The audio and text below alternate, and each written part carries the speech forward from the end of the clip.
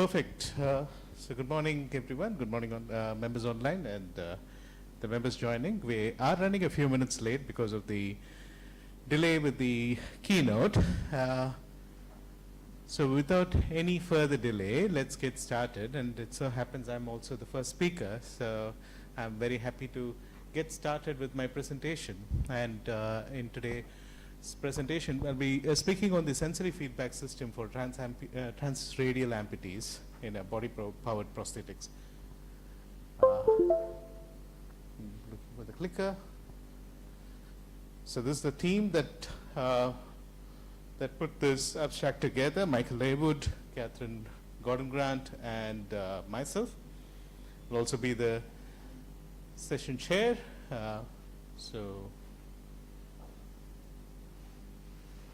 Technical challenges.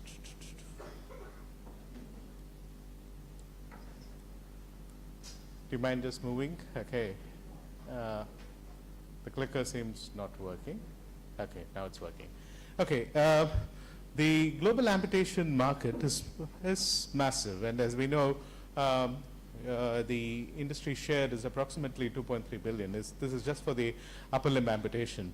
And just for the context, and I'm sure the audience are fully aware of the levels of amputation, but just for the context of what we are dealing with, we're dealing with amputation in the upper limb, and specifically in the amputation, specifically in the transradial amputation, which is dealt with body power prosthetics. And what's the reality is that about for 50% of amputation that leads to usage of prosthetics, there is about a 50% rejection of, close to 50% rejections of usage of prosthetics in case of amputees. And this is a staggering amount. So what's basically happening is the users reject the use of prosthetics. What does that mean? There is something that is missing in our current prosthetics that's not conducive for continuous usage of prosthetics in amputees. So let's explore what could be the problem. One of the avenues that that could be problematic is the missing physiological link. From the physiology to the prosthetics. Let's look into that a little more closer. So as you use your hand on a day-to-day for your daily activities of daily living, one of the key things that you'll notice that for you to shift your hand from point A to point B, the conscious decision for you to move your hand from point A to point B is directed by a lot of unconscious movements and unconscious physiological responses, which as you can see,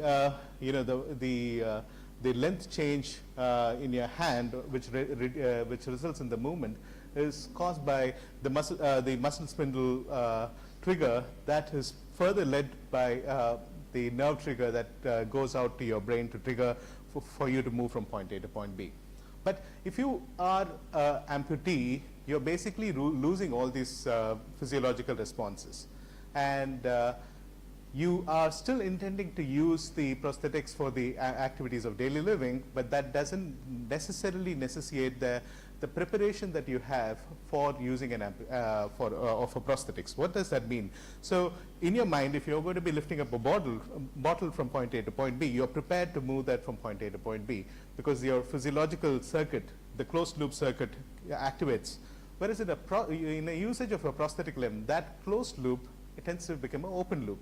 So this triggers a non-closed loop that leads to dissatisfaction of the users over the prosthetics.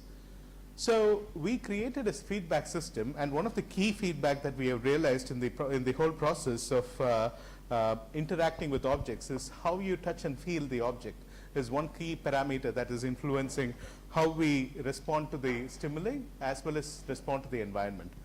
So we created the solution, proprioceptive solution that goes on body-powered prosthetics, and I'll not go into details of this. If you're interested, I'm happy to speak more about it.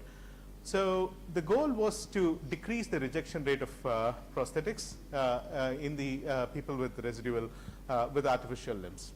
And So what happened with the pilot trial? So we used able-bodied users, and with the able-bodied users, with providing them with the feedback, proprioceptive feedback, what we noticed was that there was considerable decrease in the time of usage over a period of time. So when they were given repetitive activities, the usage time reduced significantly over a period of time. What we also noticed is that the accuracy, we tested the same set of patients and trial. We tested them with sensory feedback and without sensory feedback. And as you can see, the objects in the orange are the results from without sensory feedback, and the ones in the blue are with sensory feedback. And as you notice, there is a significant increase in the performance, except for one isolated case. And this kind of made us believe that there is a potential for using sensory feedback in the overall prosthetic systems, and there is a need for increasing the proprioceptive portion of sensory loop in the prosthetics in general. So the key outcome, so the average accuracy of object identification moved from 0% to 100% with the prosthetics with sensory feedback, and enhanced the object discrimination, and was increased from 58.3 to 85%. So between a sphere to a square to a triangle, the users were able to differentiate that very well with the systems with user feedback. And as I've mentioned previously, the response time reduced significantly over the period, and the confidence level of usage also increased. So all this leads to a single factor. If you're designing, we could design the best of the prosthetics in the world, but if 50% of those prosthetics are going to be rejected by the users, we might have to look into what is the reason that these prosthetics are getting rejected, and we might have to work on that. Ours is one such attempt where we have tried to see if proprioceptive feedback can basically increase the adoption, and with very specific targeted outcomes. It seemed with our limited trials, we could see that seemed to be the case, where there was an increased adoption. It may not be the case for everyone, but in this limited case, it did show that way. So with that, I would stop my presentation, and I'm happy to take one question. Yes, sir.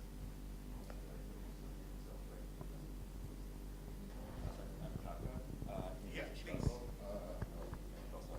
Can you put on the mic and? So Taka, I'm from the University of Chicago, and I actually do what he does. I'm a sensory motor physiologist. So actually, I have two questions. So one, what's the actual group of patients you actually used, and what's the level with amputation?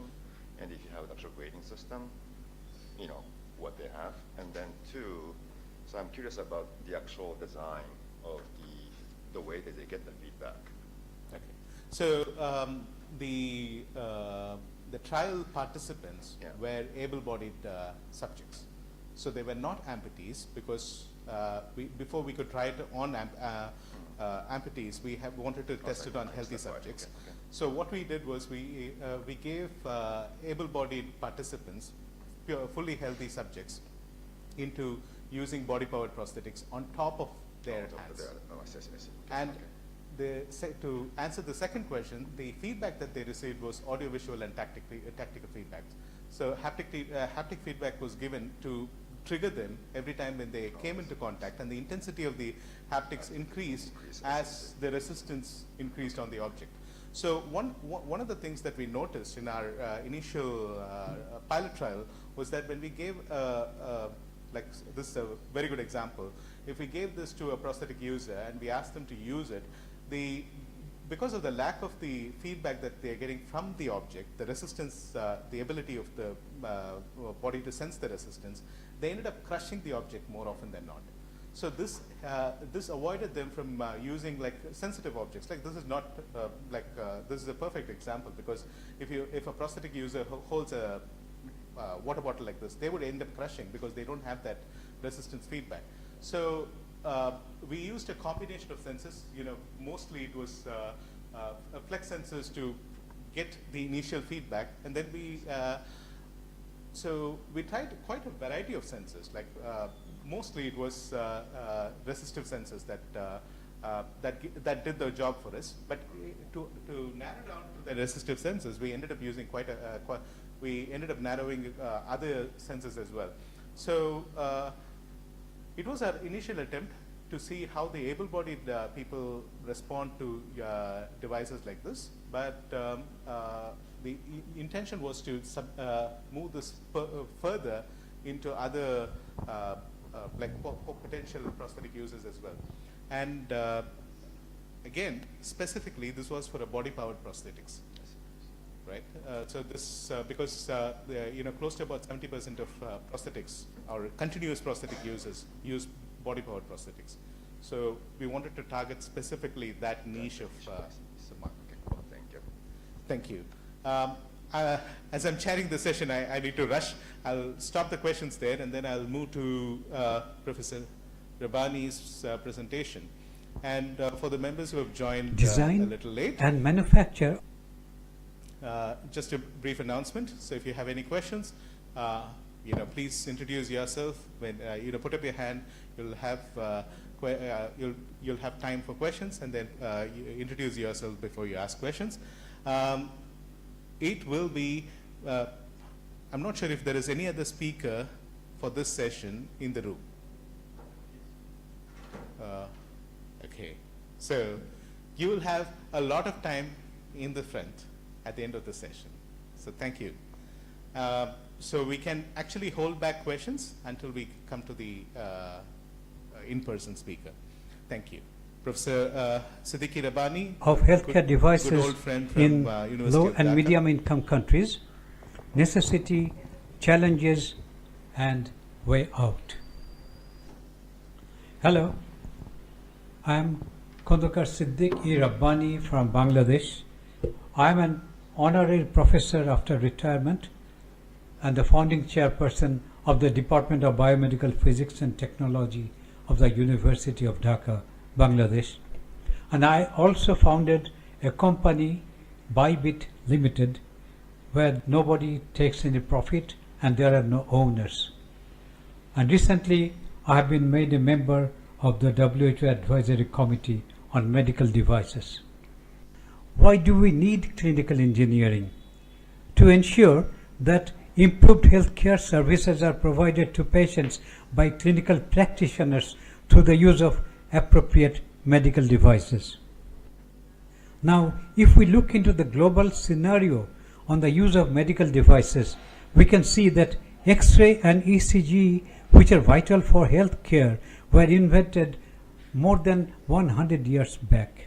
But looking at the present-day world, 80% or a great majority of the global population living in the LMICs still do not have quick and easy access to these two vital medical devices. So the need for clinical engineering is yet to come for the masses. Now, what is the reason behind this unfortunate scenario? Almost all medical devices in the LMICs are imported from the high-income countries or HICs.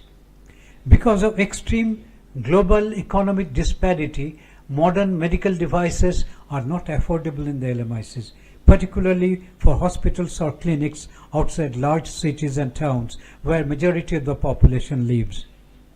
Even if some are procured or donated, these do not last long, are often out of service within days of installation. Once a device is out of order, repair is almost impossible, and the devices occupy scarce hospital space for years before these are thrown away. Ultimately, this increases e-waste and environmental pollution. Or what are the mindsets that go behind this global failure, particularly for healthcare devices? One, LMICs cannot catch up with modern technology. So, the idea goes, manufacture devices in the high-income countries and then ship worldwide. Secondly, economic disparity makes such devices unaffordable in the LMICs, so invest in donation programs. And third, create maintenance facilities in the LMICs, even at great expense, knowing fully that it's not going to work in the long run. Now, why do these solutions not work? One is the extremes of weather and power line abnormalities in the LMICs. Equipment designed in the high-income countries cannot stand this and often fail even at installation. Infrastructure, supply chain of spares and expertise for repair cannot be established easily in LMICs. Use of specialized plastic parts that break, of custom-made ICs that are not available widely, of proprietary software which include computer or embedded microcontrollers that are kept secret by manufacturers. So these cannot be repaired even if expertise is available locally. Furthermore, for LMIC specific medical problems, no solution may come from the HICs. One has to feel the necessity to engage one's time and resources. One example is pneumonia detection. Looking for a solution, let us look at the ancient saying, give a man a fish and you feed him for a day. Teach a man to fish and you feed him for a lifetime. So the solution lies there. Focusing on electromedical devices, the only solution is that the design, development, including improvisation and manufacture of essential medical devices should be done in each country, particularly in each LMIC. And this has to be done by their own innovative and engineering manpower through optimal use of existing local technological infrastructure. And this will gradually improve with activity. We need to remember, in LMICs, industrial infrastructure does not exist for medical devices, as it needs decades of effort and a supportive environment for local marketing. All existing industries in most LMICs produces foreign technology-based products only, so no input is required from local engineering intellect, and therefore the expertise and experience has not built up.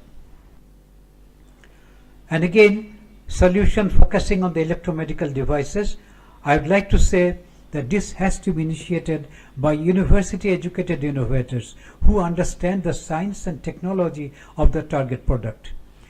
And they have to start in small scale, gradually expanding with experience. Here I would like to make a point that often we talk about copying or reverse engineering, but this reverse engineering by people without adequate knowledge will not go far, because there are quality and safety issues with medical devices. So we should not encourage such copy unless the effort is backed by a university graduate with adequate knowledge and expertise. Now I'll just give examples of some of our efforts which we started at the University of Dhaka and then manufacture through Bybit Limited, a social enterprise which I founded with my colleagues and students.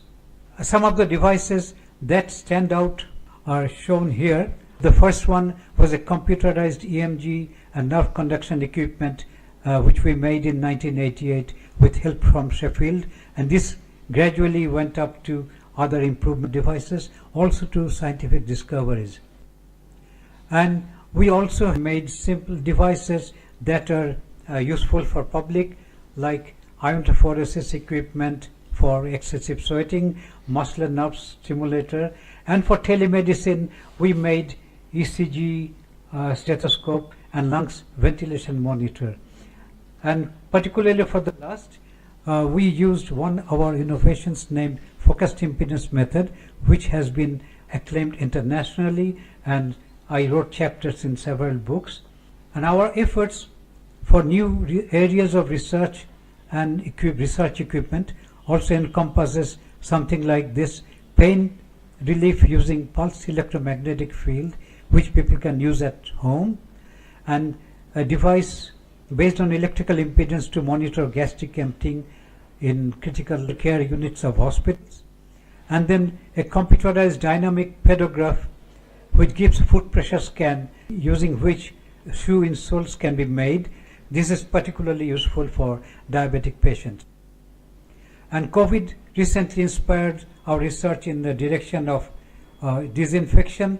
Here we made negative pressure canopies to protect hospital staff from the COVID patients, and also we made positive pressure canopies for the burned patients so that they are not infected by others. And on the right you can see a UV tower. Most of the UV towers available from the high income countries have only vertical tower, so the top here is not disinfected. We put ultraviolet lamps also on the top, so this makes it a unique device.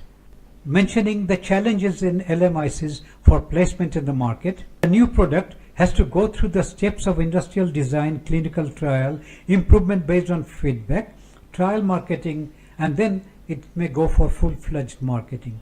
This is a complex path requiring huge investment and efforts. Actually, there are no industries for electromedical devices in most LMICs that can take up such a locally made innovative device through all the above steps. Therefore, the innovator has to be the entrepreneur, as happened in the early stage in the West, because it's his or her baby, and the innovator will give full effort to take it to success. But the point is, mostly they do not have access to enough funds for this whole procedure, and nobody else wants to invest in an uncertain product. So most innovations are wasted, leading to frustration.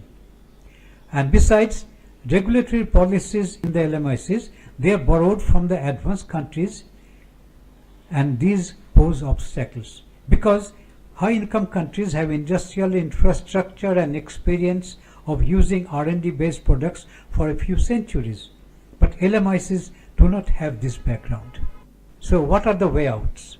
We need changes in regulatory policies first. Here I would like to target it to small scale production by local innovators only. My suggestions are not to be followed for imported products or for large scale manufacture. Since maintaining quality is important, the innovator has to have adequate knowledge and experience in the device made, and should have a university level degree in a related discipline like physics, electrical engineering, biomedical engineering, etc. And the purchasing concern, the group that will purchase the device, should have a licensed and qualified doctor or clinical engineer or biomedical engineer or a health worker with necessary expertise in the use of the particular device. Even after this, if there is any complaint with the products, the affected people can discuss mutually and sort it out. But if it is not solved, then they can go to the court of law. If somebody wants to take undue advantage of this relaxed regulatory policy, then they should be punished or banned. Now, I come with a few suggestions for innovators. They need to have a pragmatic approach in the choice of the devices. It has to be cost effective, and they have to have the expertise and capacity to make it in that particular country. And I would suggest they should start with health and wellness devices and simple diagnostic devices, because these can be compared with other foreign devices present in the country. And therapeutic devices are more challenging, and it's better to take up these later when knowledge and experience build up. And they should also start with devices which use electronics and computer technology, because mechanical technology may be challenging to start with in an LMIC. Of course, use of 3D printer technology may help. And I now present a model from Bangladesh which we tried, and we think it can be applied to the whole of the low and medium income countries for a successful implementation of medical devices. This is a triangular approach. On the top we have a university where we will have applied R&D, and this will also generate new product ideas. Then we'll have an institute for industrial design, R&D, and for dissemination of technology. It can be within a university or outside. And finally, there should be a small-scale industry which should be set up by the innovators themselves, and obviously it's better that it's set up outside the university. And to give the specific names of the institutions that we made, first is the Department of Biomedical Physics and Technology in the University of Dhaka. Then is a Relevant Science and Technology Institute under a society which we registered with the government. We named it Relevant Science and Technology Society Bangladesh. Then it's a company Bybit Limited. It's an ownerless social enterprise for manufacture and marketing. And all these three were established under my leadership. Now I have something to say about patents. So let's thank Professor Rabbani for the presentation. Let's be mindful that speakers will have only about 10 to 12 minutes for their presentations. So moving next, we have a presentation from UK from Chris Hopkins and Dr. Matthew Lawrence, and they will be presenting on real-world evaluation of a NG-POD device. And it's a virtual presentation, so the presentation can play whenever it's ready. My name is Dr. Matthew Lawrence. I am the Deputy Head at the Tritech Institute in Hywel University Health Board in Wales, UK. I'm here to talk about a real-world evaluation of the NG-POD device. The team working on the project was a large collaborative effort. It involved Professor Chris Hopkins, who's the head of Tritech. It involved Professor Keir Lewis, who's the clinical lead at Tritech, and myself. We were the main sort of delivery team for the evaluation part of the project. But the project also involved a large number of people from two different health boards, one based at Swansea Bay University Health Board and one based at Hywel University Health Board, where we did two separate evaluations on two different stroke wards, one in Morriston Hospital and one in Ganguly Hospital. The project was focused on doing a service evaluation around nasogastric feeding tubes. Nasogastric feeding tubes are used when patients cannot swallow food or liquids or medication safely. The nasogastric tube is passed through the nasal cavity into the stomach and can be used to deliver medications or food or liquids. After insertion, national guidelines require that clinicians confirm that the tube is in the correct place before any sort of material is passed down, because if it's not placed in the right place, you can feed directly into the lung, which can have severe consequences, including death. The gold standard for understanding whether the tube is in the correct place would be X-ray. This is obviously too costly and too time-consuming to be done on a regular, and as a result a different method has come about, which is called aspirate testing or pH testing, and it involves testing, regurgitating or some aspirate from up the tube and testing the pH at the exit to confirm that it is within the. Unfortunately, the current pH testing regime can be unreliable. It can also be very time consuming and often still requires an X-ray to confirm pH results. Such testing methods often delay feeding treatment or the ability to give medication in a timely way. There are also well documented human and technical factors associated with the current testing method, which causes additional delays and risk, and also uncertainty with the staff who are using the testing method. The testing method, as mentioned, is very simple. It involves bringing up aspirate through the tube and then testing the aspirate with like a pH paper or a litmus paper to confirm the correct pH. Because of the current issues already stated with the current method of measuring pH, there's been lots of work to try and find a technological solution to the problem, how you can measure the pH in a much more effective and safe way.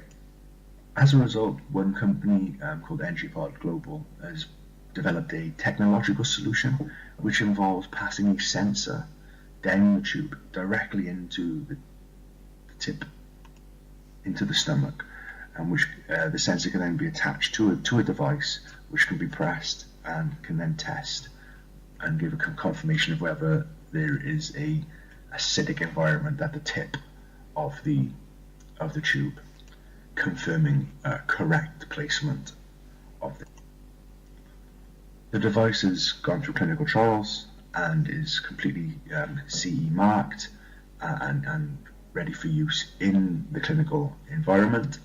They're currently rolling out the device at other places, and they wanted to do a real-world sort of evaluation of their technology.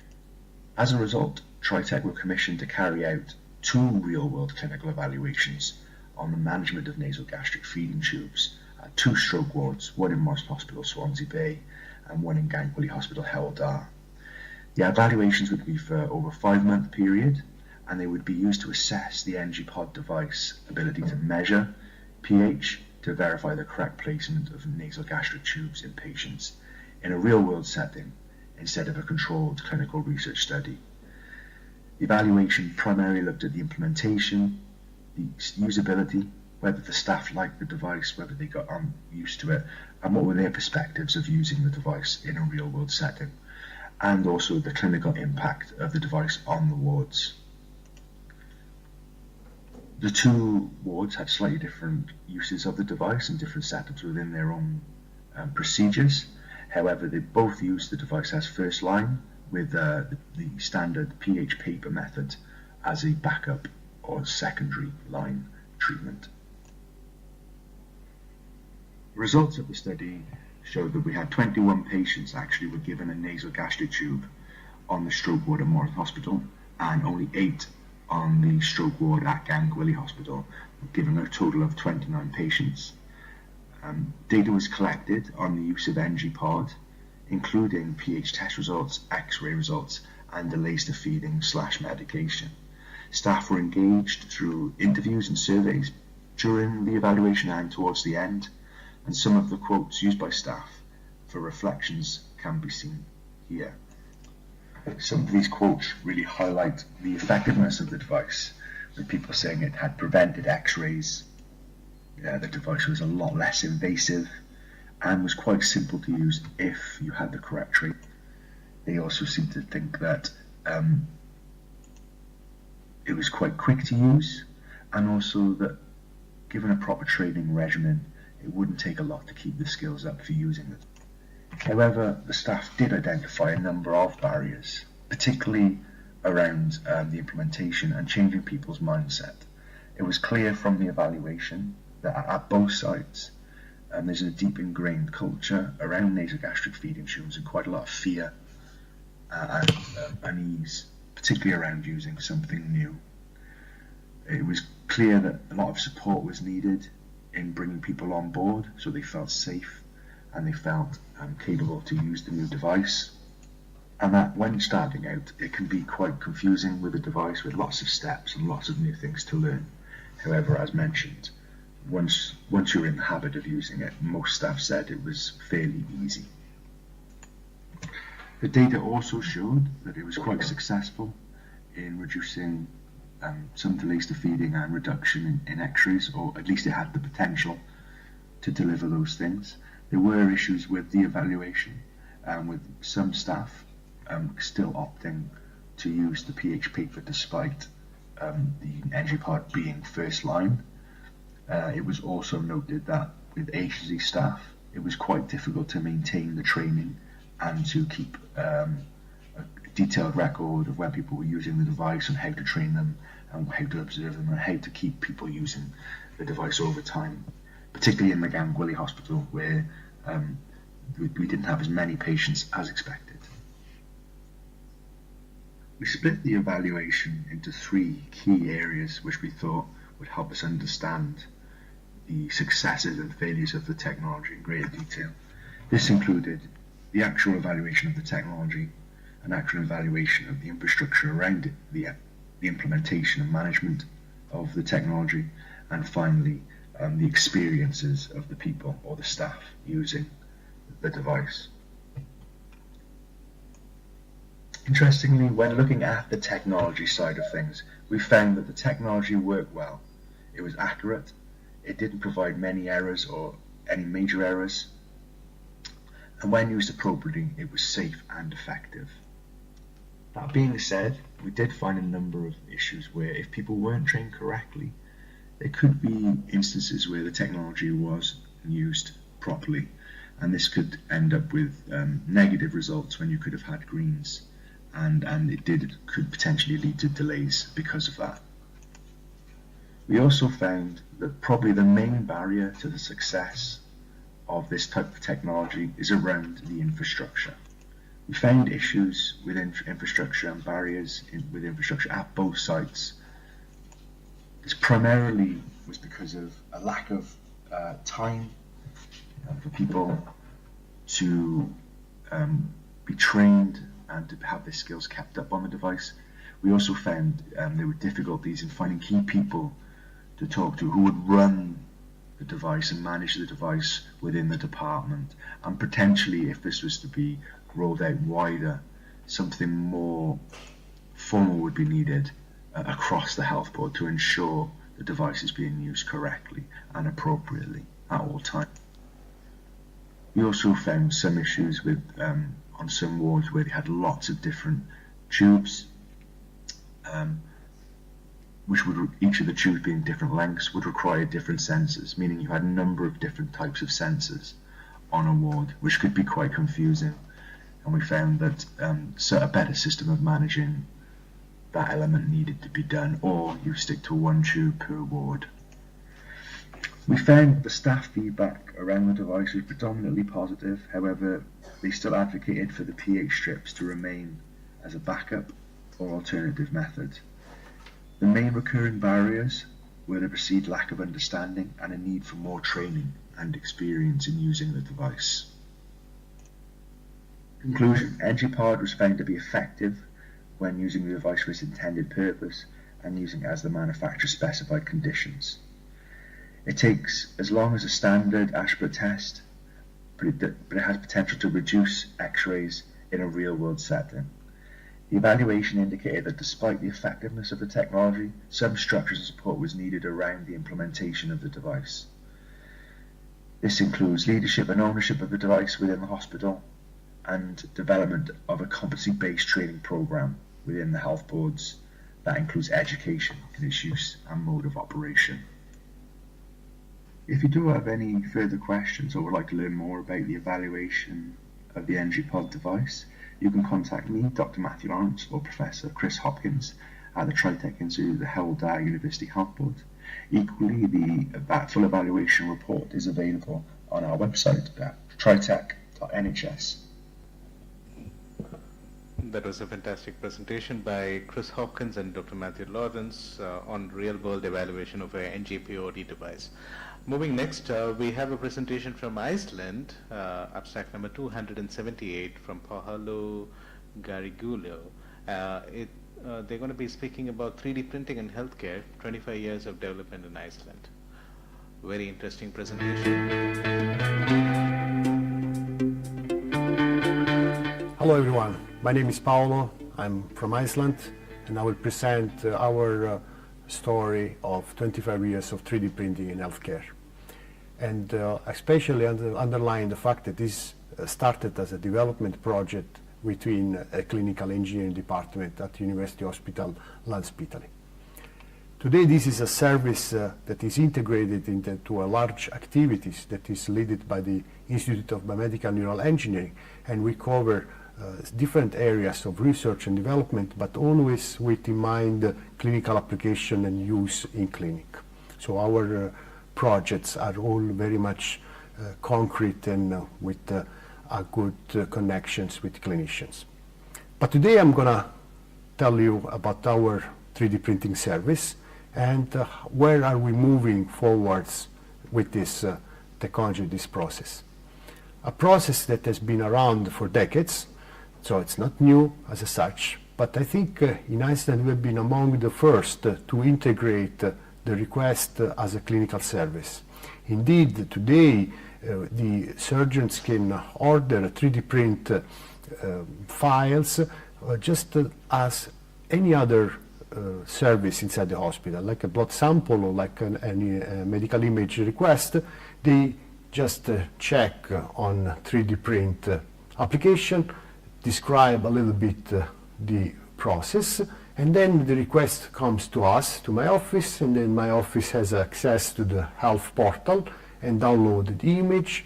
The images are segmented and rendered in 3D, and then eventually there is a connection and interconnection with the clinicians to know more about the clinical case, and then finally we can 3D print the region of interest. So it's a process that is very smooth. It serves and it's done, implemented with medical devices, so perfectly safe for the patients.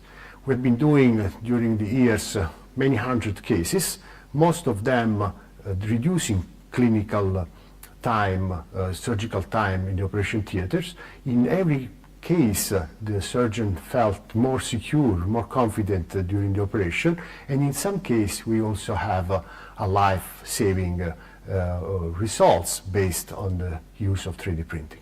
I'm going to extract just few applications, the most exciting, the most that I think can inspire you that are thinking about 3D printing in your hospital.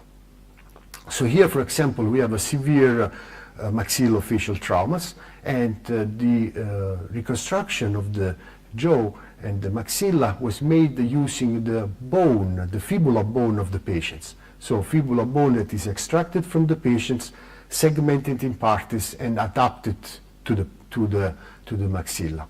Obviously, operation like that will benefit a lot from 3D printing, because otherwise you would risk to chop the bone in a wrong way and then waste the opportunity to use it for reconstruction. So this was very successful. The video that you saw was the puzzling of the fibula bone by a plastic surgeon and a maxillofacial surgeon. The next case we've been among the first to synchronize and to register 3D models with navigation system for brain surgery. This creates an advantage to the neurosurgeons that can see exactly directions and distances from surgical tools into the target of the operation. So this advantage that results into a life-saving case that we did in 2013, where a tumor in the base of the cranium was removed thanks to a very accurate planning on the 3D printed models, where first the surgeons, they thought entering the tumors through the nasal cavity, and then thanks to the planning they realized that this was not possible, and therefore could change strategy and access the tumor through the inner ear and saving the life of the patient. The next step is to integrate morphology with functions. So here you can see brain functions that are 3D modeled with the diffusion tensor imaging. So these are the eloquent areas of the brain involved into motor and neural process, and it's very important that the tumor will not compromise those areas. And so putting together all in a 3D printing models gives the next level planning for a surgeon. And similarly, in terms of life-saving, we have been also working in a few cases of ventricular septal defects. So here the challenge is to create a patch and glue this patch in the heart septum in order to close the damage, to close the damage between the heart chambers. So as you can see in the video, the patch is done and is tested directly on the 3D printed models and then placed in the operation theaters after being sterilized. We have done few of these cases, and the chief surgeon claim not only a reduction in operation times, but a lot more security, more confidence to create an environment for operating those patients in a safe and more effective way.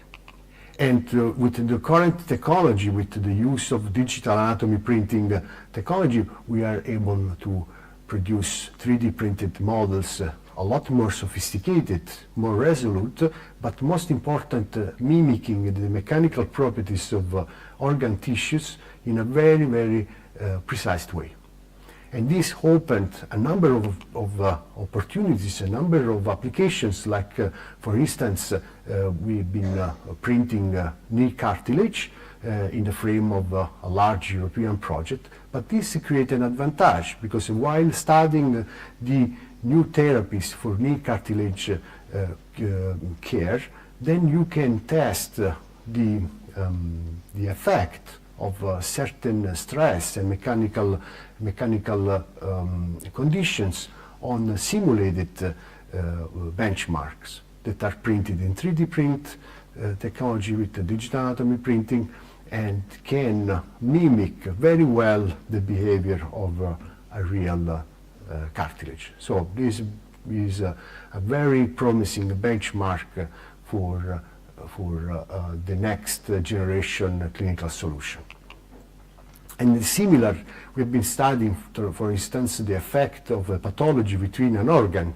In this case, we have a metastasis within a vertebral bone, and comparing the results from an ex vivo test done on a patient, and then creating our own digital materials with the digitalization of the metastasis, and test in a similar way, finding very promising results that this synthetic bone metastasis can be used for simulating the effect of a pathology into an organ.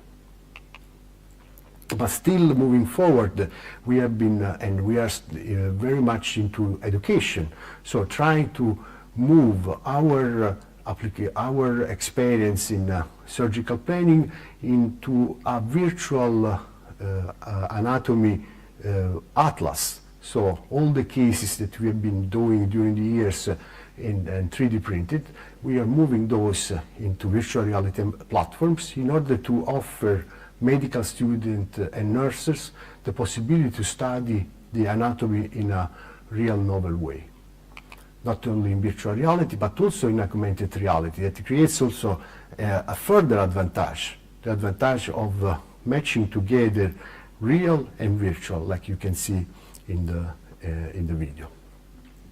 All those new directions, I believe, will be the new standards in the next futures, especially for education and for continuous training of students, but also of professionals that in this way can collaborate on distance, just like today I'm sharing my information with you from many thousand kilometers distance. And with this, my message is sent. If you want to know more about our work, please contact me and or read the book that I did edit with the help of many other people worldwide that wanted to share their experience in surgical planning and 3D printing. Thank you for your attention. Bye.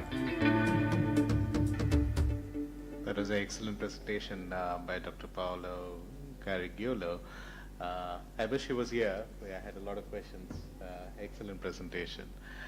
But let's go to somebody who's here. So I think, can you put the contact details up, the last presentation? Especially the book. I was also wanting to take a picture of that.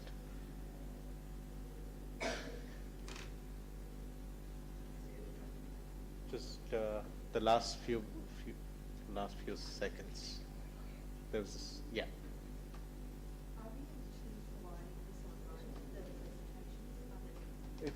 It's on the YouTube channel. No. I mean the rest of them. Are they going to be uploaded online? So it's going to be it's played on the YouTube channel with the recording. So it's going to be there permanently. Yeah. Cool. Thank you, Dr. Paolo. I hope you are able to see the interest in the room on your presentation.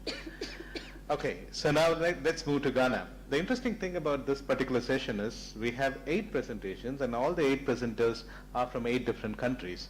So we have our friend Akofa, about whom I have been hearing about for a long time, but seeing in person for the first time. Akofa is here from Ghana to present her, it's a presentation from her team, but I'll let her speak more about what she's presenting.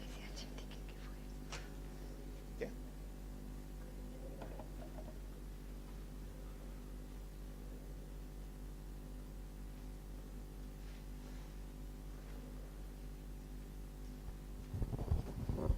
Good morning, afternoon, everyone. My name is Akofa Batplange from Ghana, and I'll be staying within the 10-12 minutes, surely, in the oral presentation, Biomedical Engineering and the Innovation Landscape in Africa. In West Africa, we're looking at 5 Anglophone West African countries. The team is made up of the PI, Professor L.C. Kaufman, University of Ghana, my good self, a couple of colleagues, Robert and Benedict from the University of Uganda, and Professor Mike Raxworthy from the University of Leeds. Sudesh here was the chairman of our advisory committee. A great pleasure meeting you in person. This project was funded by the Worldwide Universities Network. So basically, we were trying to compare the innovation landscape between East and West Africa. A study had been conducted in the East African region to look at how innovation starts and ends in medical devices. And a similar study was conducted in West Africa, and that is what I will talk about. What we did basically was to adapt the East Africa survey instruments and deploy them in Ghana, Nigeria, Liberia, Sierra Leone, and the Gambia, because these are the Anglophone or the English-speaking West African countries. The goal of the project was to test the findings from East Africa to West Africa, looking at the diverse demographics between the two regions, and to understand the barriers, the strengths, and opportunities for biomedical engineering in West Africa, and see if any lessons can be learned or borrowed. Some of the beneficiaries, of course, would be the universities where biomedical engineering training is conducted, private companies, health facilities, the government, national biomedical engineering associations, and the general healthcare industry at large. And we have the UN SDG goals 3, 4, 8, and 9 that are significant to this project. This is the East Africa report that came up from the first study, and this is what West Africa will be compared to, but today's presentation will be data received or collected from West Africa. We received, when we sent out the surveys, 112 responses, 3 of which were rejected, from biomedical engineers, private companies, researchers and innovators, health facilities, training institutions, development agencies and partners, 1 regulatory agency, and 2 incubator hubs, all from the countries I mentioned earlier. For the biomedical engineers, we got 57 results. The challenges that came up were basically limited job opportunities, no scholarships, no government supports, no mentorship, and limited career development programs. Some of the suggestions that were given for the way forward was that mentorship programs were needed, and then better government support with the absorption of biomedical engineers into the private sector or the public sector was important, and that associations, especially the national and international ones such as IFMBE, was very, very important with the CPD courses that are run to help biomedical engineers in the field of practice. For researchers, many challenges: lack of funding, lack of research policies, and so on and so forth. Lack of training in translational technology, lack of collaborators, lack of internet access, lack of raw materials, lack of everything. And some of the mitigation strategies were that some of the researchers we got in touch with said they had to bootstrap, self-finance, or engage in free online training courses themselves. Now, it was difficult getting researchers because we went out looking for researchers, we didn't find any. So we would contact the biomedical engineers and ask them who were the top researchers in your year group, and they would mention a few, and then we would contact them and ask them what has happened since they left school about research. Most of them were no more in research. Okay, so health facilities, there were 12 of them that responded to our surveys, and total number of beds of the 12 facilities was 5,300, but the interesting thing is that the total number of biomedical engineers to the ratio of the bed was 100 to 1. So 100 beds to 1 biomedical engineer, and then 133 beds to 1 biomedical engineering technician. And some of the reasons for the low BME numbers: limited availability and no training institutions, especially in Sierra Leone, for biomedical engineers. Now, this is a quote from one of the respondents. The current equipment to staff ratio in his hospital was 1,500 pieces of equipment to 1 biomedical engineer. This is coupled with the daily user complaints and other issues we face. The responsibilities can sometimes be overwhelming. Private companies. We received responses from 7 independent private companies and then 5 subsidiaries. These are some of the services that the private companies were involved in. We asked about the quality of biomedical engineers that they had. They said was good, and some of the reasons for the response above was that the manufacturers needed to provide additional training to improve or bring the level of knowledge of their engineers to par. And that is the quote down there. Additional training is required to make BMEs effective for industry. How about the training institutions? Well, we received 3 responses, all from Ghana. I will not go into the details, but some of the challenges that came up were that there were insufficient staff teaching and non-teaching, and insufficient laboratories, and not enough international collaborations. In the Anglophone West Africa region, certainly no patents, no PI, no IPs had been registered at all, which was quite different from East Africa. They had a few to their name. Regulatory agencies, so 3 entries were rejected, and 1 was assessed from the Ghana Food and Drugs Authority, which is a level 3 facility. And their main goal is to harmonize our regulatory requirements and guidelines in line with international standards. And I like what one of the speakers earlier said about regulatory agencies, the professor from Bangladesh, that we borrow policies from high-income countries and apply to low-middle-income countries. And this is exactly what Ghana is doing with our FDA, because our policies are based on that from USA. Development partners.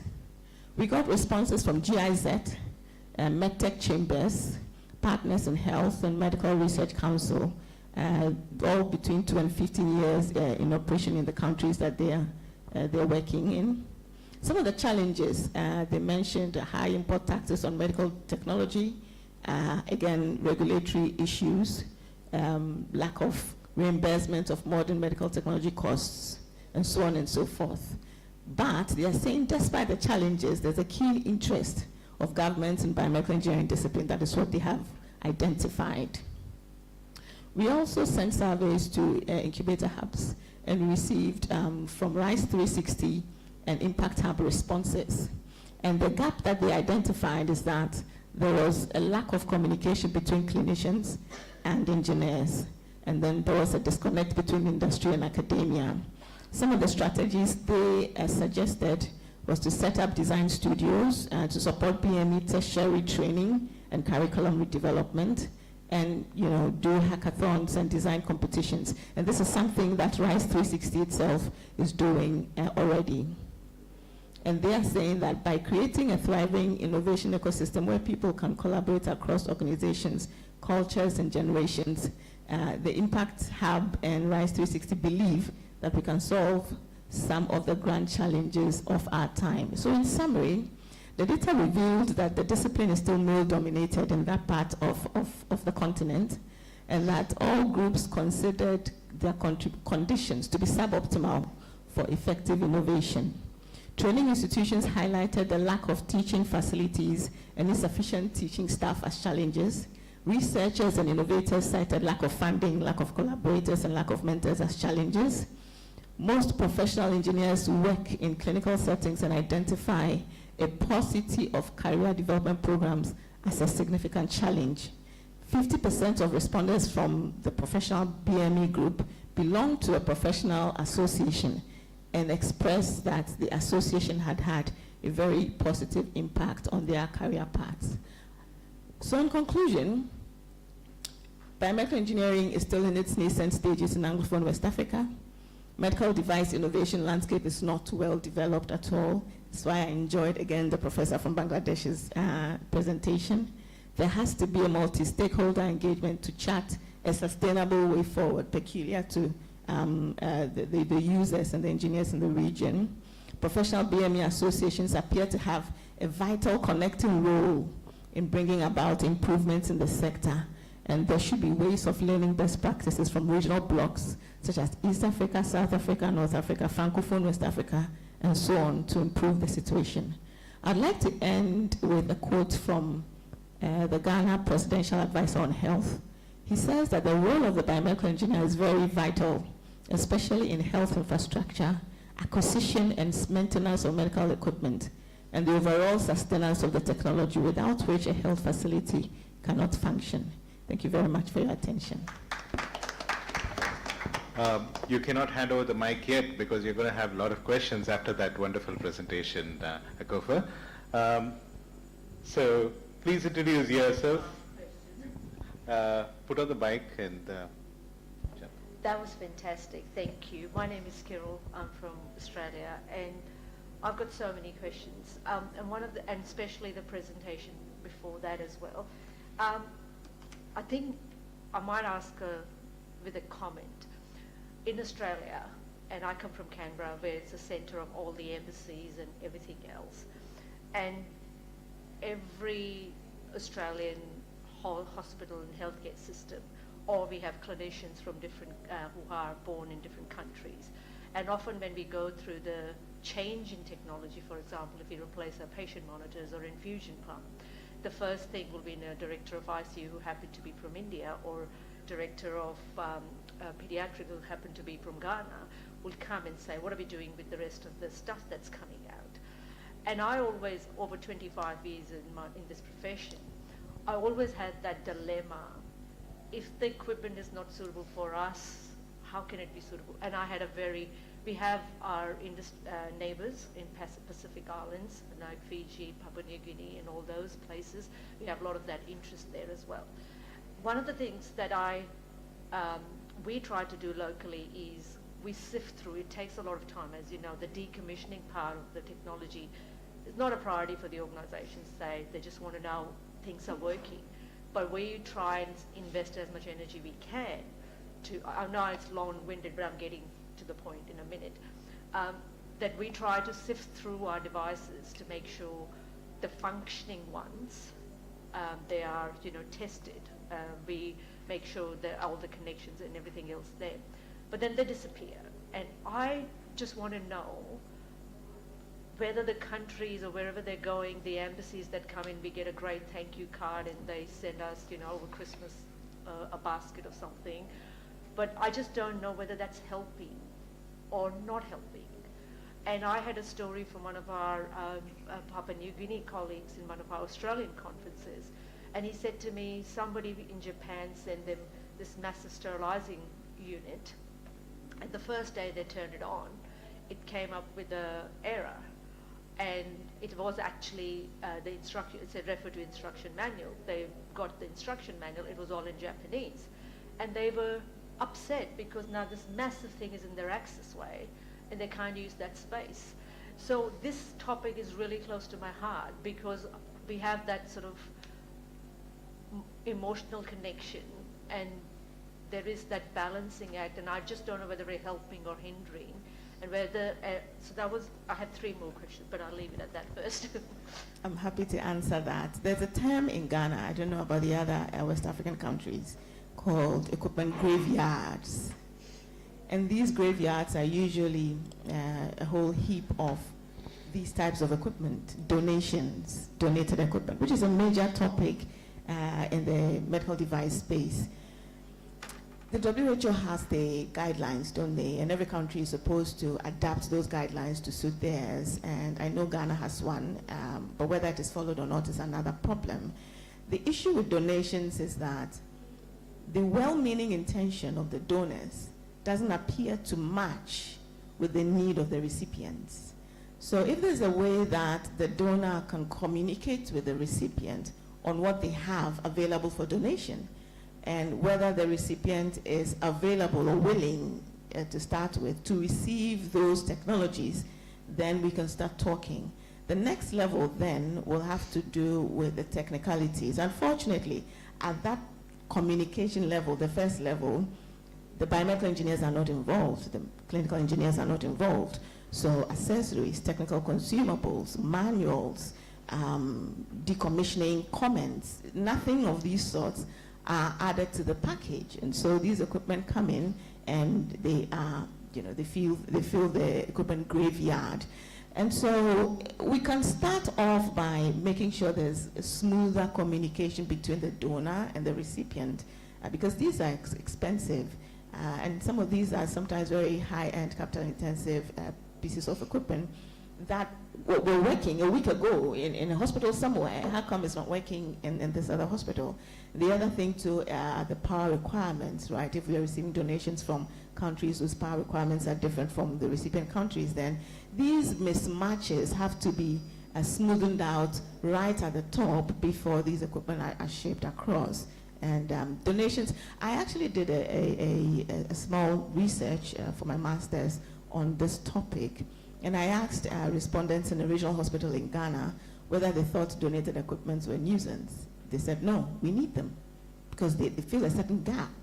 We do need them, but it is just that the mismatch has to be smoothened out, so it's very important. I think it's a great point, and I think you're talking about support, part of the equation, and the communication we have, and I'm really talking about Canberra, so it's not reflective of whole of Australia, but because we have such a close-knit community as Canberrians with the embassies, we literally, the High Commissioner of whoever will just walk in or ring up or whatever. So I wonder whether they know the requirement, whether the communication back to the home is happening. No. But going back to your support part, our engineering body in Australia, Engineers Australia, that is for all engineers, civil, mechanical, everything. They do have a sub-branch called Engineers Without Borders. It's similar to the Doctors Without Borders. So the Engineers Without Borders, but that part is essentially the program focuses for a large quantity engineers, like civil engineers, because they have plenty of them. They would have programs to send them to countries in Africa to set up a water plantation, water recycling something. Then they would have a mechanical or something. But I wonder, I always thought about it, whether that sort of initiative in clinical engineering, the challenge for us is clinical engineering as a profession in Australia at least, we have shortage of skills for ourselves, let alone sending people somewhere else. But I wonder as a global community, if we can share that sort of part. I don't know what it looks like, whether it's possible, but it always made me think that we, even though as a profession of medical and engineers are doing it, but as a subgroup of that profession, I don't know whether we're doing it or we should be doing it to help out, particularly for that part. That sounds like a brilliant idea. The biomedical engineering landscape in our part of the world is in a very, very nascent stage. In fact, to be fair with you, we are still not regulated officially because the Ghana Institution of Engineering, I can speak for Ghana, the Ghana Institution of Engineering is suffering or struggling with accepting us as engineers, and then the Allied Health Council is also struggling to accept us as engineers, right? So now, literally a few weeks ago, both bodies decided to accept biomedical engineering as a discipline. I am a member of the Ghana Institution of Engineering, but I'm under the electrical division. So my stamp is as an electrical engineer. So the whole biomedical, the confluence of medicine and technology or engineering is still getting shaped in our part of the world. And so I suppose we have to find an identity first before we can even engage with other professional bodies. And please, Sudesh, I think with GCA being a global alliance, it doesn't have to be physical presence all the time. So I think it could be a thing like, say, for example, you're rolling out, let's just use EMR, considering DHR is the topic here. You were thinking of rolling it out, and you chose a vendor that we've already rolled out 6 months ago. Somebody to actually speak to and say, hey, what is your experience like? I think even just that informal communication pathways could be extremely helpful, and particularly for, I feel, even without being in that terrible situation that you just explained, we feel pretty isolated in our part of the world anyway, because unlike our Latin American colleagues that we're talking about, they've got these groups.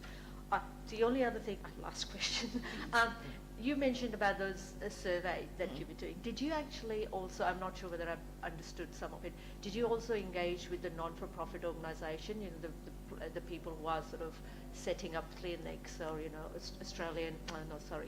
the Red Cross and all those non-for-profit organization or WHO type organization that are also setting up clinics and stuff like that? That's a brilliant question. For this, no, we didn't. But I mentioned one of the development partners, GIZ, as a German implementation arm for the federal government of Germany. They have just a few months ago initiated a project in Ghana, upskilling of biomedical engineers for Ghana.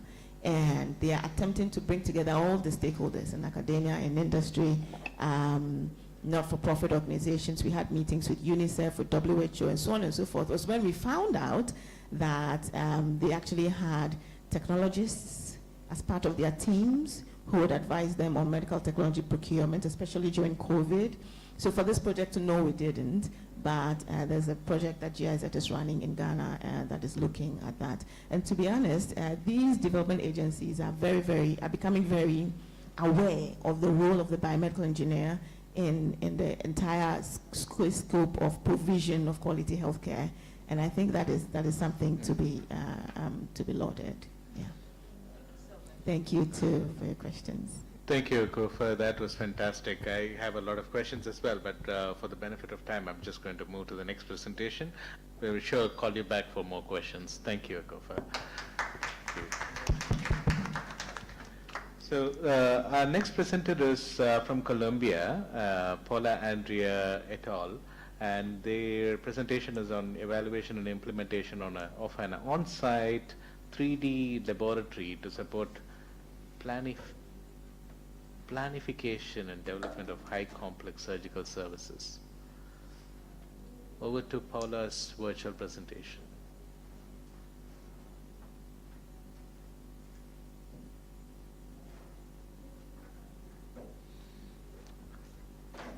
Are we winning?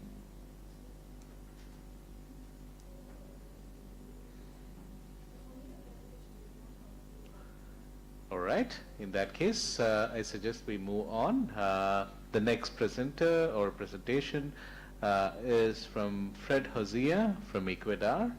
And Fred is actually online, and he has been putting a lot of interest on our live streaming, and I hope Fred can hear us. So Fred's presentation is going to be on clinical engineering innovations for health equity in a global environment of polycrisis. So tech team, if you can load presentation 245. Hello and welcome to this very rapid overview of the challenges of professional intelligence and ethics in troubling times of polycrisis. Since we have only 12 minutes left to address very deep, complex, and extensive themes, I suggest you review the video later wherever you need to take extra time to review the ideas and models presented. Also, there are extensive additional resources at the end of the presentation for anyone wanting to go into greater depth of the various topics presented in the main part of the presentation. This presentation is not intended to give you answers, but rather to suggest different conceptual tools and models that can help you develop your own questions, priorities, and answers in discussion with your colleagues. We'll look at some fundamental challenges in professional intelligence as we confront a rapidly changing world that may actually become worse in many areas in the future rather than better. And we need to be prepared for those possibilities. These views are entirely my personal and professional perspectives and in no way imply advocacy or approval by any organization associated with the Congress. This presentation shows us how the Titanic is a good example of how things can go terribly wrong, even with the most sophisticated technology of the time. We may be living in similar times where our growing dependence upon high technology solutions, hyper-complex global supply chains, and poor disaster preparedness worldwide may create similar threats to our healthcare systems, as we recently learned in the COVID-19 pandemic. There are many ways we could use our 12 minutes to understand some foundational solutions to these challenges we face in both normal and poly-crisis condition. Each one of these topics deserves its own workshop or even an entire semester's coursework. So instead, we'll just focus on how clinical and biomedical engineers could continue to meet after the Congress in monthly work groups organized around different comprehensive themes. Of the 12 working groups that I propose here, we only have time to look at 5 very quickly, with some sample cases to illustrate the kinds of discussions that could occur. The 5 focus areas today are polycrisis preparedness and management, artificial intelligence and knowledge graphs, health technology research, design, and innovation, telehealth and alternate sites of care, and finally, a proposal for a world parliament of professions. The polycrisis concept alerts us to the many ways that things can go terribly wrong in a complex, highly interdependent world. In fact, polycrisis events and trends may already be the controlling factors of our future, much more so than all our big, sophisticated innovation projects and technologies. Here's a basic list of disruptive polycrisis events that could significantly affect healthcare providers. The more they occur simultaneously, the more damage they can do, both immediately and in the long term. It's a professional responsibility to understand and prepare for such contingencies as best we can. Disaster preparedness and response capabilities are essential to the clinical engineering career. We'll now go quickly through some recent environmental disasters that had enormous impacts for millions of people around the world and the healthcare systems that were stressed to the max. So here's a hospital that experienced unexpected flooding in Massachusetts, USA. The hospital was later torn down because of the damages. Here we see flooding in Durban, South Africa, flooding in India, flooding in the subways of New York City, flooding in Australia, which seem to be warehouses or manufacturing centers, which can significantly affect supply chains.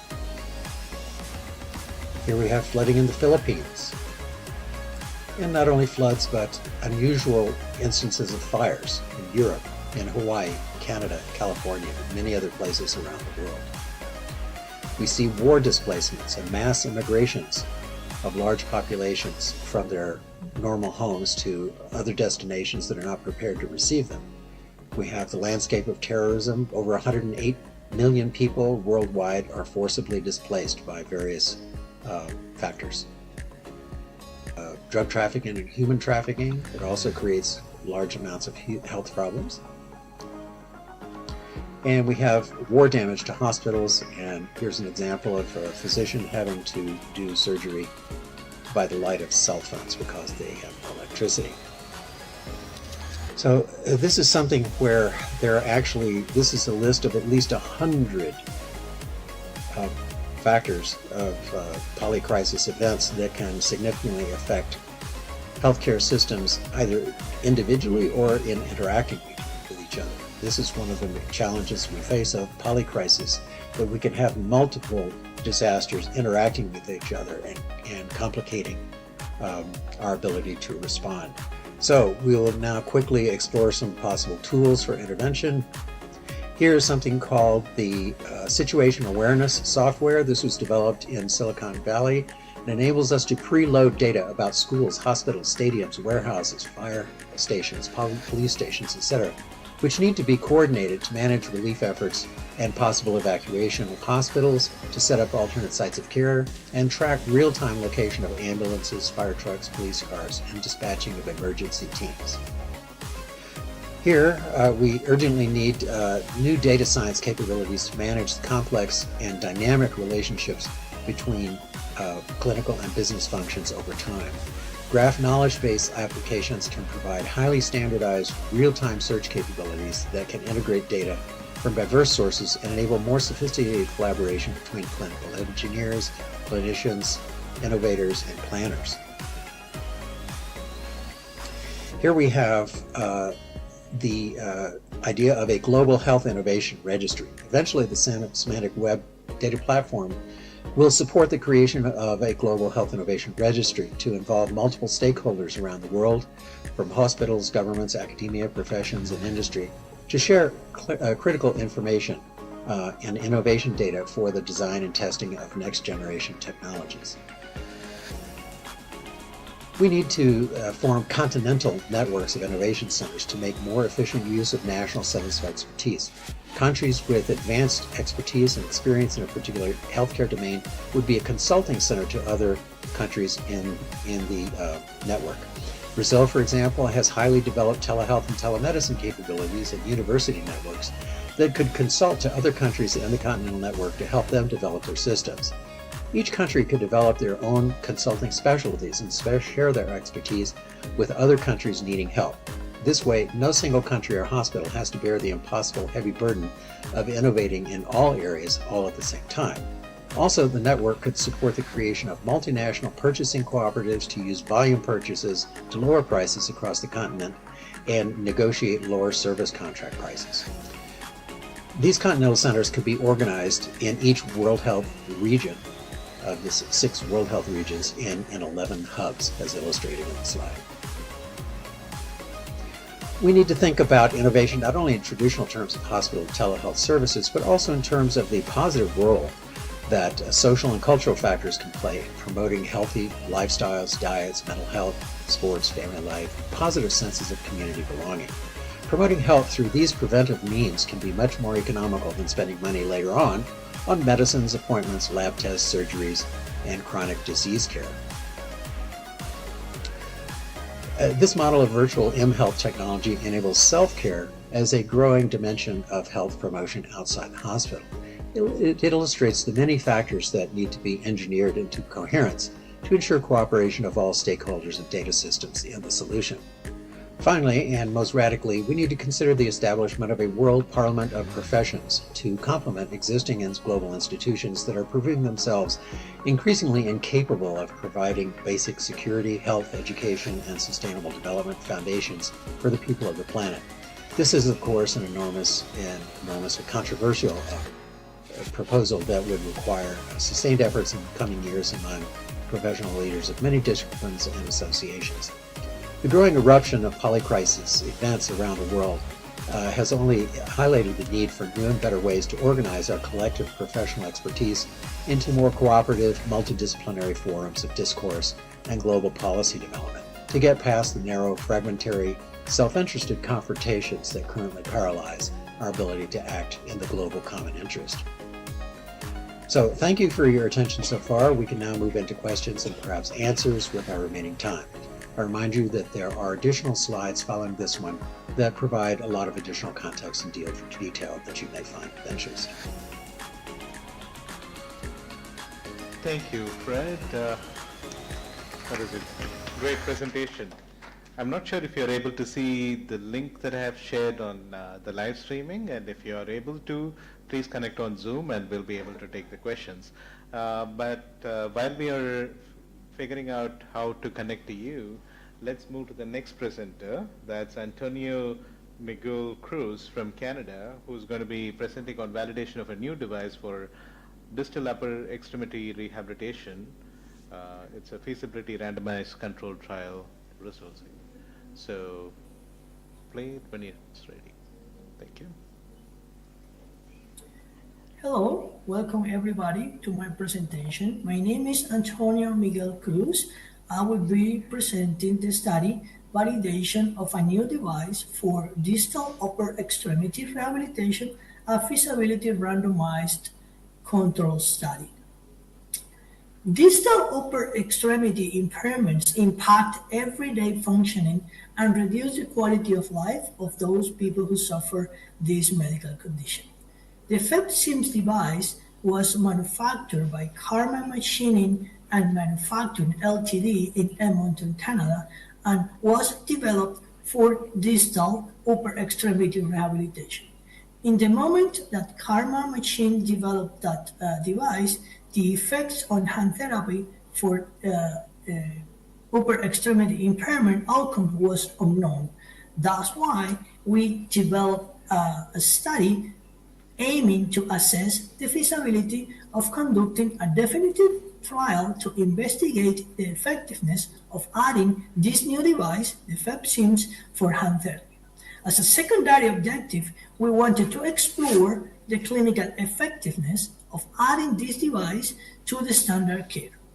The final users that will benefit from this study are, of course, the patients with the impairment of distal upper extremity and possibly the therapist that will conduct the medical intervention. This is a study design called hybrid type 1 or blending study design that combined two components, effectiveness, while simultaneously we collected information about implementation. Specifically, we collected information on the implementation side about acceptance and adoption of FEP device. This study had three components: a feasibility randomized control trial experiment, an acceptance and adoption component, and a simple cost evaluation component.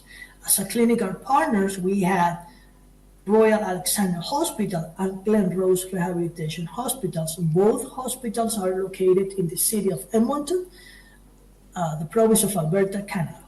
The small and medium enterprise was CarMed. That was the company that developed the FEP device. The project holder or the institution that conducted this study was the University of Alberta, and this study was funded by Alberta Innovates. It's a federal funder institution located in Alberta. This slide shows the main results of our study. On the table that you see on your left, you see the outcome variables. We measure objective and subjective variables.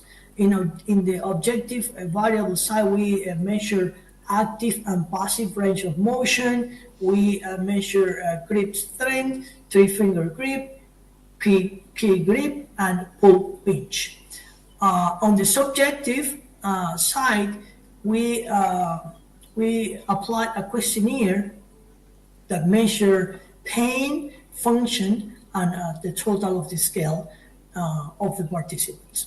As you see, we had a comparison group and a control group. In the randomized control trial, we did a pre and post study.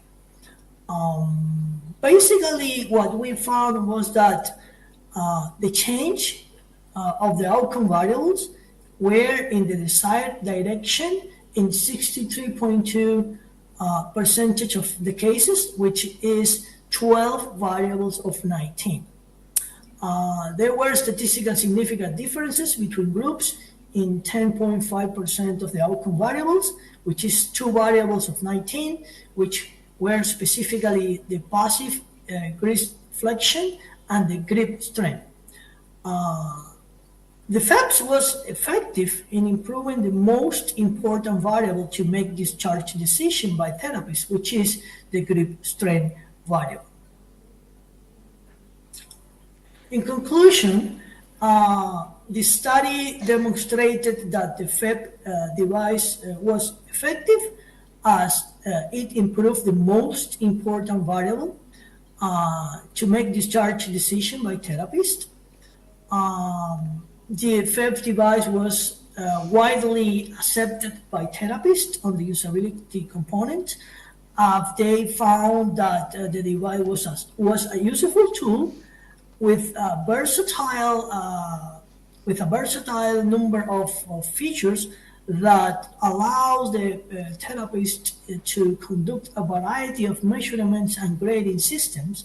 And on the cost component, despite the FEP device include or add an extra cost of $48, almost $48 per patient, it saved money in sanitization procedures as the FEP device saved almost $22 per patient per procedure during the sanitization procedures.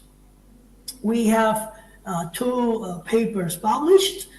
One is the study protocol, another one is the results on this on the usability component of the study, and a third paper is under review now in a high impact hand rehabilitation journal, index journal.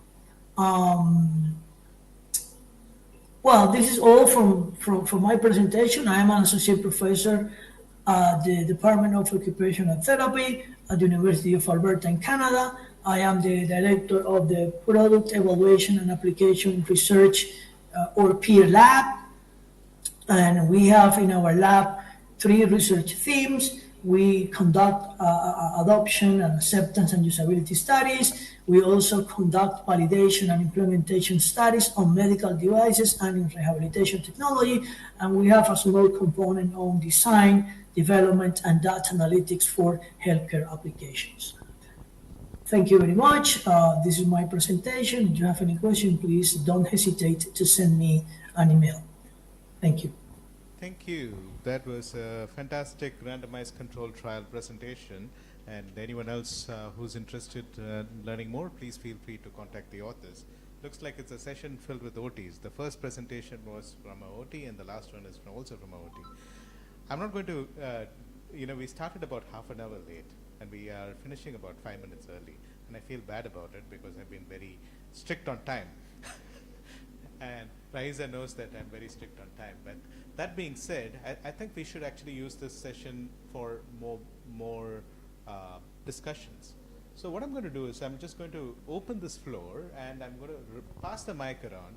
So each one of you, introduce yourself so that we know who's in the audience. And we'd also like to know if there is anything pertinent relating to the clinical engineering, biomedical engineering disciplines from your perspective that you want to share. And I think it will be of great value because we have a diverse crowd amongst our mix. And seeing that we have missed quite a bit of question and answers, we could benefit from that. And being the chair of the session, I'll take the privilege of going last. I'm going to pass it to our colleague from Kazakhstan, if I'm not wrong. My name is Konstantin Osipov. I'm from Kazakhstan, and I was listening with interest this not only in this auditorium but also from the other audience, a couple of presentations regarding the equipment, somebody said very poetically graveyard of equipment,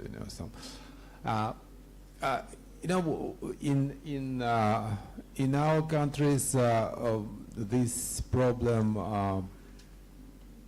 perhaps it exists, but not in such a scale in the countries where large volumes of equipment is being donated. And frankly speaking, it's the first time when I heard that the used equipment was donated. For me, it's something out of understanding because I know for sure that neither our country, Kazakhstan, or any our former Soviet Union neighbors would ever allow to receive used equipment. That's literally impossible. So, and we have this system of a very strict system of registration. So, if somebody wants to import a piece of equipment, that needs to be registered. It means that, and this procedure may take years. So, meaning that during these years, the whole system of, the whole system of maintenance, well, everything will have to be, set up and established. And well, I know we usually, I know that my colleagues, they usually complain about all this bureaucracy behind it. And we know that this is usually a way of corruption. So window of corruption is always there, We know that bureaucrats, they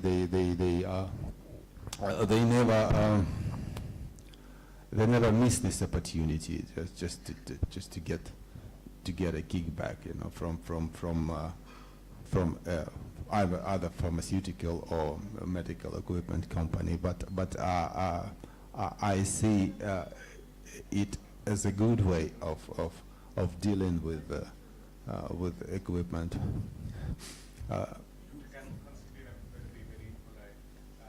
Please. Okay. Sorry, but I just it just piled up, all these ideas after. Yep. Thank you very much. My colleague next. If you don't want to speak, you can just pass the mic. The best way. Yeah. So the mic will come to you very quickly.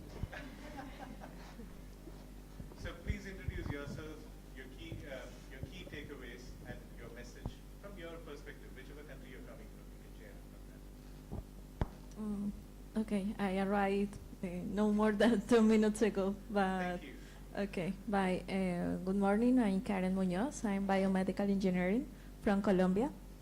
Yeah, I have been working for almost 10 years in a hospital, one of the most largest hospital in Colombia, that we have JCI accreditation, and in charge of the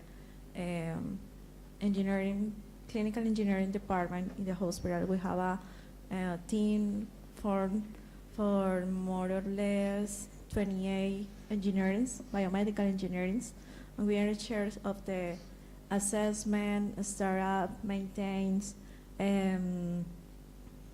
training programs, and decommissioning and management or risk assessment of all medical equipment in our hospital. Thank you so much.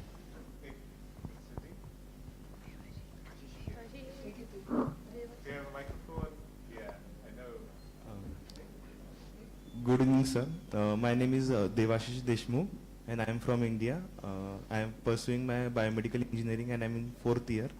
So after hearing all the presentations, I have came to know that there are some problems, and we need to find solution for that problem.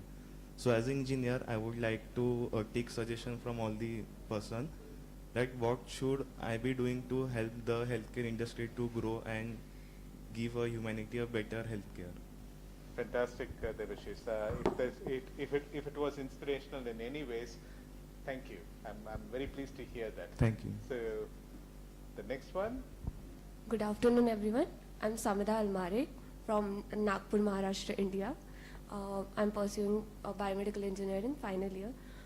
From this whole congress or the talks that various people from various countries they are giving, that shows that biomedical is not just a small world, it is a big world, and there is so much to learn, from the management to data analysis to the machines. Everything is very inspirational here. Fantastic. The width and breadth of biomedical engineering. That's, yeah, we still are uncovering, so thank you for sharing. Yeah, there's still a lot. We're going to ask all of this in your final exams. Don't feel compelled. If you want to share, share. If not, you can pass the mic, because we... Hello everyone, I am Simran Siddiqui from Nagpur, Maharashtra, India, and I am in 3rd year. So, and I am also a student researcher. So I find I am very interested in biology and maths. So I took biomedical engineering, but this is a vast and it is very dynamic, and these it is very inspirational, and I find it really good. Thank you. Thank you. You helped me with all the keywords. I'll remember that. Akofa. Hi, good. Greetings once again. My name is Akofa from Ghana. I just gave a presentation. One thing that I feel lost. Lost because the subsection of biomedical engineering that I practice in Ghana is health facility planning and design. And I fell into this scope because of my boss who was into consulting. So we found out that no architecture school in Ghana would teach design of health facilities and the intricacies that go with it. And meanwhile, we know that equipment has influence on layout, and layout has influence on equipment. So who in the project design phase will lead the discussions around where to locate the capital intensive MRIs and CTs and X-rays and so on and so forth, and how we will design the rooms and how we'll make arrangements for patient flow and goods flow and so on and so forth. I hope that during one of the conferences we'll be able to address this. I know in Rome there was a session for that, but it appears missing in this year's session. Yeah.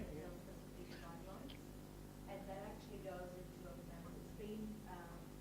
it was developed 20 plus years ago with a group of people, the 6-star health planning engineers, all of them. And now it's been updated, monitored by people, and it's become an industry standard. It's actually quite good because it goes down to the detail of not the room garnishes. So if you want to put an ICU, you can go down to the furniture level as to what's the minimum space you should allocate electrical. It's a great resource. It's available free online. I would highly encourage you. And the way we do it in Australia, in our Australian context, we try and get, because it's a voluntary group, and we invite them as well. A lot of engineers work with this, what you call it. So we have the local hospital engineer, and then we have the Ministry of Health equivalent, which is the Department of Health for the whole state, if you like.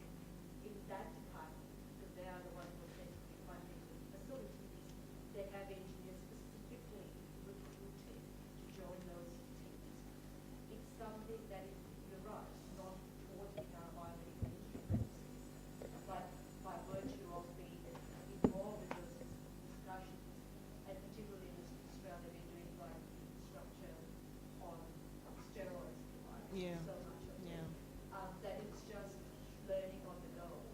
But that guideline, I would highly recommend you. I can send you a link. No, I appreciate your mentioning that. Total Alliance Health Partnerships, Yeah. TAPI, Oh, okay. TAPI, the Australian-based company, we're trying to get them to engage with the Ghana Ministry of Health so that we can set up a health facility directorate within the ministry. And so, yeah, I completely agree. Perhaps we can have a chat later and see how. That's perfect. I did infrastructure by mistake. By mistake. I was just, somebody told me we're building a hospital and come to Canberra to build a hospital. I said, my resume, which was I have no experience, I've never done it. But sounds interesting, I would love to. And this is my seventh project. We're building the biggest infrastructure thing that's going to come on my next. Doing next. It's just by all of us falling. So Akofa, okay, so do you want to go around? So I know our colleague Kirill from Australia is an encyclopedia of many things, so I'm going to share her details across the board. So let's hear from our Yes, Franco colleague Simoni from from Uruguay. Uruguay. I haven't been in this session long, but let me just mention 2 or 3 things out of this whole meeting. Today's our third day. And the first observation is that there's really no difference between biomedical engineering and clinical engineering. I think the two sub-names have some historical names, but somewhere there is a misunderstanding. It's the same profession. Second, the amount of investment in health, and particularly in infrastructure and equipment, is so high that the number of people that have to take care of all that technology is exploding. So we are seeing an incredible growth in the number of people who have to be hired to do this job. Call them biomedical engineers or clinical engineers. And the third observation is that innovation is really part, one of the things that Dr. Clark was telling us, and we have seen it in several things. Innovation is part of excellence in healthcare. Those places that have researched, in the very same premises where healthcare is provided, those are the best healthcare centers because of research is associated to that. So that's the third observation. So we should foster every biomedical engineer, every clinical engineer to perform or to contribute to some sort of innovation and research, and therefore to publish papers, to know how to read papers, and so on. Thank you. Yeah, to begin by reading papers. I think that was one of the emphasis that came from Yadin David in the beginning, earlier keynote. So let's move to the front row quickly, 30 seconds, and I'm going to be clocking very fast. If you don't want to say anything, you can pass the mic. Hello. Good afternoon. I am Santosh. I head additive manufacturing in the campus. I have one suggestion for your presentation. Like when you are calculating the impact of innovation, I think we have to take one factor called technology transfers. So if there are certain technology transfer organizations in East Africa or West Africa, you should calculate it in your research. That's it. Otherwise, the presentations were great and under the able, excellent chairmanship of. Thank you. I think it's kind of a indirect hit on me because I'm putting him on the spot. Thank you, Santosh. Thank you for your leadership. Good afternoon, everyone. Yeah. Anything related to health finance, please let me know so that I can also come and participate. How can we get more money? Sure. See, at the end of the day, anything and everything that we speak about related to money. So yeah, I'm understanding health technology and how it can bring you money, how it can make investments and make your respective countries richer and richer. Thank you. Suddenly you have become the most important person in this room. So we'll all contact you. Let's pass the mic. If Raisa doesn't want to speak, she's going to be speaking the whole session. The next. Is it working? Yeah, it is. Hi, my name is Hanan El-Awadi. I'm from Kuwait. I have a strong interest in medical device regulation, and I've been working in Kuwait to establish such regulation because we don't have one. A lot of the things that I see in the talks resonate a lot with the things that I aim to accomplish, and I see that regulation can help a lot in health technology assessment and innovation. And I think that I need to start a discussion with ACOFA very soon. So we're already forming a special interest group here. Yeah. And I just want to add, she's the... You can use the microphone, introduce yourself, and... You don't. I'm not going to make any comment because I spoke too much. But she's a fantastic chair. She's probably one of the best I've had over the years. Wow. I was in a session yesterday, and she's super organized, amazing. I'm so grateful. And she sent emails in advance, so not to undermine your session. No, I'm learning. But I learned so much from her how to chair a session because I'm hopeless in... When is your next session? I want to be part of that. It was yesterday, but I was so privileged. She was absolutely fantastic chair. Lovely. Thank you for that, Kiran. Yeah, thank you. I'm actually registering a deep. My name is Edward, and I'm from Ghana. So she's my sister, right? Okay. Yeah. And then since they have formed their alliance, I just want to be part of it. Yeah. Unfortunately, I haven't been here for long, so I don't really know much about the presentations that went on. But then reading the synopsis from the handbook, I realized that there are a lot of innovative ideas that are still springing up, and I mean, it's encouraging. Yes, I just want to say thumbs up to all those who presented. Okay. ACOFA kind of rewrote GCEA from Global Clinical Engineering Alliance to Ghana Clinical Engineering Alliance. So I can see a lot of alliance formation here. So we'll have the last speaker go for it, and then we conclude the session. My name is Divya Patil. I'm a bioengineer. I'm from AMTZ. So we are so happy that we are hosting you, and you all came here for us. And there is one phrase in Sanskrit. It's Vasudhaiva Kutumbakam. Means the whole world is our family. So let's grow together. On a conclude note, thank you that you all came here. I think Patil should have been here, so thanks for the remarkable She has a conclusion. presentation in the next session. Ask a lot of questions too. I'm going to do that. Yeah, Okay. please. With that, I would like to thank all of you. The session is closed.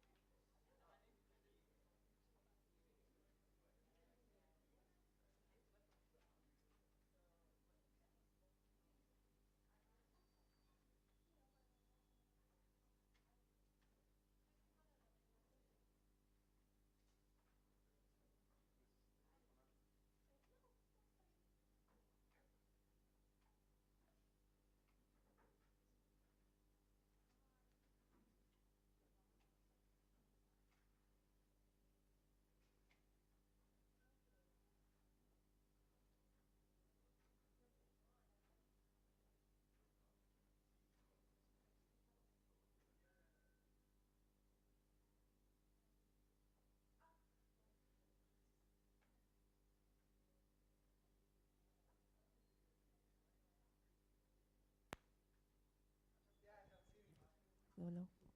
Okay. Hello. Let's begin with this session. Welcome to you all. We're going to begin with this session, Health Technology Assessment and Innovation, in their second part.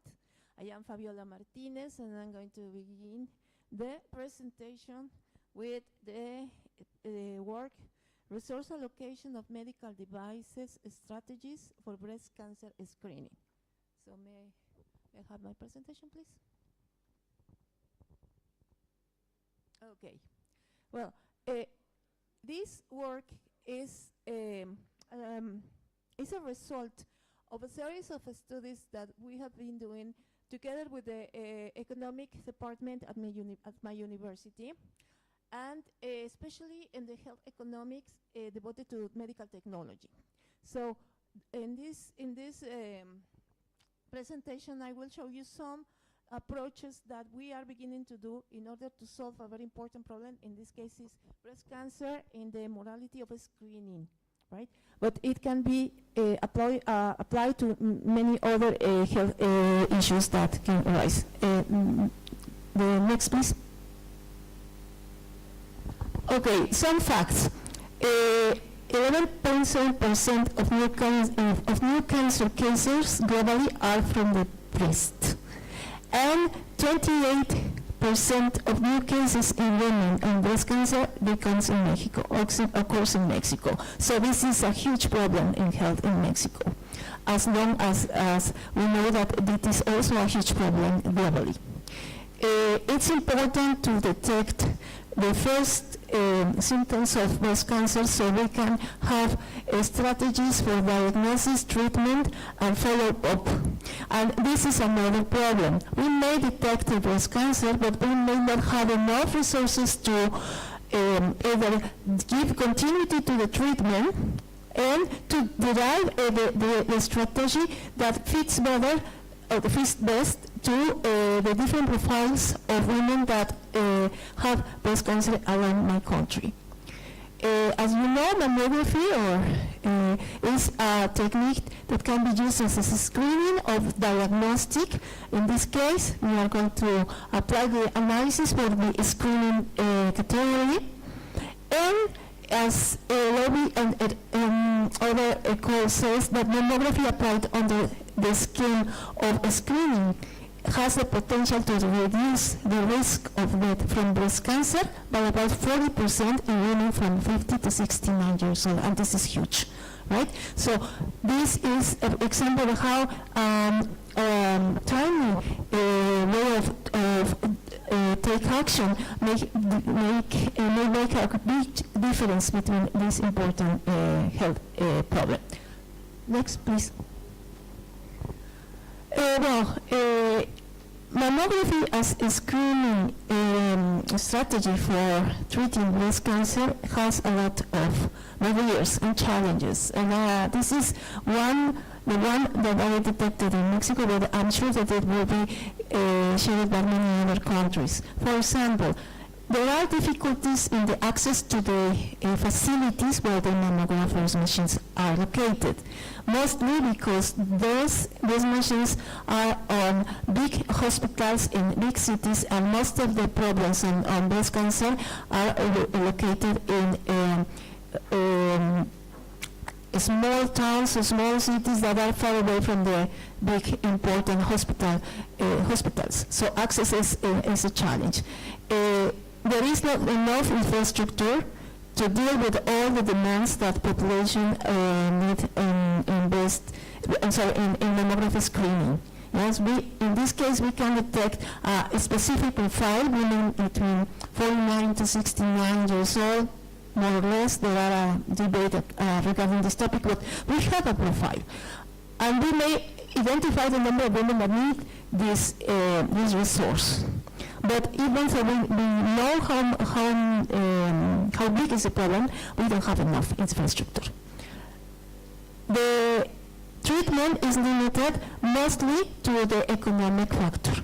Women may take the first mammography by screening, and if it is not in the social security system or public health system, they go to a private labs, and sometimes they don't come again, as for example, the WHO suggests that they have to take a mammograph study every 2 years. So they don't follow their status, and it's about a huge barrier to the treatment, to the potential treatment. And we also have a lack of technical specialists. We may have the equipment, but we don't have the human resources. We are skilled to not only take a good procedure, but also to identify from the image the potential problems. And so these technicians and medical doctors. And the coverage with the screening mammography, it has to do with the control programs at national level. In case of Mexico, we have the Ministry of Health developing specific programs for cancer, for breast cancer, and now for women cancers, not only breast. But the problem is there is no continuity in these policies and programs, and sometimes other resources lie behind, and it is not well used. I mentioned the demographic situation of Mexico, that it tends the people not to go to their own health system, and mostly they go to the private system, so they don't use the official resources that we have. And the number of equipment of mammography per million inhabitants, according to this data, in 2019, is so low compared to other countries like USA or Korea. Yeah, the mean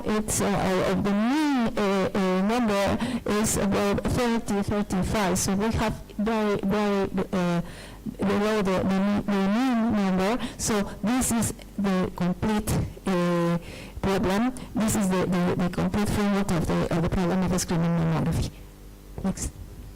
So the objective is to analyze a method for resource allocation based on the analytic hierarchy process and apply to a high morbidity non-communicable disease that is breast cancer.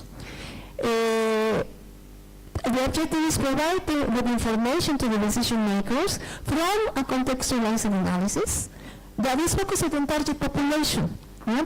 And to assist in determining the technological resources to implement, public programs and policies regarding the women's cancer. Okay, what we did is the following. We used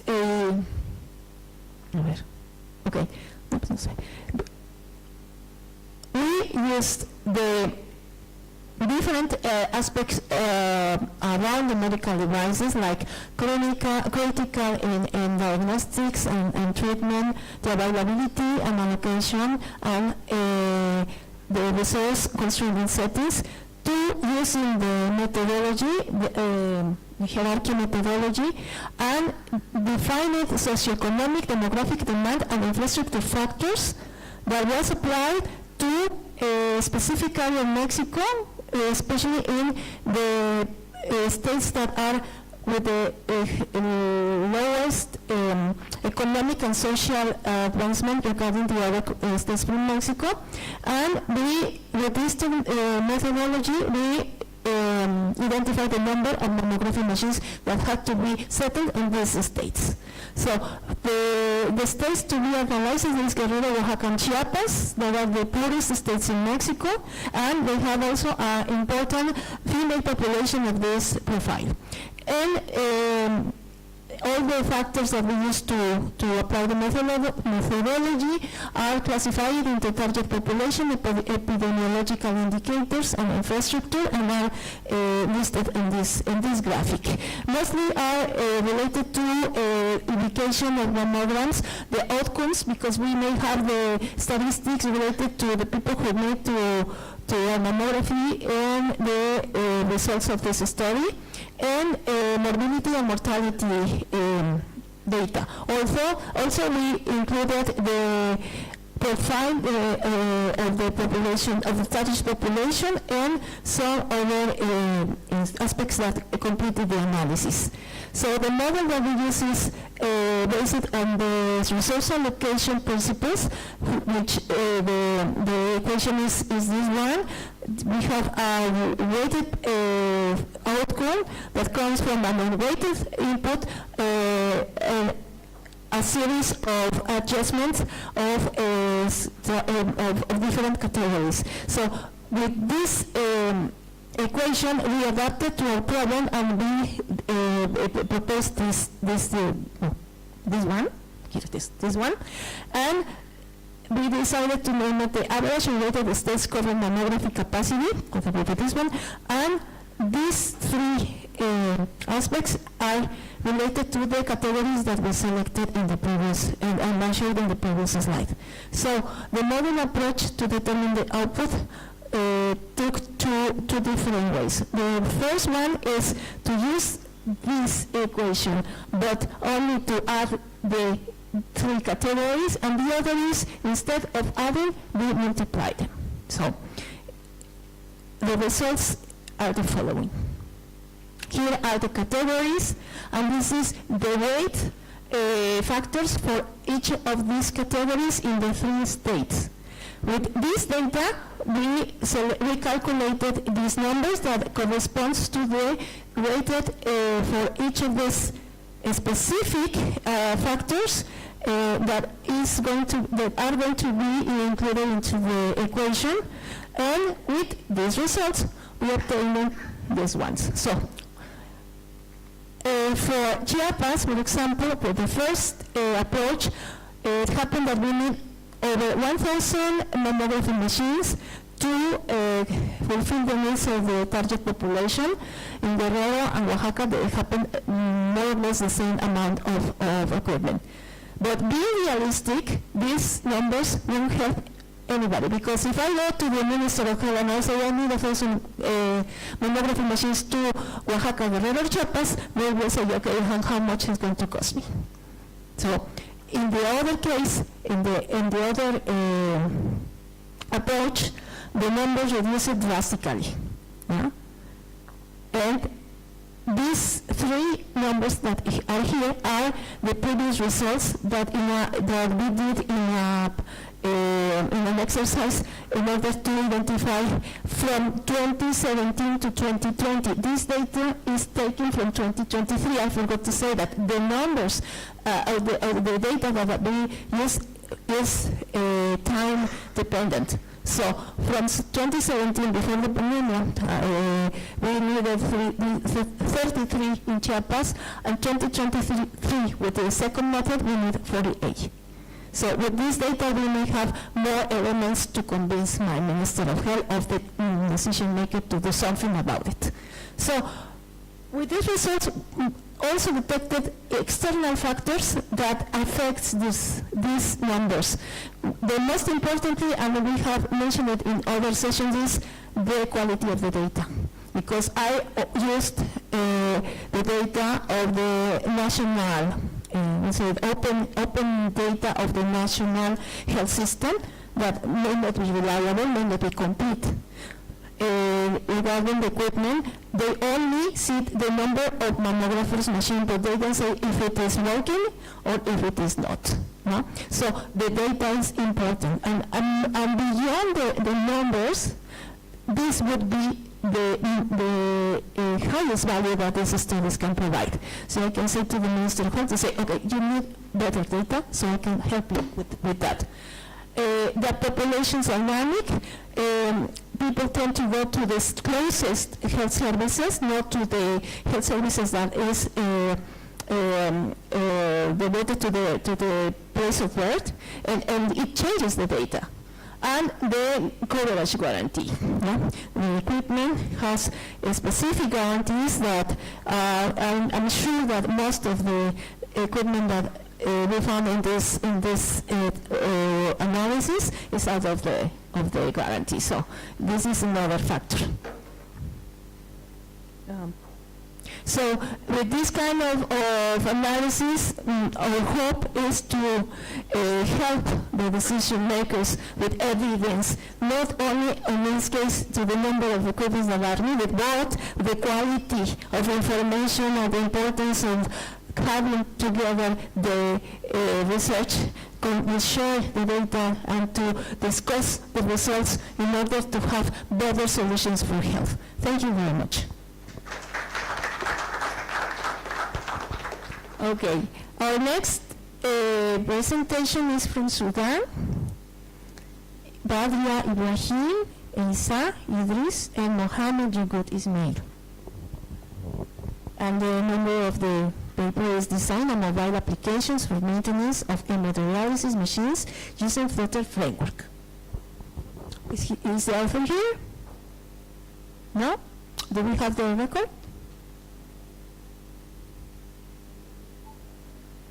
No? No video? No? Okay.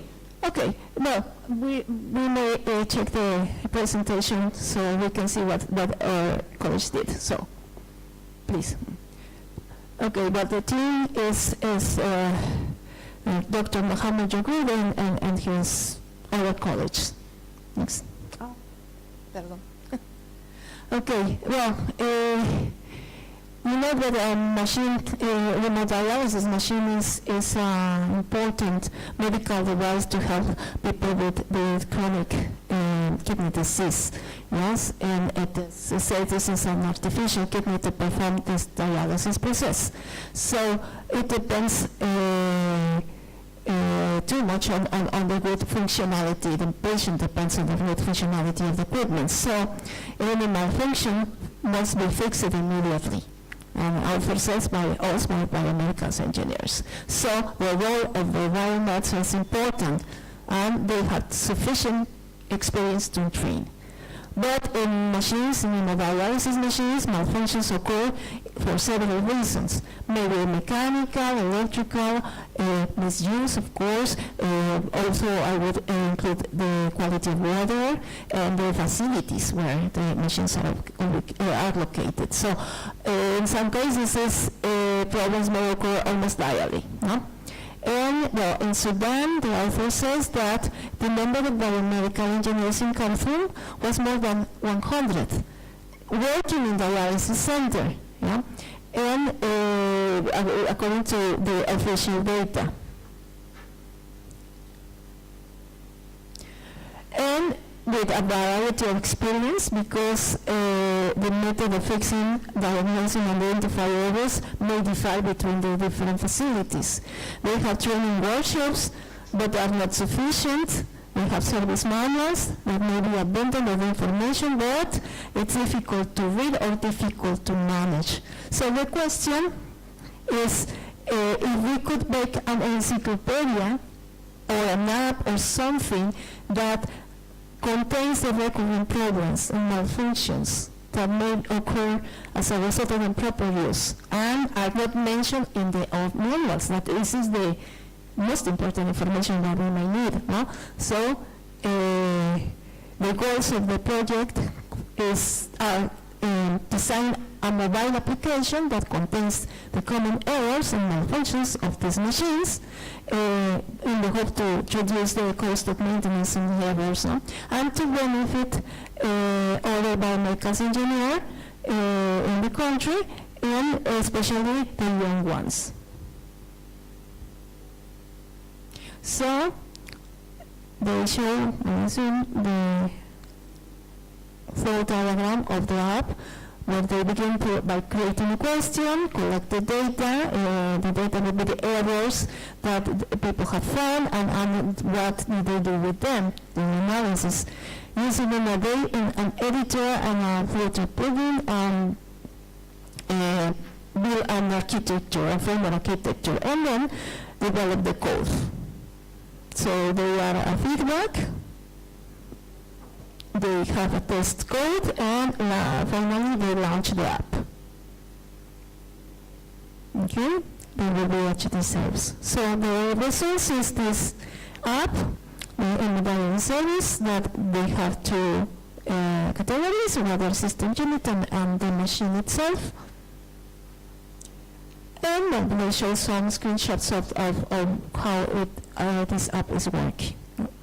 They have the communication by email, call, or message. They are the information in these different screens. And they have also, I think it is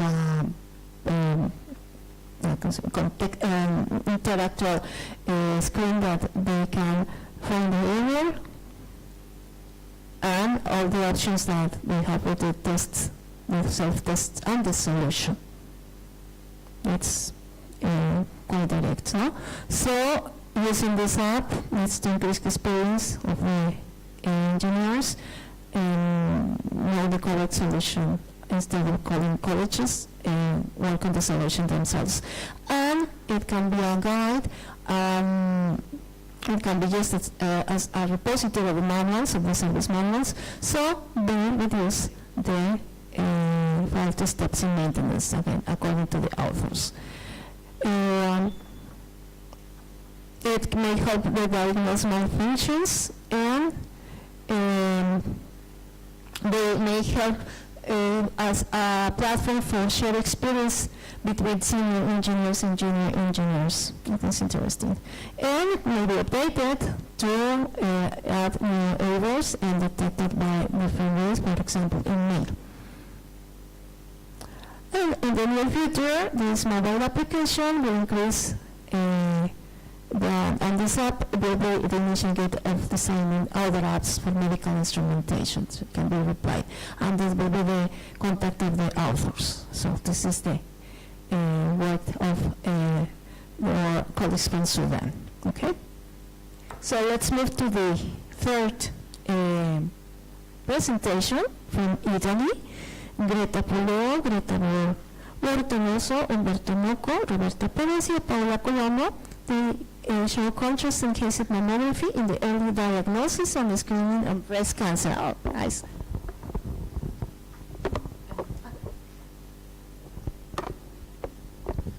Okay, good morning everyone, and thank you for this opportunity. I'm Greta Puleo, and the title of our work, our project is Contrast Enhanced Mammography in the Early Diagnosis and Screening of Breast Cancer.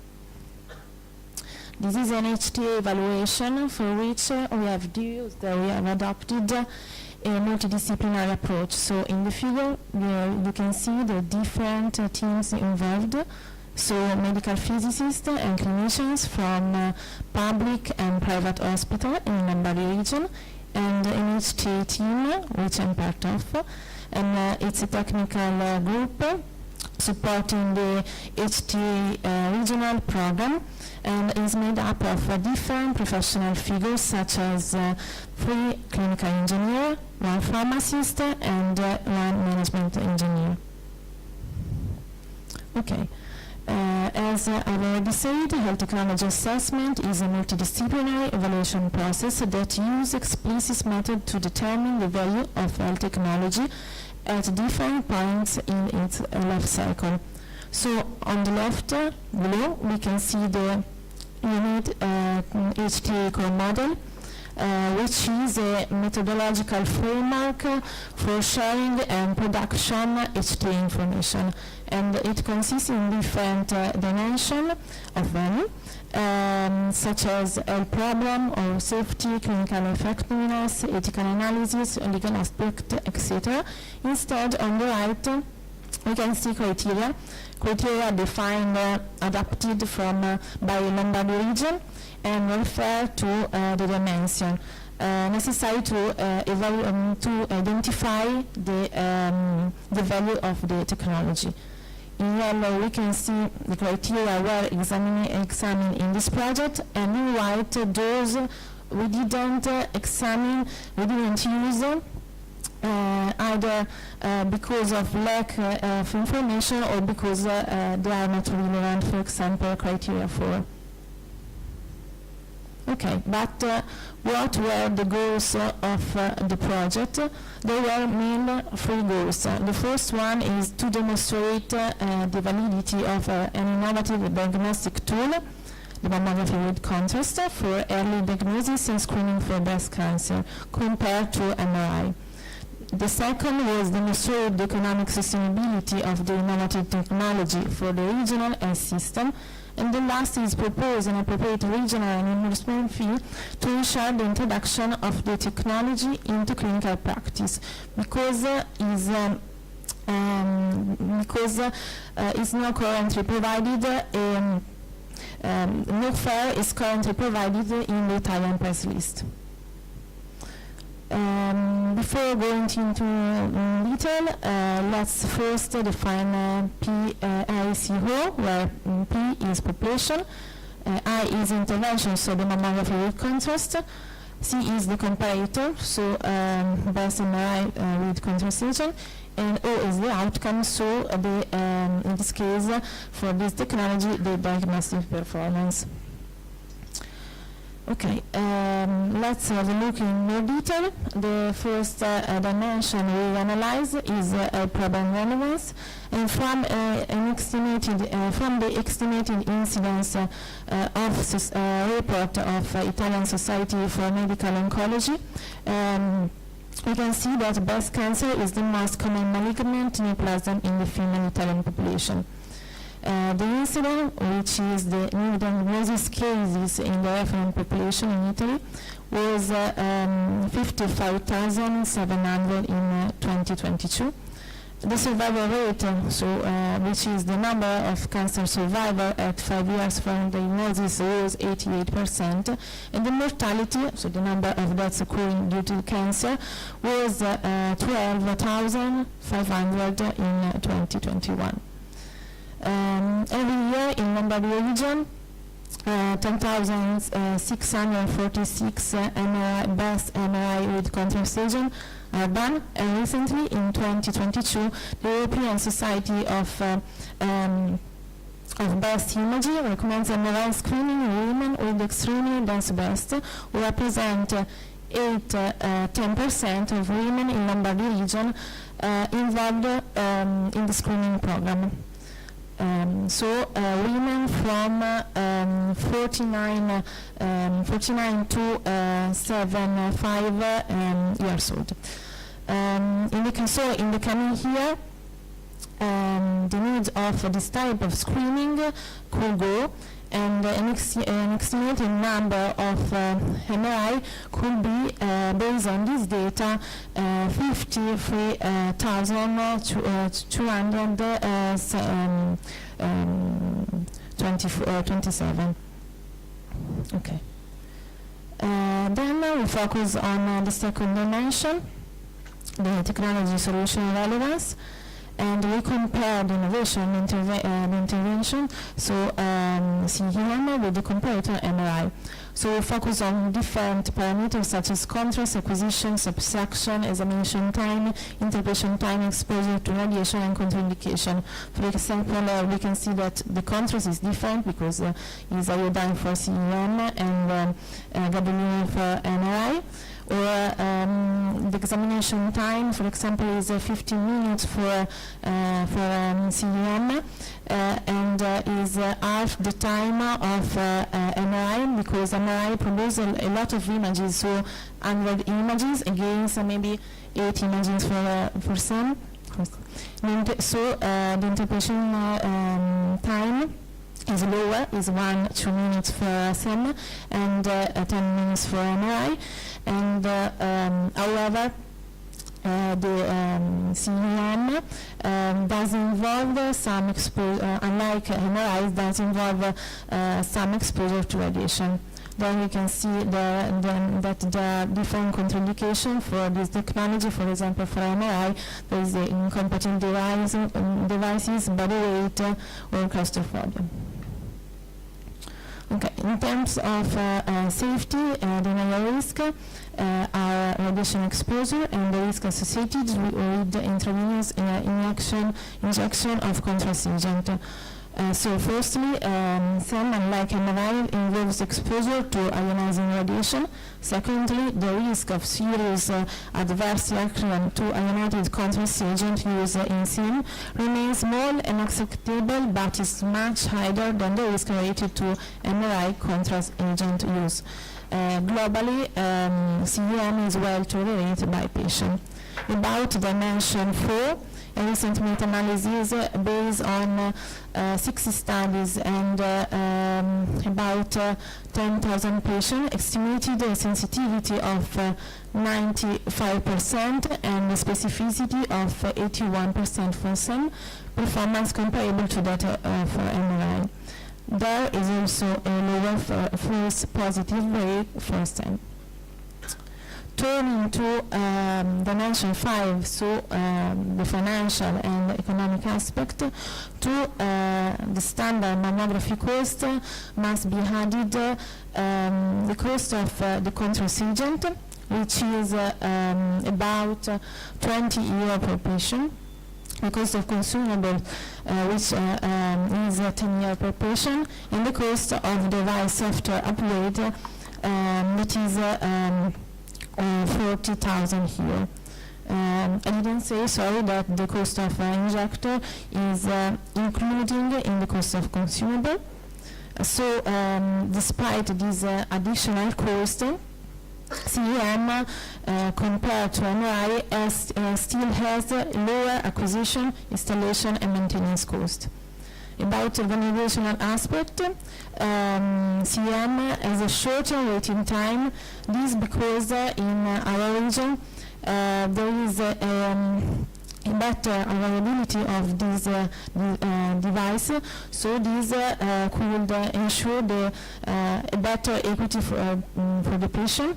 There is a shorter, it's a shorter examination time, I've already said. There is a better patient is more accepted by patient, so we have just said that it's well tolerated by patient. The estimation appears to be easy to interpret, and there is a perfect match between the anomalies detected on the mammography images and those of contrast enhanced mammography.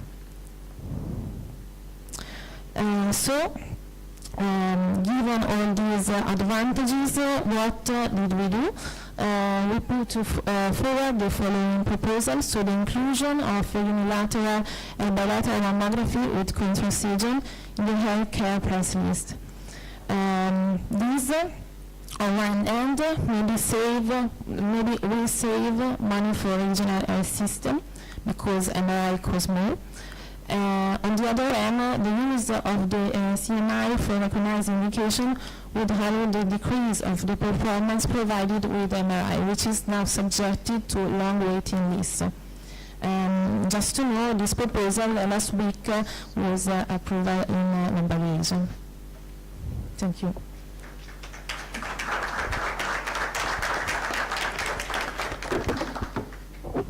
Thank you.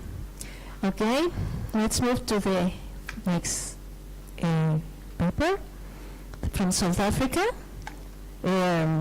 Aisha Ismail, Kirtan Dida, and Sudesh Sparasu. And we're going to present breaking the diagnosis with early tuberculosis diagnosis using an innovative cohort sample device for individuals with minimal sputum gel.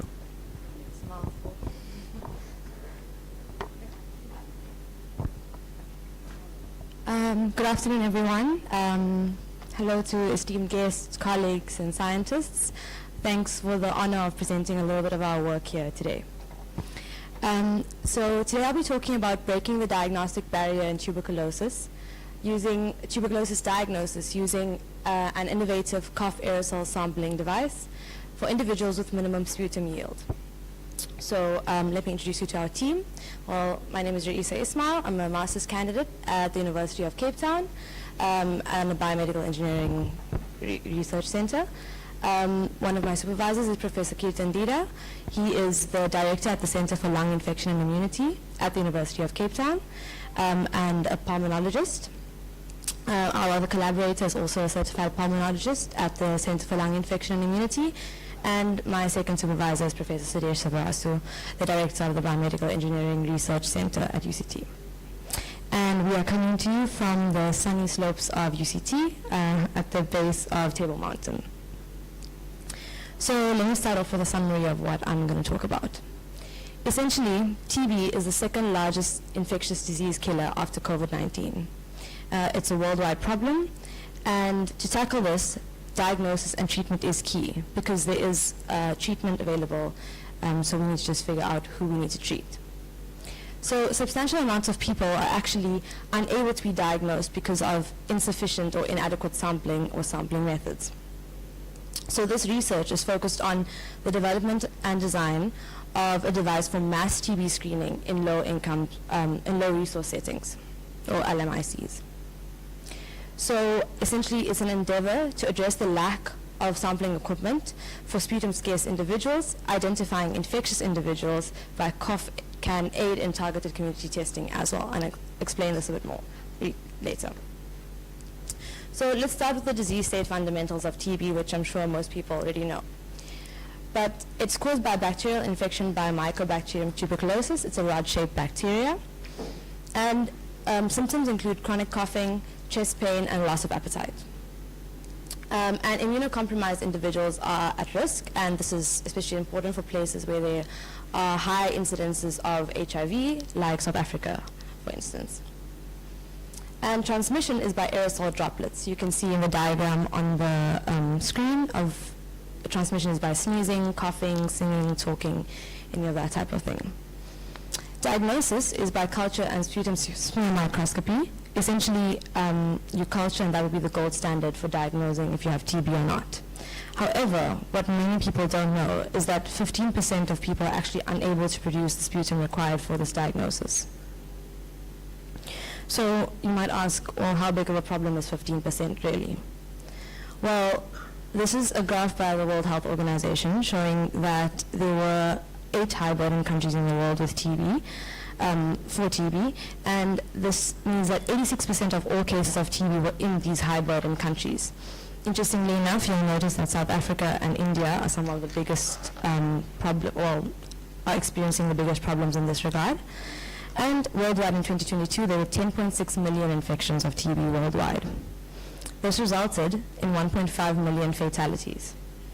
And if you do some quick maths, you will also realize that 15% of this is very close to 1.6 million as well, meaning 10.6 million people were possibly struggling to get diagnosed with TB, sorry.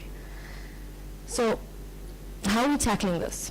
Well, in South Africa, we've adopted a 90-90-90 strategy, and this is how the SA government ensured to treat, diagnose, and cure 90% of all people with TB. But this has to be done with a mass strategic diagnosis. And I say strategic because we have to include those who are sputum scarce. So it will also include identifying super spreaders in these communities, whereby people who are sick are able to infect more than the usual amount of people would. So it's an exponential sort of infection. And this will also help us to better pool our testing resources for targeted case finding.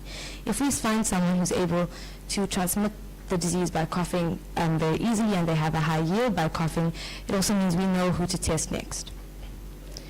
So the goals of this project and the final users that would benefit included to design and develop a disposable, easy-to-use and portable cough aerosol sampling device, to test and validate this device for the sampling ability for the relevant microorganisms. So this would be, as I said before, Mycobacterium tuberculosis. Who would benefit from this? Well, patients, healthcare providers, community clinics, and in general, the community. My stated aim is to design and develop the device to improve sampling methods in active sputum scarce TB patients to improve the overall sampling and diagnostic procedure. And our results were a cough aerosol sampling mask was designed, fully 3D printed, which included a lightweight disposable, as I said before, PLA, so polylactic acid, plastic casing with a compartmentalized sample removal chamber, polyvinyl alcohol substrate, which had been shown to have efficacy in being able to capture Mycobacterium tuberculosis for rapid PCR, which is rapid polymerase chain reaction testing thereafter by GeneXpert. It also included a built-in extractor fan to increase our our bacterial collection by maximizing our contact with the substrate, but I'll explain more on that a bit later. And we have a reusable and portable battery pack because we have to be able to use this in places where we don't have electricity or power supply on hand. As you know, this was designed for South Africa, and we have rolling blackouts, and these types of things are important. So it uses 3 AA batteries. So just into the systems part of it, essentially we've got a mask part, which you'll see on the screen here. There's a screw interface, which connects with the removable sample chamber. It also includes a breathable mask material so that the patients are able to breathe somewhat freely while doing the testing. We have the collection part, which houses the extractor fan. It's a 5-volt extractor fan, and this essentially ensures linear flow throughout the device to maximize the collection on the substrate. And that is, in the middle, is the PVA sample that's also been 3D printed. And essentially, it's non-toxic, biocompatible, and quite easy to manufacture. And this is the congruous screw part that essentially will screw to the front of the device. When you wear it and when you take it off, it can be removed by the technicians, and the sample can be removed quite easily. The battery pack, as I said before, houses the batteries. It's detachable, and this part of the device is meant to be reusable, while the first 2 parts are disposable, so that you don't have to keep on buying new batteries and a new switch, because this is just the electronics component of the device. That's the full device. You'll see that it is essentially handheld. It's very similar to any sort of face mask you'd wear in terms of size. And then obviously just the collection part. So in terms of testing and results, we tested for visual confirmation of laminar flow in the device using a smoke test, and we noticed that essentially what happened was when you had a convoluted flow at first, it would become laminar as it got close to the device. So that would ensure that we have, as I said before, maximized substrate collection, because that's very important when you have low bacterial loads. We also had microbiological confirmation of the ability of PVA substrate to capture this bacteria in a simplified version of this mask, because we had to test for proof of concept for the PVA first as well. And just to give you an idea, we use GeneXpert, which amplifies genetic material. And this is a rapid test, but you get GeneXpert readings in measures of low, medium to high. Essentially, we've noticed that with these readings, we've got good results in GeneXpert medium-high cases, as well as those with MDR or XDR TB. But in terms of low, our yield has been slightly less positive, and that brings me on to my optimization and future work. Essentially, we'd like to test this entire system in community clinics to ensure the collection efficiency in GeneXpert low cases. And we'd also like to further develop the device to collect culturable cough aerosol samples simultaneously, because as I said before, culture is the gold standard for testing. So it would be a 2-in-1 device then. Furthermore, we'd like to optimize the substrate and fan configuration to maximize the bacterial recovery further. Yeah, thank you very much.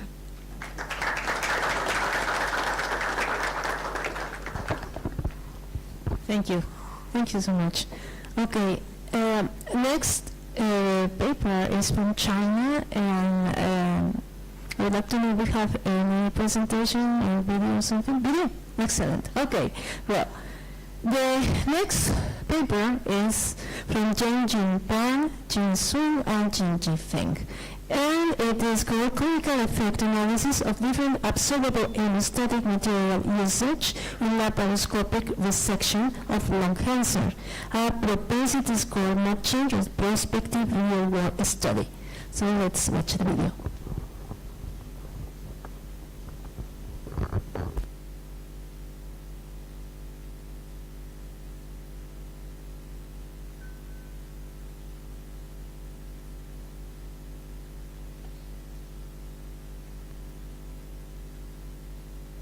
Good afternoon, everyone. Today, I'm delighted to present my research on the clinical effects of different hemostatic materials used in stereoscopic lung resection. The purpose of this study was to assess the safety, efficacy, and cost-effectiveness of hemostatic materials in video-assisted stereoscopic surgery for lung cancer. The findings aimed to provide valuable guidance for healthcare professionals in the selection and rational use of absorbable hemostatic materials. A retrospective analysis was conducted on the data from hospitalized patients who underwent tests for lung cancer between July 2019 and December 2020. The patients were divided into two groups based on the different usage methods of hemostatic materials. The first is combined group. This group utilized the combination of oxidized regenerated cellulose and collagen sponge. The second is single group. This group used only oxidized regenerated cellulose as hemostatic material. The statistical analysis of the data was conducted using R language. In the primary analysis, logistic regression was employed to calculate propensity scores for various patient characteristics.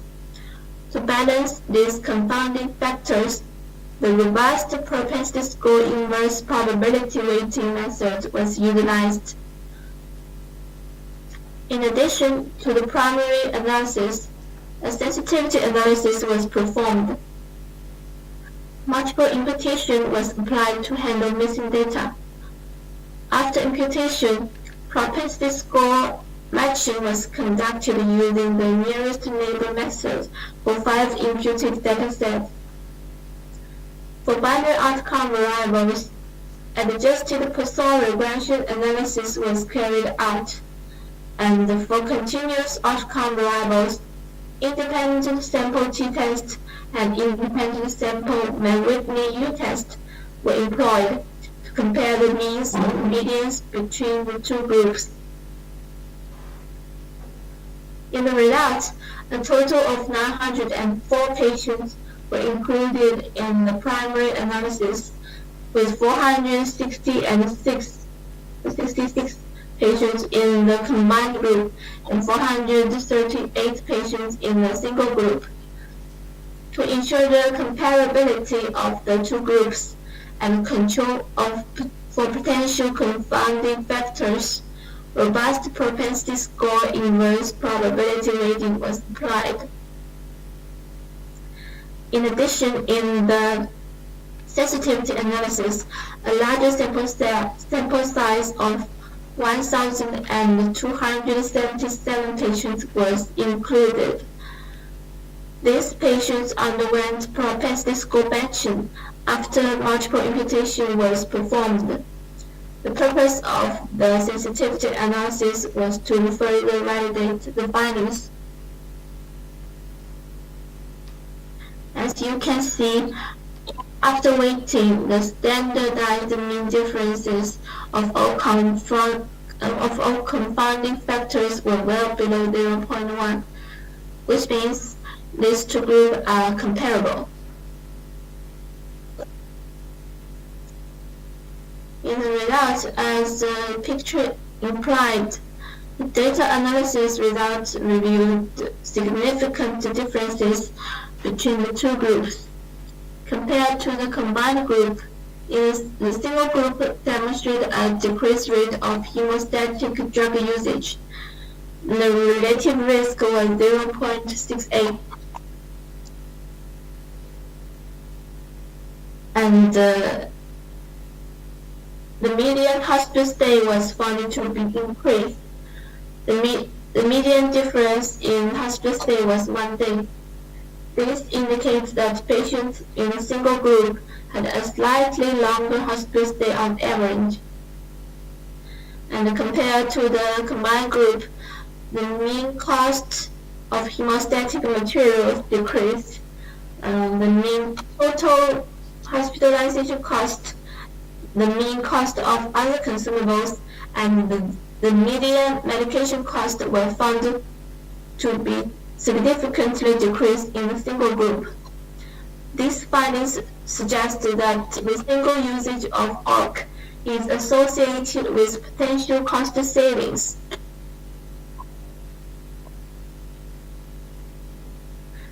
Indeed, the study has certain limitations that may introduce bias and affect the research conclusions. These limitations include, first, the patient selection bias. Since the study is a single-center retrospective study, there is the possibility of patient selection bias. The findings may be not representative of a broader population, and the results may be influenced by the specific characteristics and practices of the center where the study was conducted. The second is the data source is limited to the medical record information system, which without considering other unrecorded indicators such as adverse events. And the third, differences in inclusion time. Due to the time constraints of hospital policies, there were differences in the inclusion time of patients between the two groups. This discrepancy in timing may introduce confounding bias.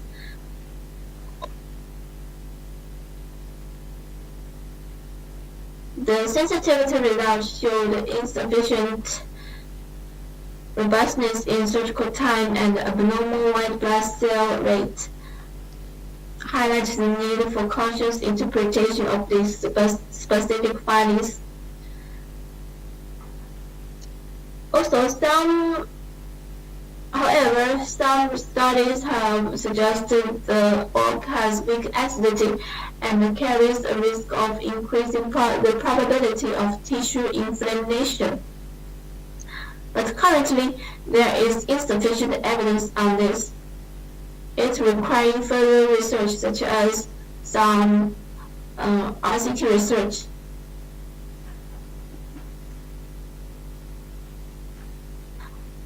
Also, what can't be ignored is that changes in surgical technique, variation in physician experience, and hospital policy changes are all factors that can impact healthcare costs. As you can see in the single group, there was a decrease in the cost of other consumables and medications. This change may be due to confounding factors, and although the decrease in cost played a positive role in reducing the overall expenses, it may indirectly lead to an increase in hospital stay.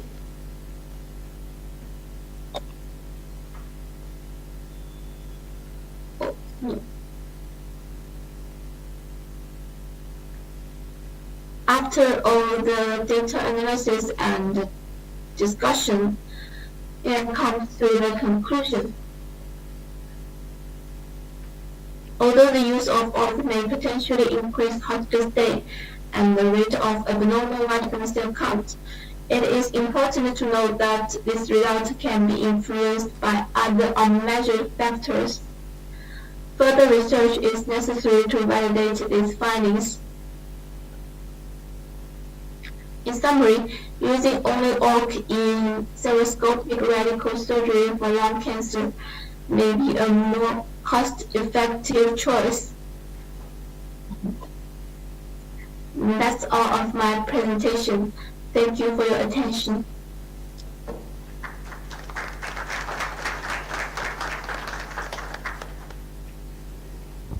Well, let's move to this next paper from Mexico. Do you have the video? Okay. Fantastic. Stephanie Piran Negrete, Lisbeth Guzman Canizales, and Marta Ortiz Posadas are going to present a bariatric clinic development at a high specialty hospital in Mexico.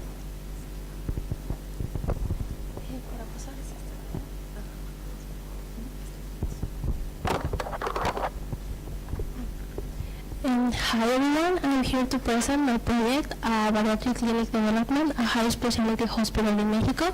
The team group is confirmed by me, a clinical engineer, Stephanie Negrete, and a PhD, Marta Ortiz Posadas. We are from the Autonomous Metropolitan University from Mexico, and the clinical engineer, Lisbeth Guzman Canizales. She is from the high specialty hospital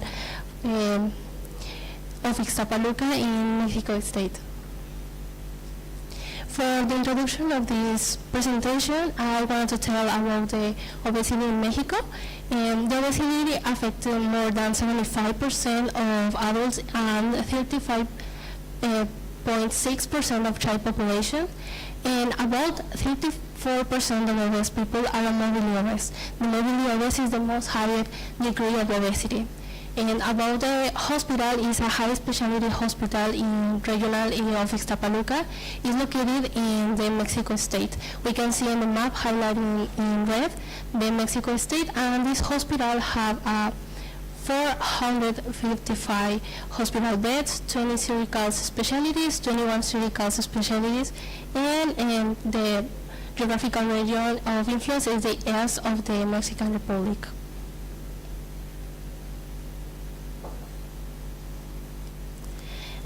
I want to define what is a bariatric clinic.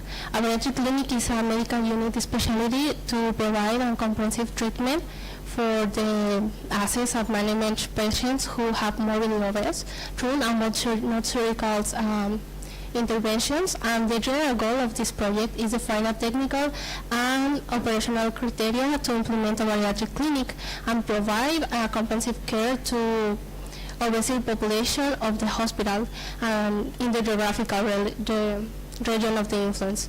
The partial goals are to identify the medical device and supply required by a bariatric clinic according to the national and international regulations. The second partial goal is to design the infrastructure of the bariatric clinic with the hospital and define the profile of the personnel that work in the bariatric clinic. The methodology of this project consists in 3 main points. The first is making an epidemiological analysis. This analysis is for determining how much people have obesity in the region. And the second step is making an analysis. This analysis is divided in 3 principal points. Is the hospital operatively, the technical capacity, and the hospital infrastructure.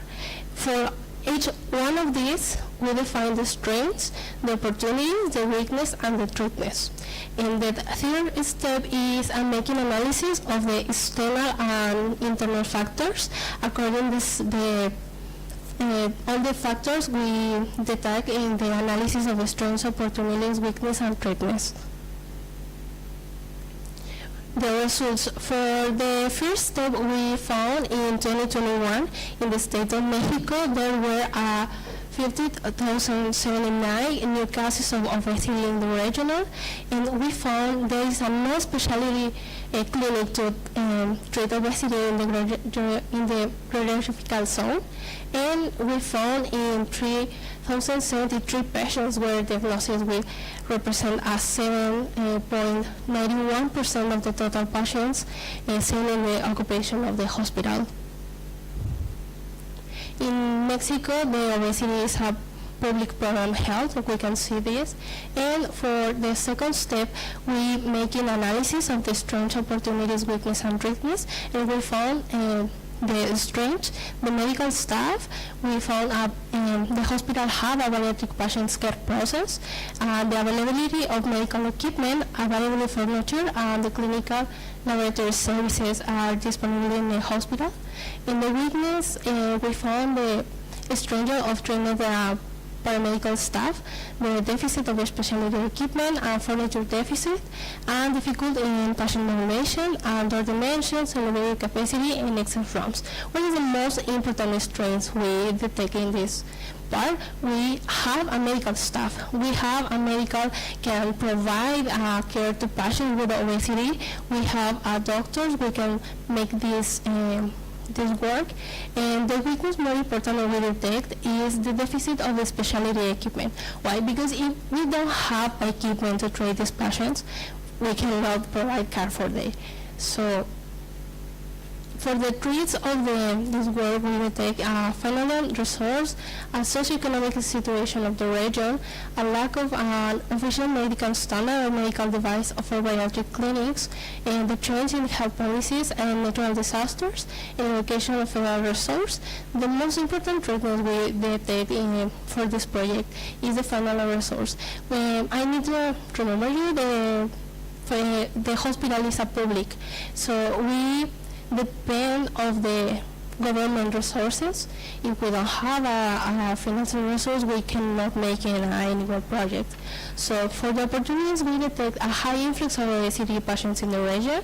The referral of patients in the second level, the hospital is a hospital of the third level, so we can refer our patients.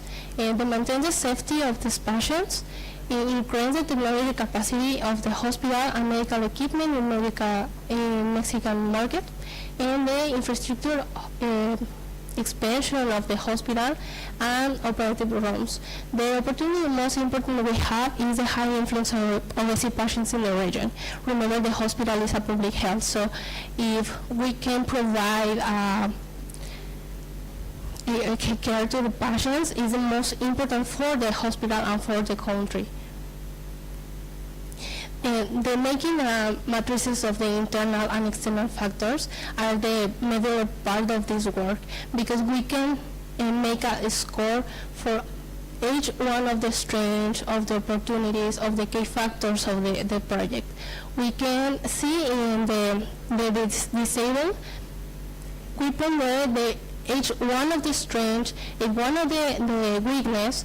We can see make a weighing the importance for each one evaluation, and the multiplication of this, we can determine a value of A of 1.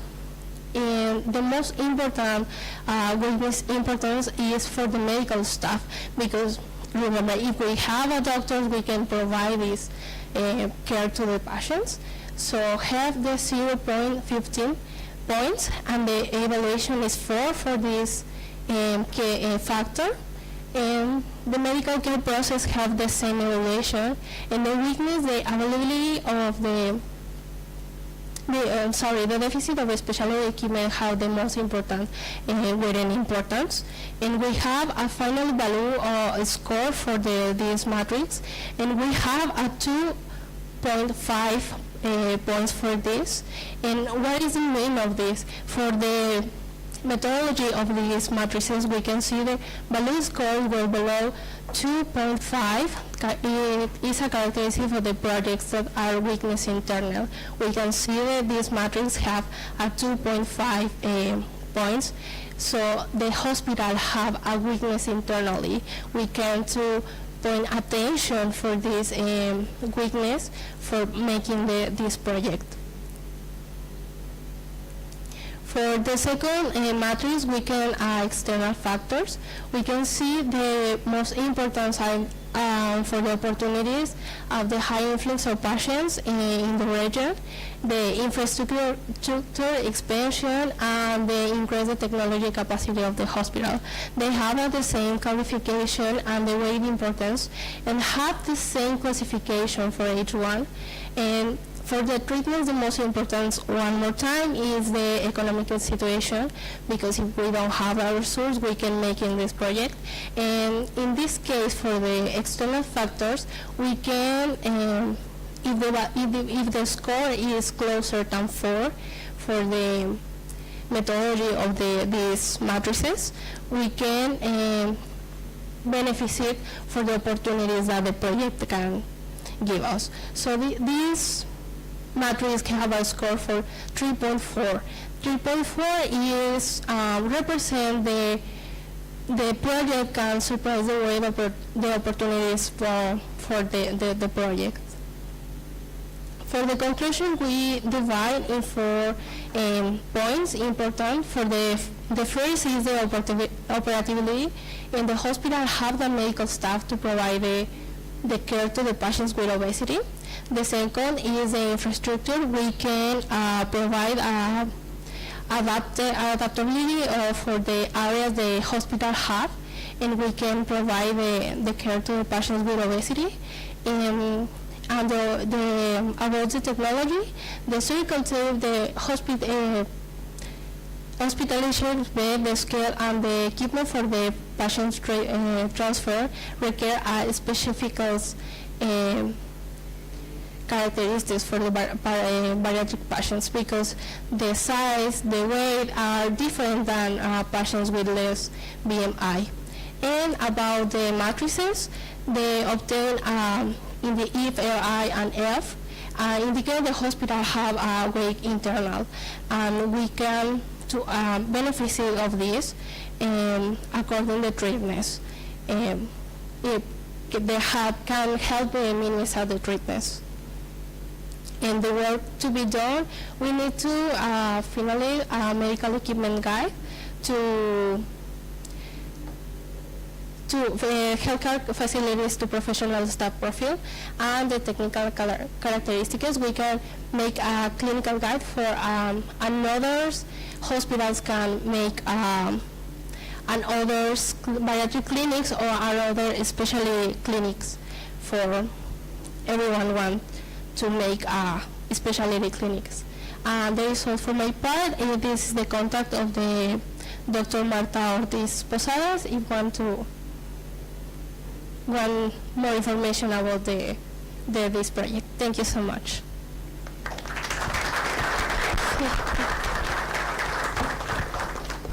Thank you so much. Okay, next work is from India. Is here? Oh, fantastic. Chelsea Johnson, Santosh Kumar, Bana,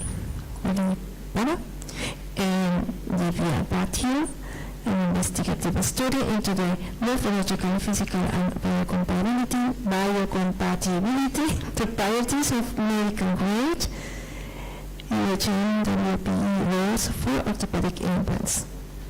Thank you. Good afternoon, ladies and gentlemen.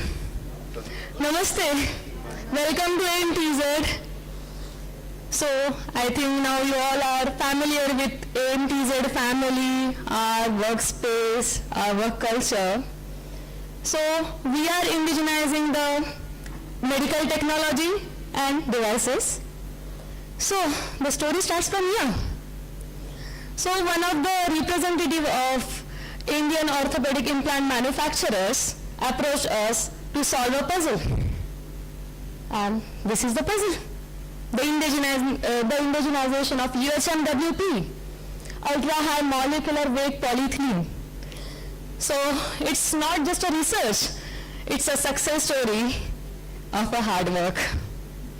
So let's start. It's the morphological characterization, physical testing, and biocompatibility assessment of ICEHTMC, indigenized ICEHTMC rods for orthopedic implants. So let me introduce you with my team. My name is Divya Patil. I am a research fellow and a bioengineer. Our mentor, Mr. Santosh Kumar Balivada, senior scientist and CEO of Additive Manufacturing and Materials. Then Chelsea Johnson, she is the project officer for implant materials at AMTZ. So, India is importing ICEHTMC from past many years. But this dependency led to many challenges for us. So almost we have imported $3 billion USD ICEHTMC powder from last 5 years. So there are 3 main challenges for us.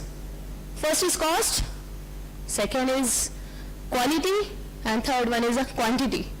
So many people in India, not only in India, and all over the world, especially from rural areas, people can't afford the cost of imported UHMWP implants.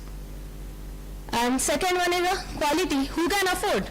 But because of lack of quality of the imported UHMWP rods, there are many cases of the of the failure of implants, and which are harmful for patient.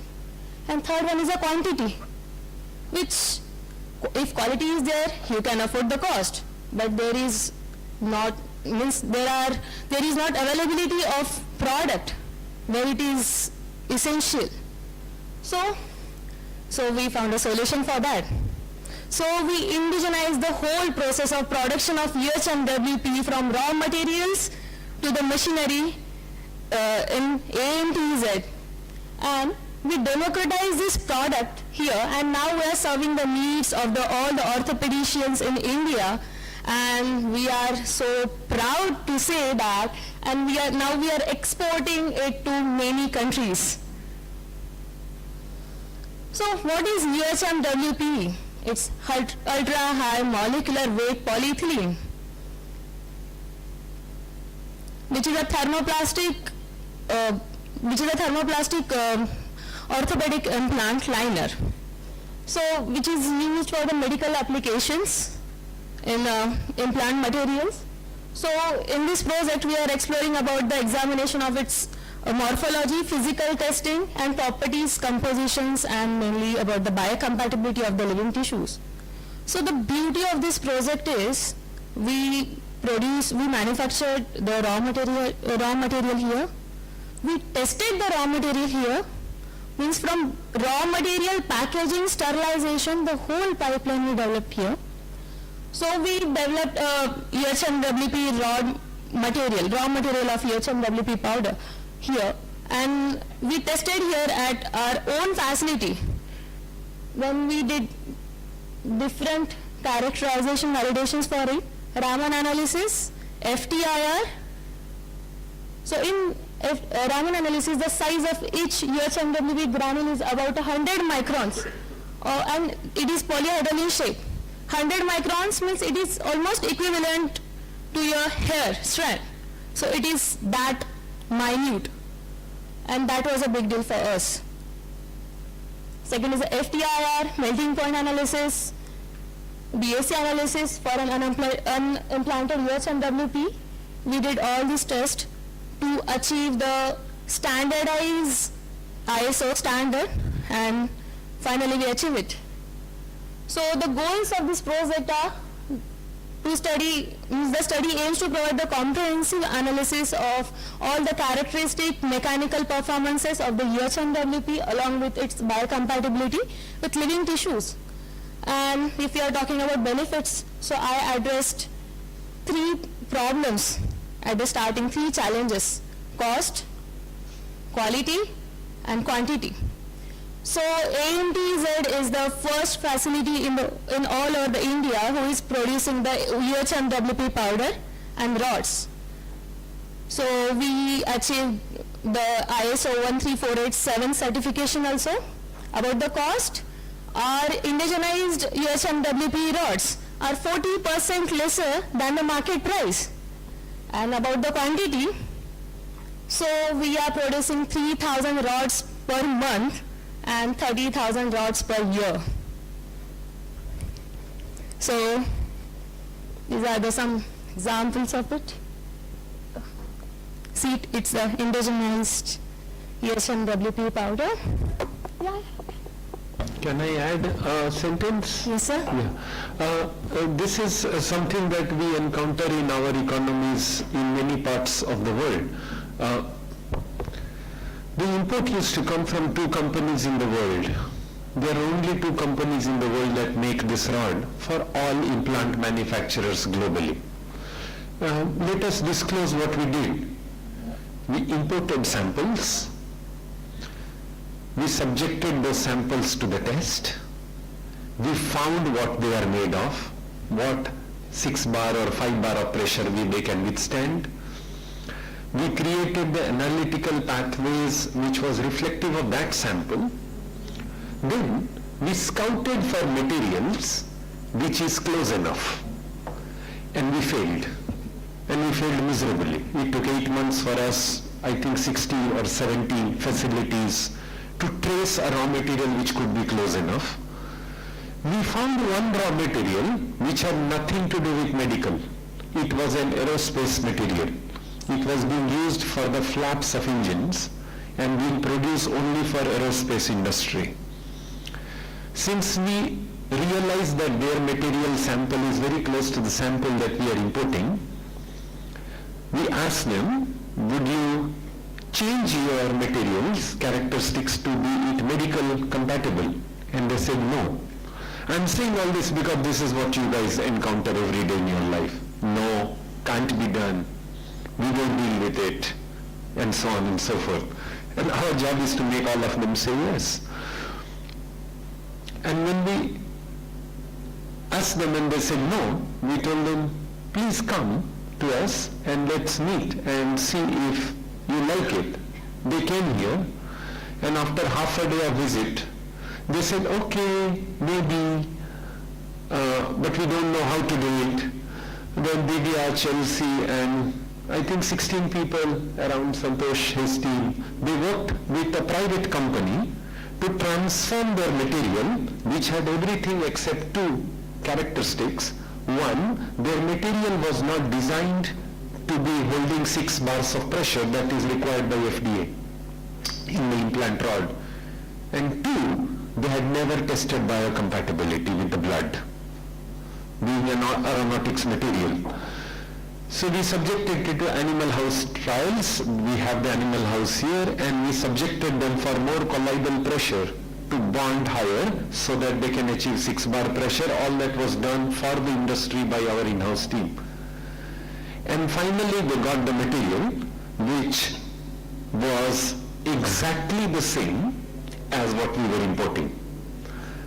And the second challenge was, having found the material which is in those boxes, and you can actually visit this facility in campus. You can go to that facility where all this is done.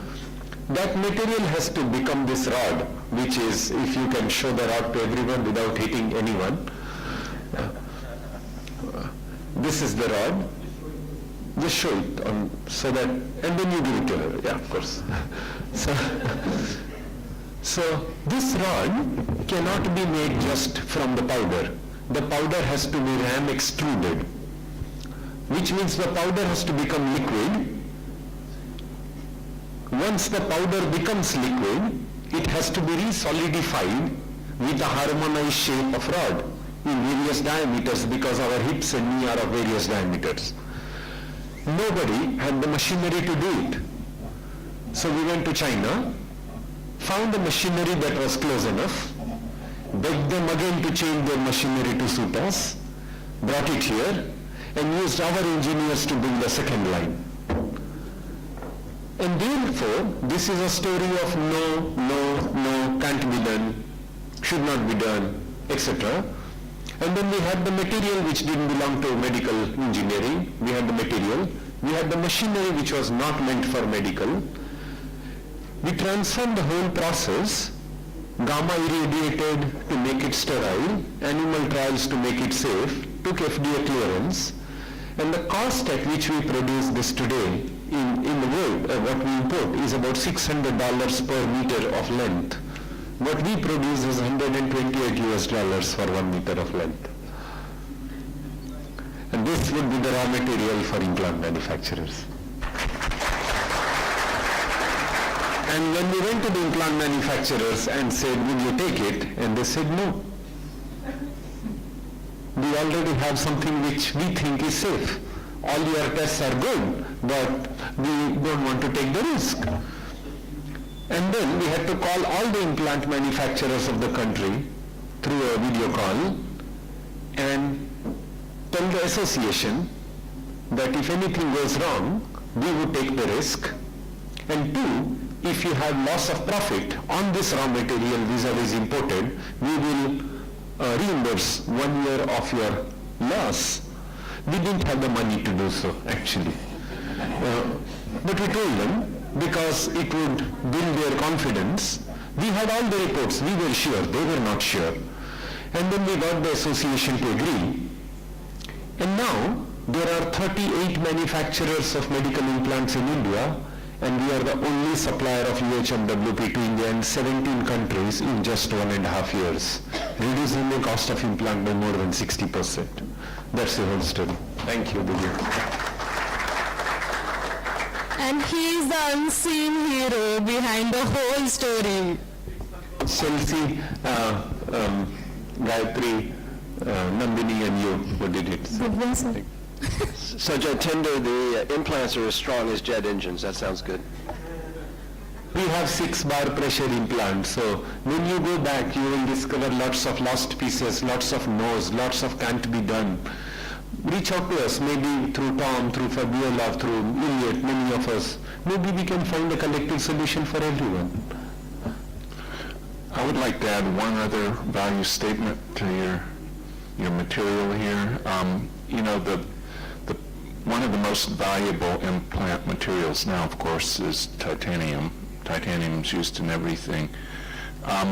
Titanium's not the best choice if you want to use MRI diagnostics. There is a lot of reason to believe now and evidence to show that heating to high levels on the surfaces of titanium implants leads to premature joint failure. We see that in our lab animals all the time at Columbia, so we're looking for new synthetic materials other than conductive metal materials to use for implants. So something like this would be extremely valuable if you want to use MRI diagnostics, which of course everybody does. Thank you for Divya's next project. We'll try to see that material in 1 year. Thank you so much, sir. So these are the results of biocompatibility test by ISO 10993. So some cytotoxicity test, hematological testing, skin sensitization testing. These are some parts of 10993. So we implanted the ICEHTMC in guinea pigs, New Zealand rabbits, Easter rats, and all animals appeared clinically normal, and there are no evidences of harmful or any sensitization is not observed for any extracts. So our hero is here, our team is here, my mentor is here. Thank you so much, Chief Dr. Jitendra Kumar Sharma, my mentor Santosh Kumar Balwada, and thank you Chelsea. I think she is not here, but she is a Video call. She's in the video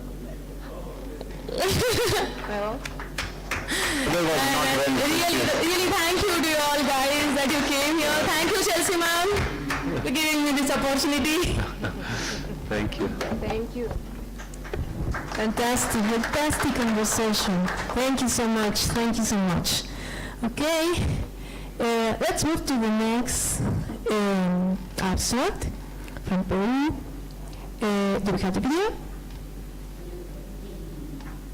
Yep. Okay, this is from Rosana Rivas, Liz Wilcahuamán, Andrés Díaz, and Carmelo de María. Theories and facilitators in regulatory processes, improving health innovation in Peru and in European Union. Welcome.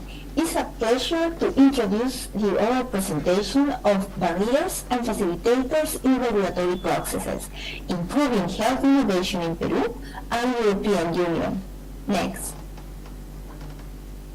The team, Rosana Rivas Tarazona from Peru, Luis Wilcahuamán from Peru, Andrés Díaz Mendara from Spain, and Carmelo de María from Italy. Next, please.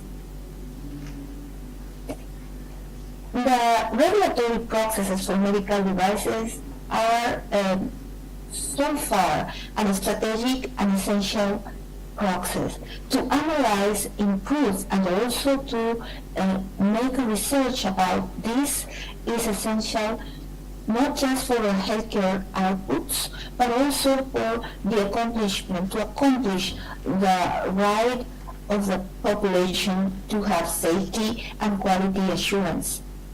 This work is based on a comparison between the European Union and Peru, and we believe that these insightful contents will contribute to future works. Next, please. Goals of the projects are demonstrating that sharing of best practices in the biomedical engineering field and harmonization of medical device regulations are two actions which can foster the universal health coverage and increase the access to healthcare technologies. Both actions, of course, are aimed in the field of the governments, but all the stakeholders, the enterprise, the non-profits, the academia, all of us should have the same vision and the same goal to contribute to improve both actions, sharing of best practices and harmonization of medical devices. Final users of this work are regulators, policymakers, patients, and engineers. Now it's my turn to give the floor to my colleague, Carmelo de Maria. Go ahead, Carmelo. One of the goals of this work is to demonstrate the importance of harmonization in medical device regulation. Starting from the assumption that health is wealth, countries provide a regulation on the medical devices with the final aim to ensure safety and effectiveness, providing benefit both for patients and healthcare providers, but for all the stakeholders, including healthcare industry, that can have a fair competition. However, the necessity to ensure high quality in all the steps, from concept and development to manufacturing, packaging, labeling, sales, use, disposal, have a deep effect on the cost. Engineers are aware that zero risk does not exist. So engineering design will work toward minimization of the risk using technical norms such as the standards. So ISO standards for 14971 is one of the examples of these norms for risk management. Standards are issued by international organizations, so promoting not only international trade but also worldwide compatibility. While standards are international, regulations are regional, local, specific for each country. If we analyze in general medical device regulation, an efficient system will have to take care of all the phases of the medical device lifespan. So we have rules for pre-market regulation, so how to define a medical device, how to perform a risk classification, which are the essential principles of safety and performance. Then we have section of this regulation on how to place the device on the market or how to import devices from abroad. There are specific regulations also on post-market surveillance and how to report adverse effects. These steps, A, B, C, can be found in all the regulation worldwide. If we take a snapshot of medical device regulation worldwide, we discover a real fragmented scenario. We have specific regulation Europe, the 2017 745 and 746. We have specific regulation in China, in Japan. In US, we have the Food and Drug Administration that governs the placing on the market of the devices. There are some regions in Africa, in Middle East, in South America, where regulations are not properly implemented or are absent. Is it true that there are international forum for promoting harmonization, and that there are programs such as the MDSAP for supporting manufacturing in placing on the market in different countries with the same application. But ultimately, this fragmentation determines it difficult to provide the access to high-quality medical devices to specific population, because having the necessity to deals with different agencies ultimately will increase the cost.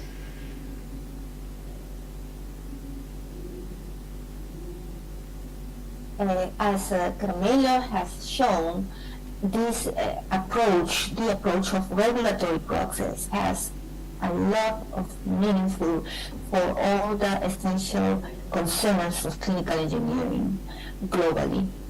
Let's take a look to the chronic obstructive pulmonary disease, COPD. This is a disease poorly reversible, for limitation, that is often progressive. It affects the quality of life of the patient and his family, generates work and psychological restrictions. COPD is the most prevalent of the chronic respiratory diseases that combined is the third most common cause of death worldwide. So we can easily observe that this disease is going to be present and increasingly present globally. In the case of low and middle income countries, LMIC account for 75% of the cases, and the 80% of deaths go back to the global crisis we are living now.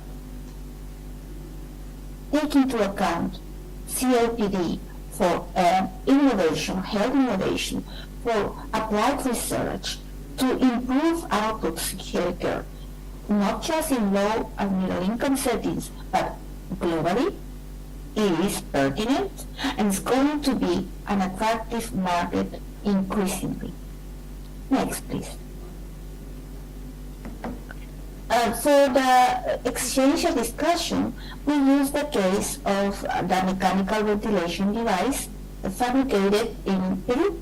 It's a mechanical fan, not invasive, negative pressure, removable outer shell, and it allows daily activities. It's a simple and not invasive medical device, needed as we observed before with the information presented before, low cost. But let's take a look. When the Peruvian fabricator wants to have the authorization from Ministry of Health. Next, please. In Peru, the validation of a medical device of this type requires, in average, 7 steps. Observe that in addition to be a number of them, it will take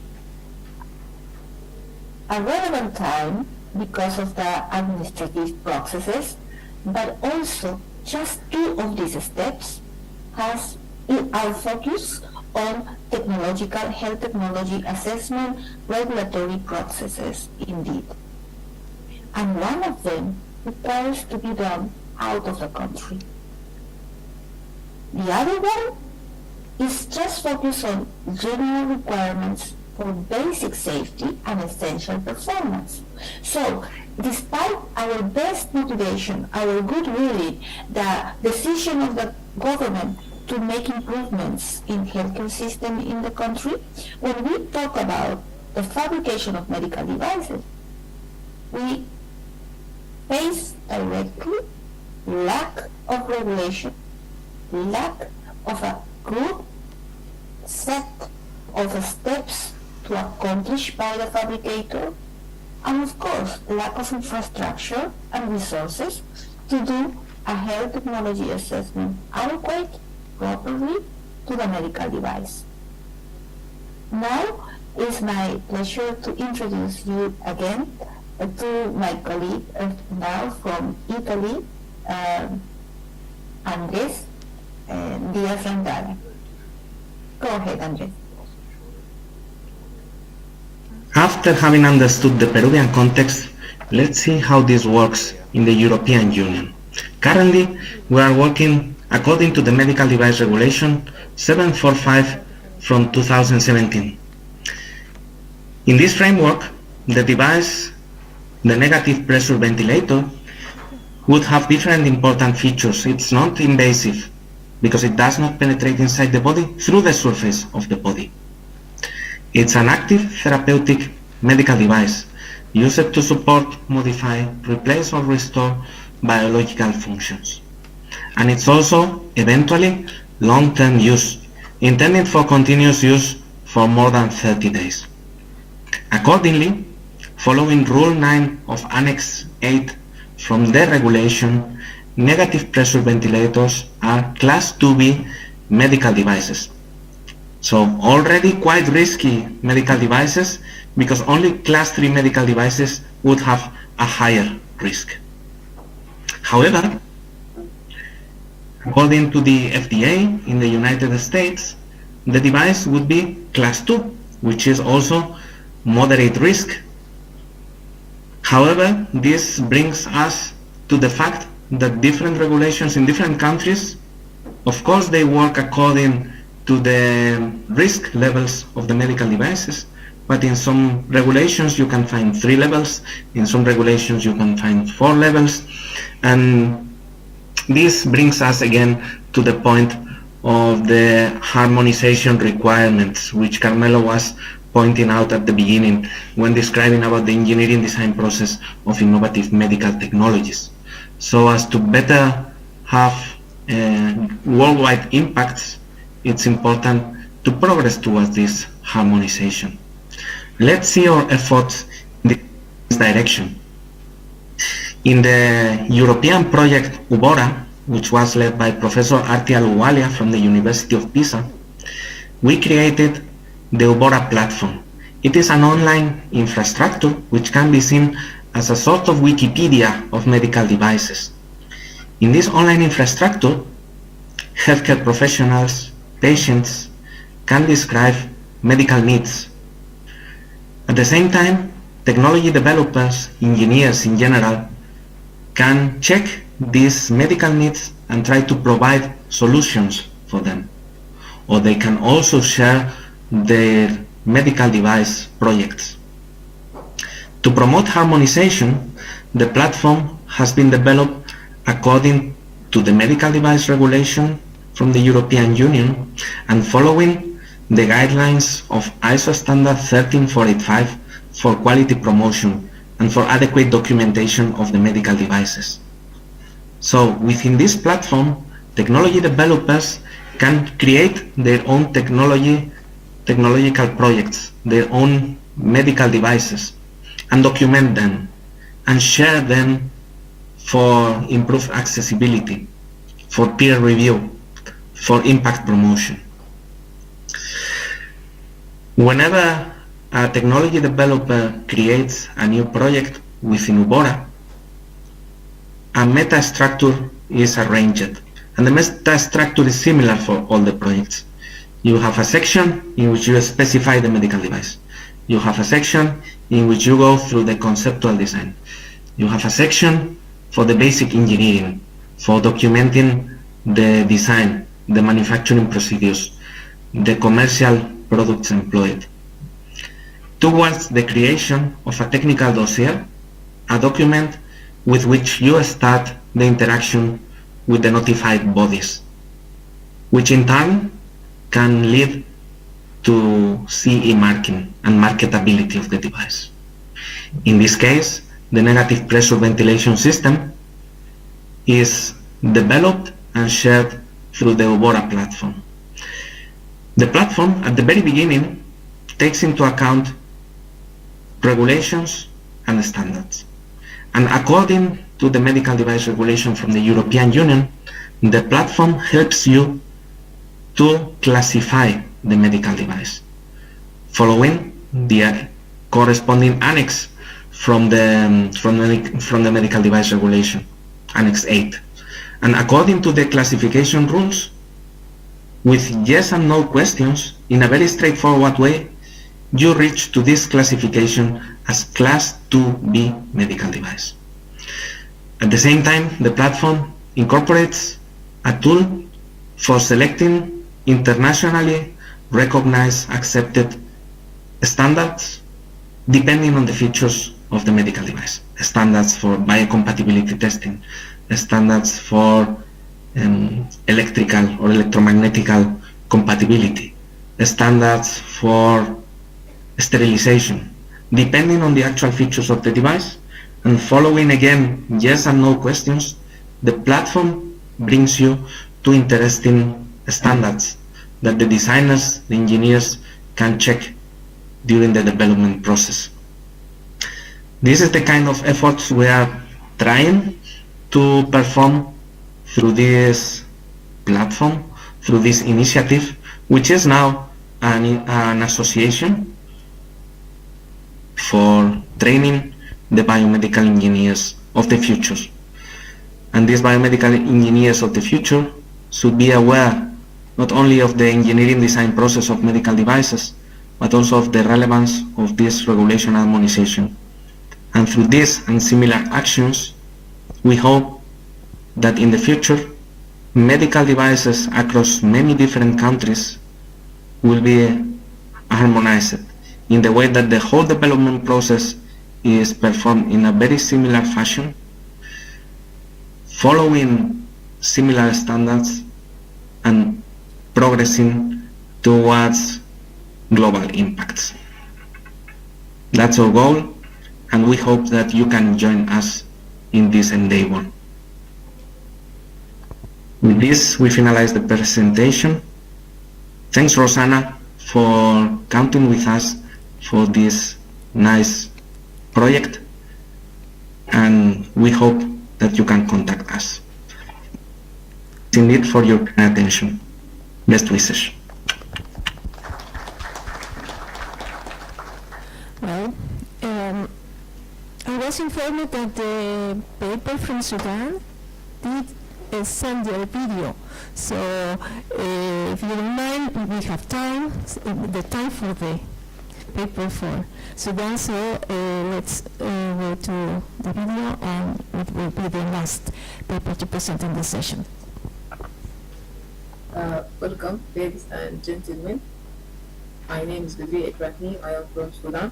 I studied at Sudan University of Science and Technology. First, I would like to say thank you for Global Clinical Engineering for this conference and for acceptance my paper entitled Design Mobile Application for Maintenance of Hemodialysis Machine using Fluid Framework. I did this paper with my supervisor, Dr. Mohammed Yaqub Ismail. He is a doctor at the Sudan University of Science and Technology.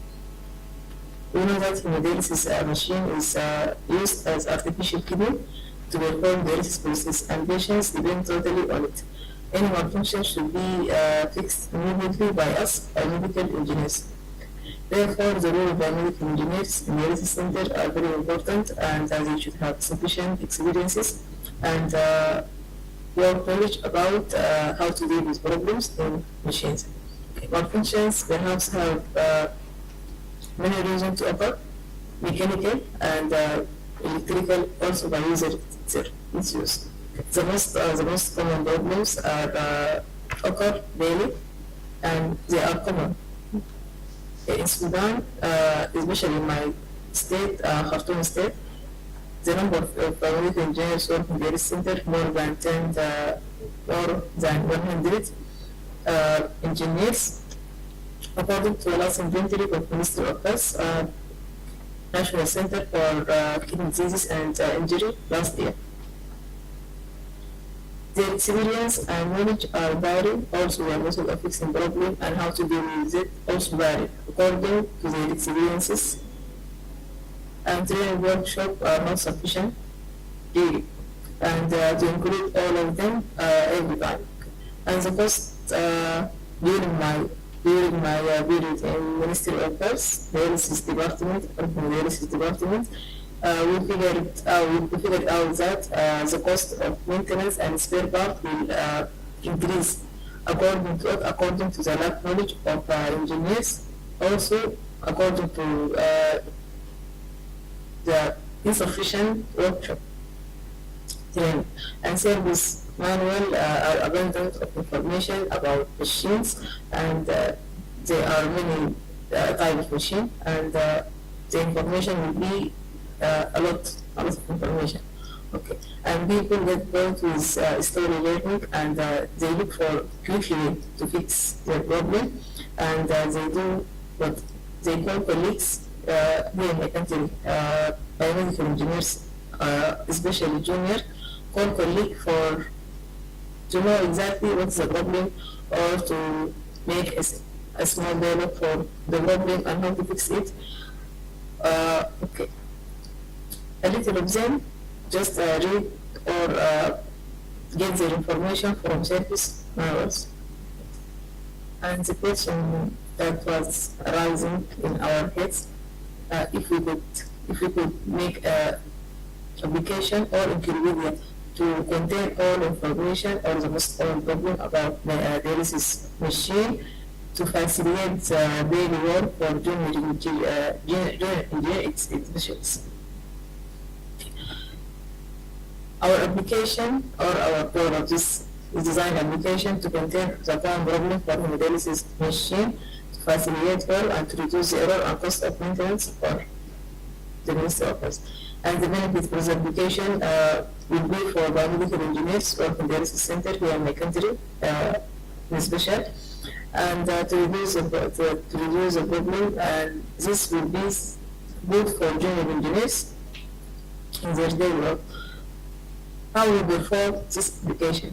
First, we create a small survey or small questionnaire about the problems, about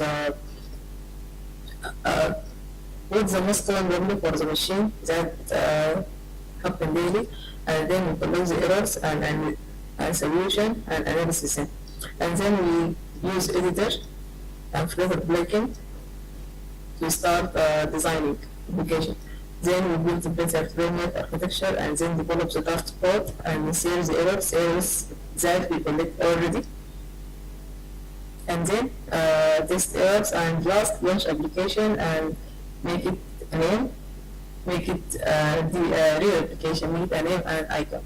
This is icon for our application. This icon here indicates for dialysis machine, and this is for maintenance. This is all about our application HTTP service, and this is their icon. The result also, this is picture after it's opening application. This is the name of the dialysis, and there is two buttons, one for water treatment system, small information about this. Also, the dialysis machine, and the icon here is submenu. It is contact information about application or about us. When we press the first icon, information about the treatment, there is all information about it, general information and water treatment stage. The second icon about machines,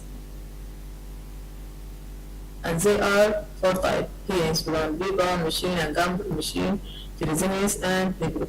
This screen is scrollable horizontally to conclude all the type of machine. We divided the problem to four stages. First stage problem, preparation problem, dairy problem, and disinfection problem. For example, if I have a B-bound machine and face problem during the self-test, what should I do? I will press here in the B-bound machine and then self-test error. I will find here the most problem, all the most common problem about the B-bound machine during self-test, and then I will look here, scroll vertically for my problem. For example, if I have problem white screen when start up, I press here and then I will find solution. This solution all about this problem. What is this is happen commonly. Using HTTP service for maintenance lead to increased experiences of medical engineers, especially juniors, and let them know correctly the solution correctly and quickly instead of following their colleagues. Also, our application is considered as by client as the same as service model.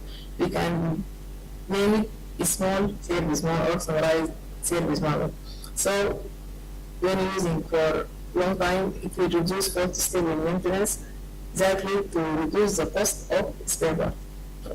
Navigation here in our application is between different machines is done quickly because all type of machine in one screen, the fourth type.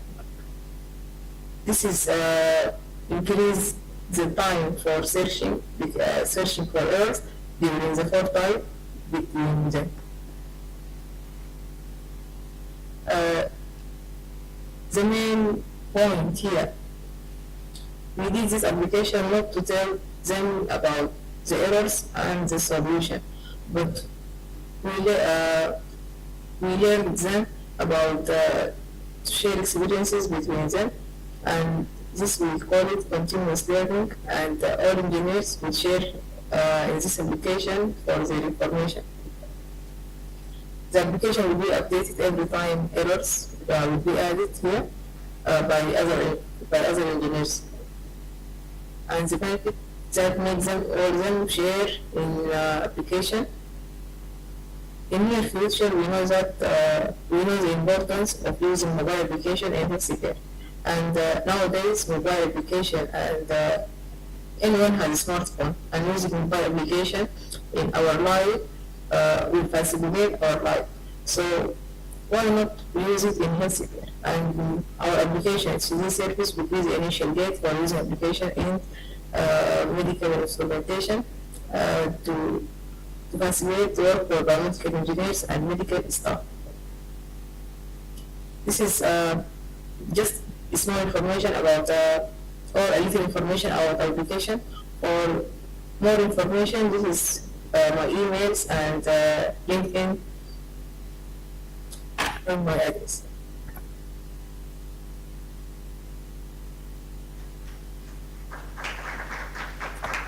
This is a small video about the application.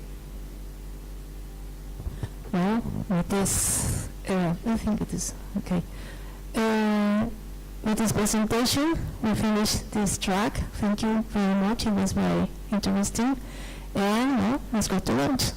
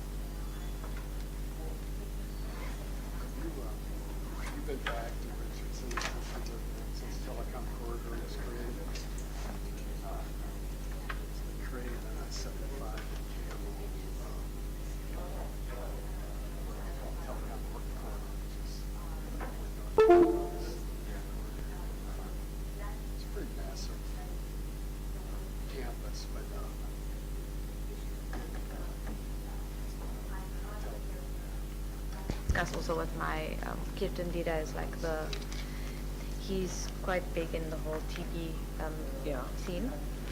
So I'm not actually sure yet what we're going to do with that. Because I want to,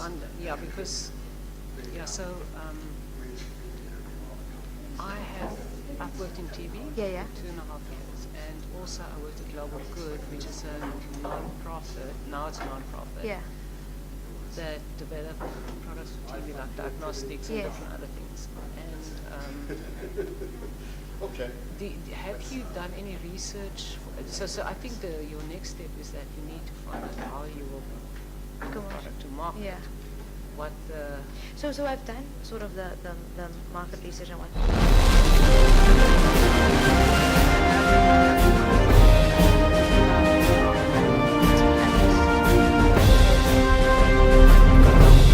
बढ़ाए जा खुशी के गीत गाए जा ये जिंदगी है कौम की तो कौम पे लुटाए जा कदम कदम बढ़ाए जा खुशी के गीत गाए जा ये जिंदगी है कौम की तो कौम पे लुटाए जा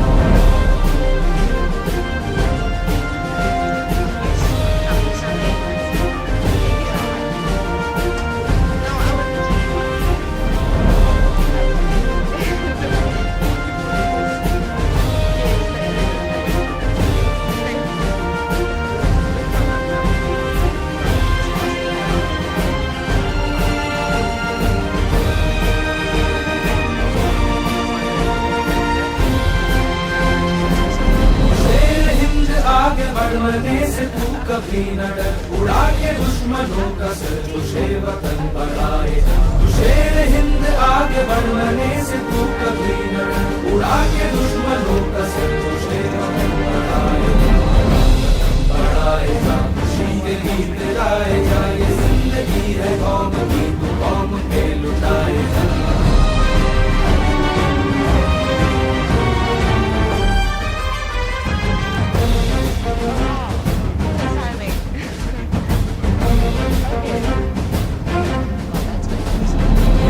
तेरी बढ़ती रहे खुदा तेरी सुनता रहे जो सामने तेरे खड़े तू आग में मिलाए जा हिम्मत तेरी बढ़ती रहे खुदा तेरी सुनता रहे जो सामने तेरे खड़े तू आग में मिलाए जा बढ़ाए जा खुशी के गीत गाए जा ये जिंदगी है कौम की कौम पे लुटाए जा बढ़ाए जा खुशी के गीत गाए जा ये जिंदगी है कौम की कौम पे लुटाए जा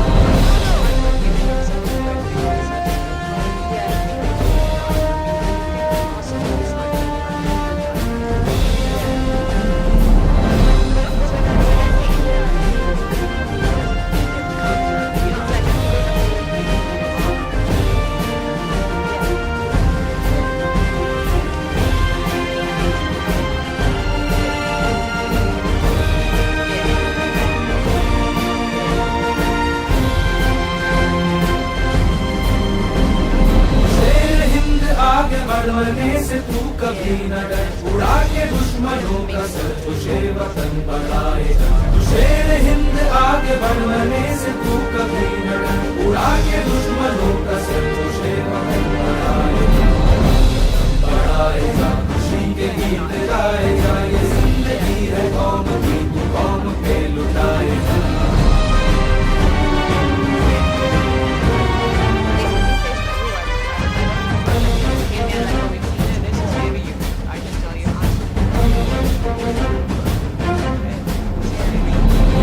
तेरी बढ़ती रहे खुदा तेरी सुनता रहे जो सामने तेरे खड़े तू आग में मिलाए जा हिम्मत तेरी बढ़ती रहे खुदा तेरी सुनता रहे जो सामने तेरे खड़े तू आग में मिलाए जा बढ़ाए जा खुशी के गीत गाए जा ये जिंदगी है कौम की कौम पे लुटाए जा बढ़ाए जा खुशी के गीत गाए जा ये जिंदगी है कौम की कौम पे लुटाए जा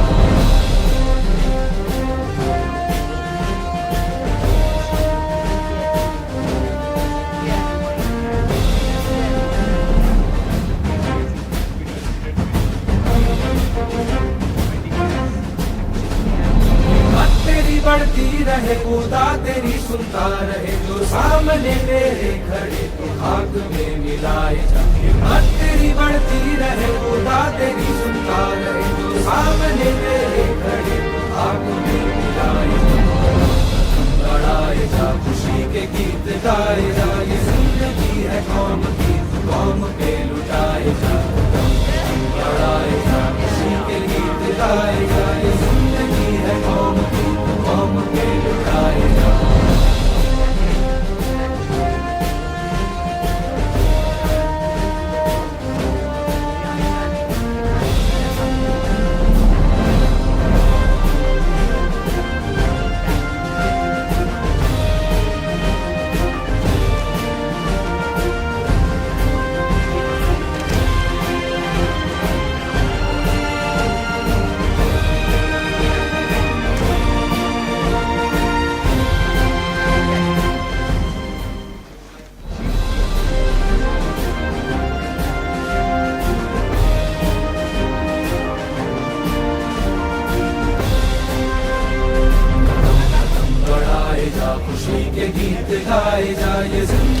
है कौम की तो कौम पे लुटाए जा, कदम कदम बढ़ाए जा, खुशी के गीत गाए जा। ये जिंदगी है कौम की तो कौम पे लुटाए जा।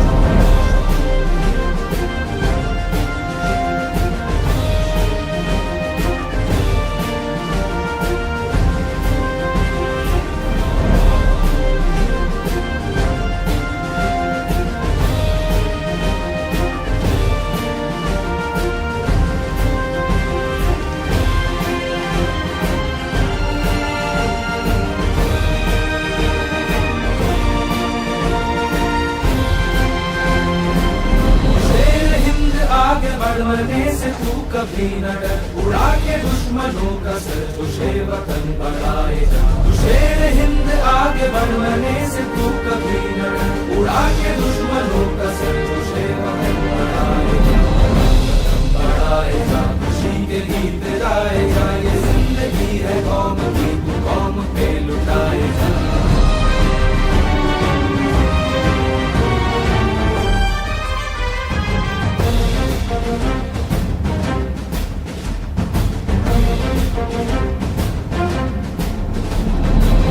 तेरी बढ़ती रहे खुदा तेरी सुनता रहे, जो सामने तेरे खड़े तो खाक में मिलाए जा। हिम्मत तेरी बढ़ती रहे खुदा तेरी सुनता रहे, जो सामने तेरे खड़े तो खाक में मिलाए जा।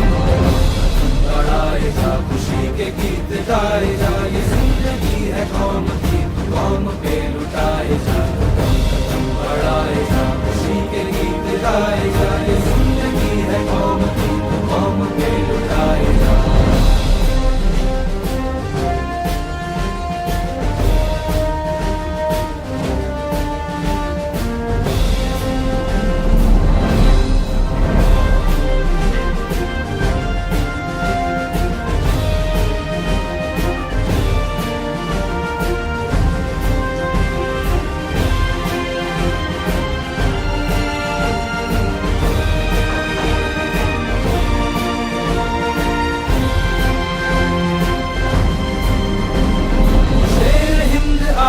बढ़ने से तू कभी न डर, उड़ा के दुश्मनों का सर तुझे वतन बढ़ाए जा। तू शेर हिंद आगे बढ़ने से तू कभी न डर, उड़ा के दुश्मनों का सर तुझे वतन बढ़ाए जा, वतन बढ़ाए जा, खुशी के गीत गाए जा। ये जिंदगी है कौम की तू कौम पे लुटाए जा।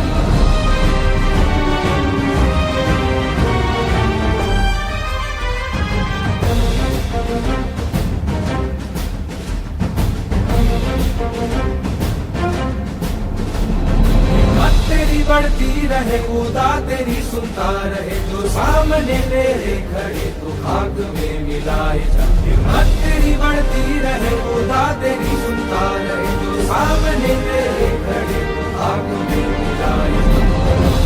बढ़ाए जा, खुशी के गीत गाए जा। ये जिंदगी है कौम की कौम पे लुटाए जा, कदम कदम बढ़ाए जा, खुशी के गीत गाए जा। ये जिंदगी है कौम की कौम पे लुटाए जा।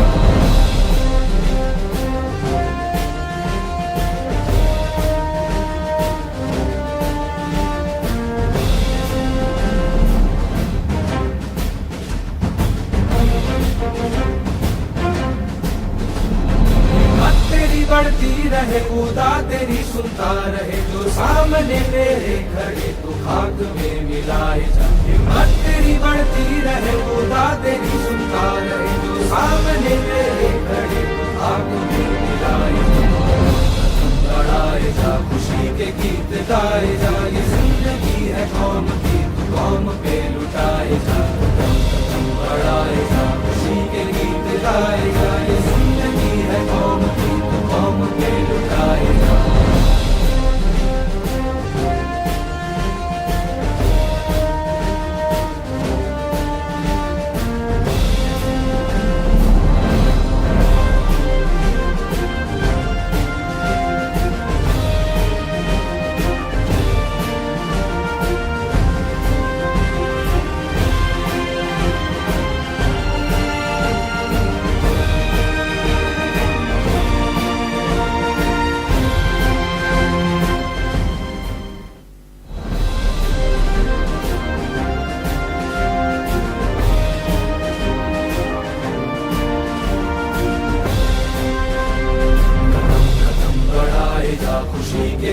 गाए जा, ये जिंदगी है कौम की, तो कौम पे लुटाए जा, कदम कदम बढ़ाए जा, खुशी के गीत गाए जा, ये जिंदगी है कौम की, तो कौम पे लुटाए जा।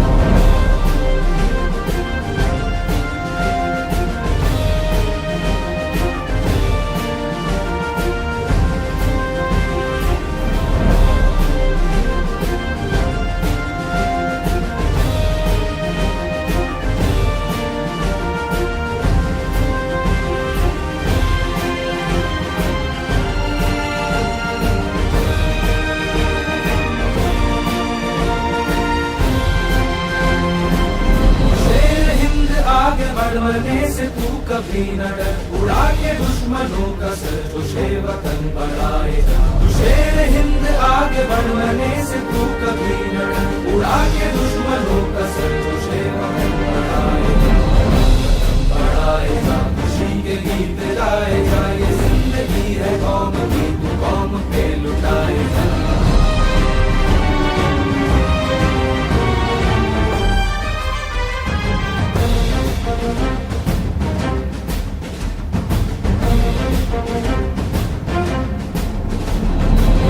तेरी बढ़ती रहे खुदा तेरी सुनता रहे, जो सामने तेरे खड़े तो खाक में मिलाए जा, हिम्मत तेरी बढ़ती रहे खुदा तेरी सुनता रहे, जो सामने तेरे खड़े तो खाक में मिलाए जा, बढ़ाए जा, खुशी के गीत गाए जा, ये जिंदगी है कौम की, कौम पे लुटाए जा, बढ़ाए जा, खुशी के गीत गाए जा, ये जिंदगी है कौम की, कौम पे लुटाए जा।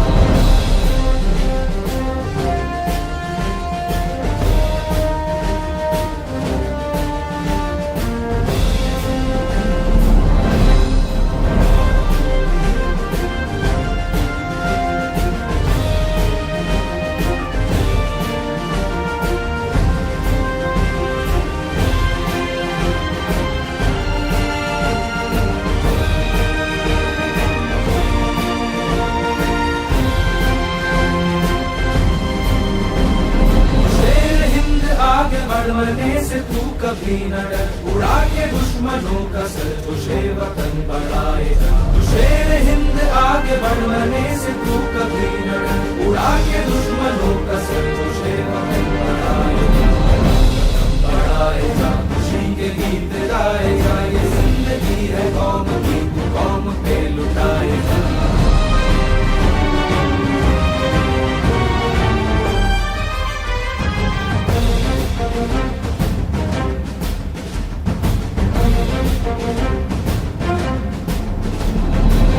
तेरी बढ़ती रहे खुदा तेरी सुनता रहे, जो सामने तेरे खड़े तो खाक में मिलाए जा, हिम्मत तेरी बढ़ती रहे खुदा तेरी सुनता रहे, जो सामने तेरे खड़े तो खाक में मिलाए जा, बढ़ाए जा, खुशी के गीत गाए जा, ये जिंदगी है कौम की, कौम पे लुटाए जा, बढ़ाए जा, खुशी के गीत गाए जा, ये जिंदगी है कौम की, कौम पे लुटाए जा।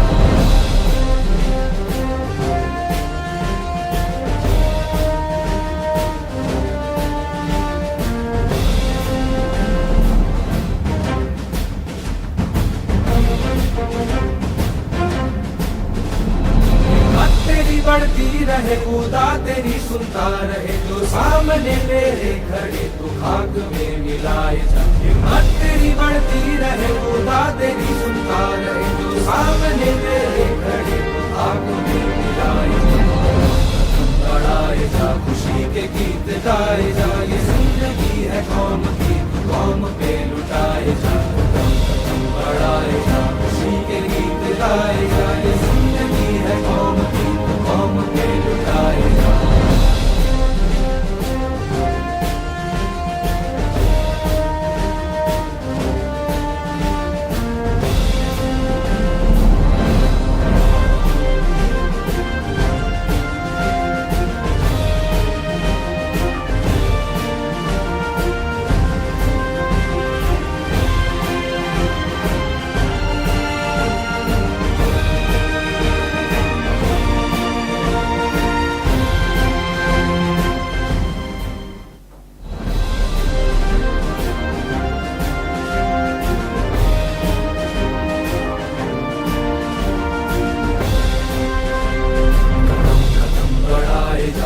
खुशी के गीत गाए जा, ये जिंदगी है कौम की तो कौम पे लुटाए जा, कदम कदम बढ़ाए जा, खुशी के गीत गाए जा, ये जिंदगी है कौम की तो कौम पे लुटाए जा।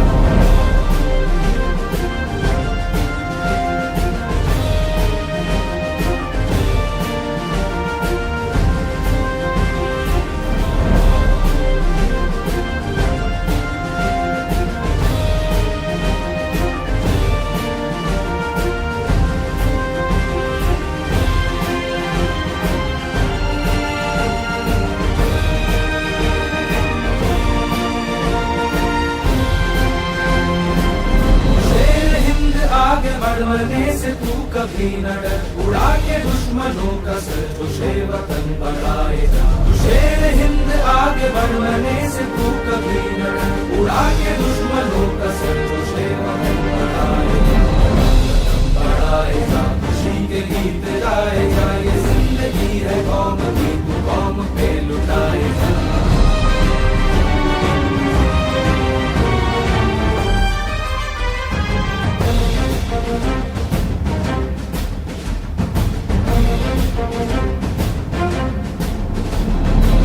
तेरी बढ़ती रहे खुदा तेरी सुनता रहे, जो सामने तेरे खड़े तो खाक में मिलाए जा, हिम्मत तेरी बढ़ती रहे खुदा तेरी सुनता रहे, जो सामने तेरे खड़े तो खाक में मिलाए जा, बढ़ाए जा, खुशी के गीत गाए जा, ये जिंदगी है कौम की तो कौम पे लुटाए जा, कदम कदम बढ़ाए जा, खुशी के गीत गाए जा, ये जिंदगी है कौम की तो कौम पे लुटाए जा।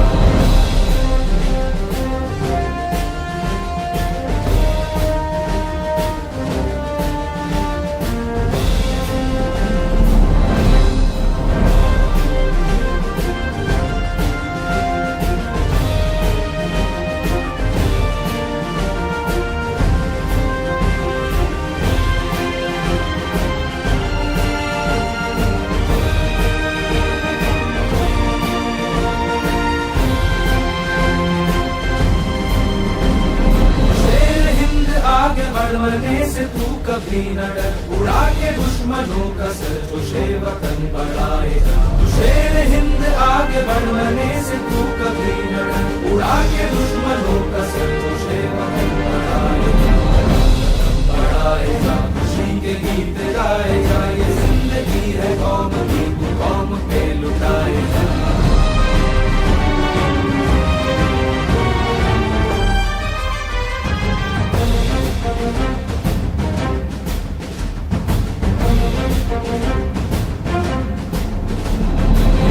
तेरी बढ़ती रहे खुदा तेरी सुनता रहे, जो सामने तेरे खड़े तो खाक में मिलाए जा, हिम्मत तेरी बढ़ती रहे खुदा तेरी सुनता रहे, जो सामने तेरे खड़े तो खाक में मिलाए जा, बढ़ाए जा, खुशी के गीत गाए जा, ये जिंदगी है कौम की तो कौम पे लुटाए जा, कदम कदम बढ़ाए जा, खुशी के गीत गाए जा, ये जिंदगी है कौम की तो कौम पे लुटाए जा।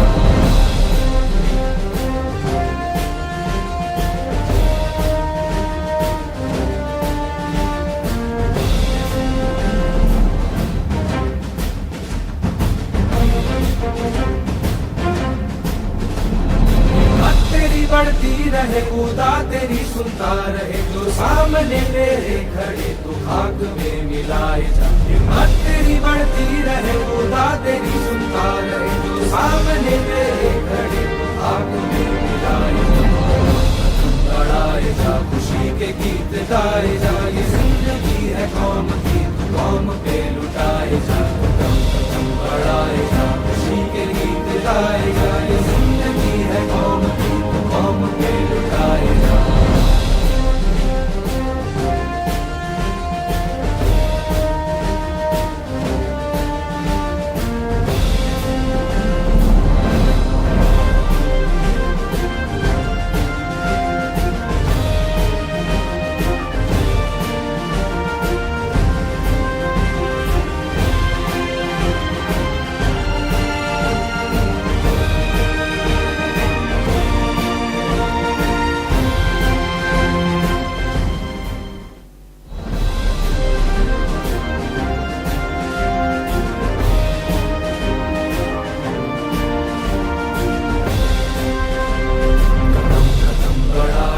खुशी के गीत गाए जा, ये जिंदगी है कौम की, तू कौम पे लुटाए जा, कदम कदम बढ़ाए जा, खुशी के गीत गाए जा, ये जिंदगी है कौम की, तू कौम पे लुटाए जा।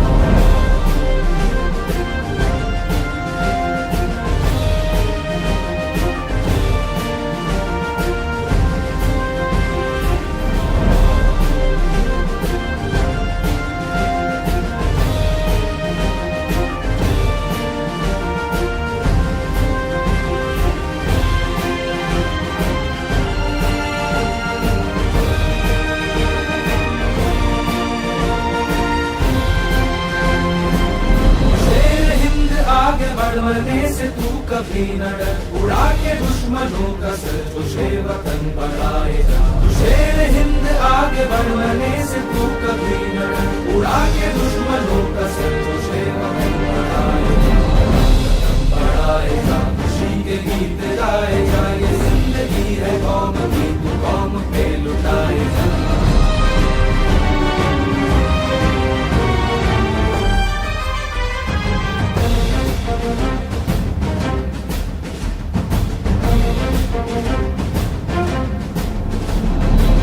तेरी बढ़ती रहे, खुदा तेरी सुनता रहे, जो सामने तेरे खड़े तो खाक में मिलाए जा, हिम्मत तेरी बढ़ती रहे, खुदा तेरी सुनता रहे, जो सामने तेरे खड़े तो खाक में मिलाए जा, बढ़ाए जा, खुशी के गीत गाए जा, ये जिंदगी है कौम की, कौम पे लुटाए जा, बढ़ाए जा, खुशी के गीत गाए जा, ये जिंदगी है कौम की, कौम पे लुटाए जा।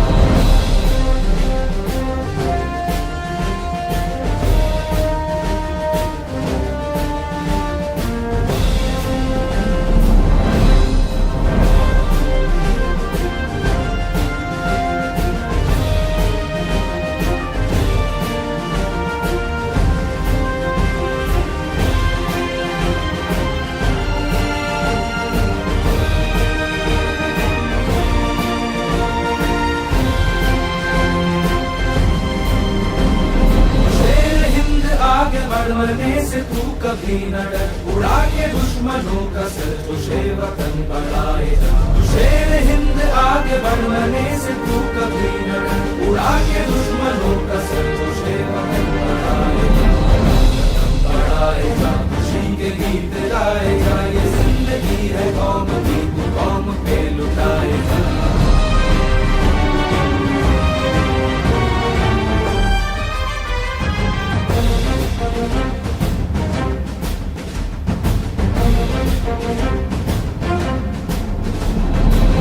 तेरी बढ़ती रहे, खुदा तेरी सुनता रहे, जो सामने तेरे खड़े तो खाक में मिलाए जा, हिम्मत तेरी बढ़ती रहे, खुदा तेरी सुनता रहे, जो सामने तेरे खड़े तो खाक में मिलाए जा, बढ़ाए जा, खुशी के गीत गाए जा, ये जिंदगी है कौम की, कौम पे लुटाए जा, बढ़ाए जा, खुशी के गीत गाए जा, ये जिंदगी है कौम की, कौम पे लुटाए जा।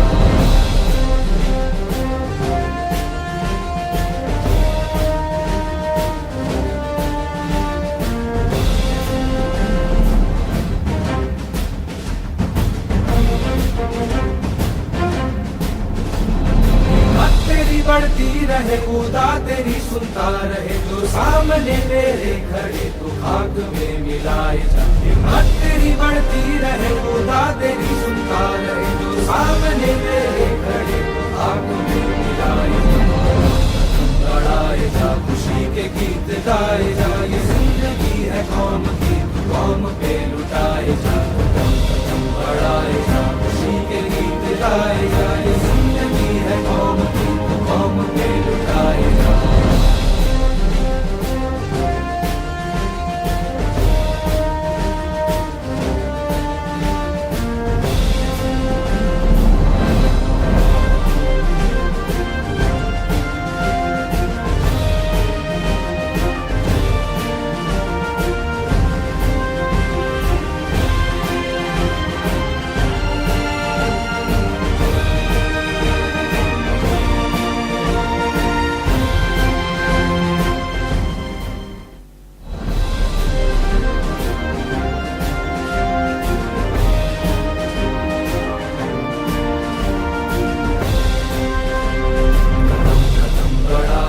खुशी के गीत गाए जा, ये जिंदगी है कौम की तो कौम पे लुटाए जा, कदम कदम बढ़ाए जा, खुशी के गीत गाए जा, ये जिंदगी है कौम की तो कौम पे लुटाए जा।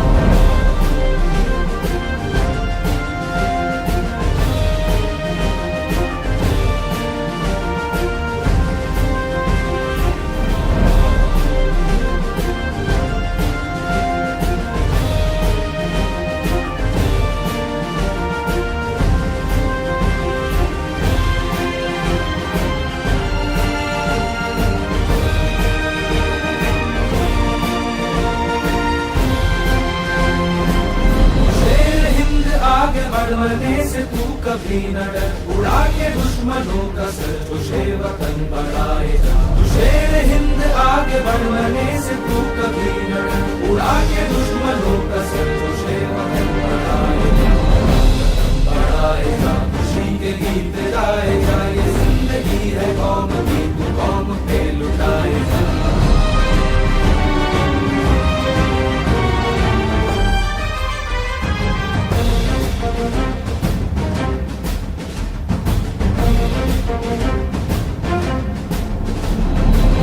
तेरी बढ़ती रहे खुदा तेरी सुनता रहे, जो सामने तेरे खड़े तो खाक में मिलाए जा, हिम्मत तेरी बढ़ती रहे खुदा तेरी सुनता रहे, जो सामने तेरे खड़े तो खाक में मिलाए जा, बढ़ाए जा, खुशी के गीत गाए जा, ये जिंदगी है कौम की कौम पे लुटाए जा, कदम कदम बढ़ाए जा, खुशी के गीत गाए जा, ये जिंदगी है कौम की कौम पे लुटाए जा।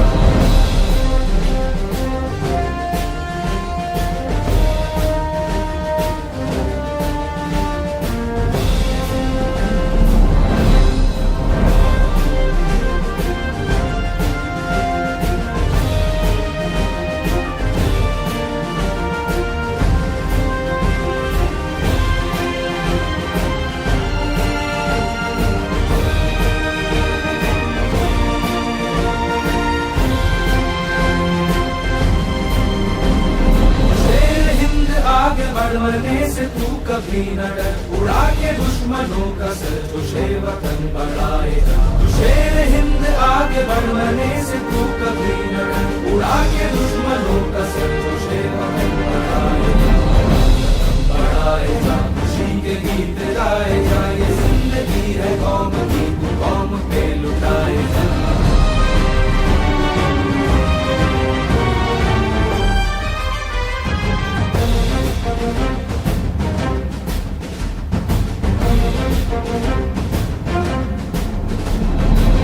तेरी बढ़ती रहे खुदा तेरी सुनता रहे, जो सामने तेरे खड़े तो खाक में मिलाए जा, हिम्मत तेरी बढ़ती रहे खुदा तेरी सुनता रहे, जो सामने तेरे खड़े तो खाक में मिलाए जा, बढ़ाए जा, खुशी के गीत गाए जा, ये जिंदगी है कौम की कौम पे लुटाए जा, कदम कदम बढ़ाए जा, खुशी के गीत गाए जा, ये जिंदगी है कौम की कौम पे लुटाए जा।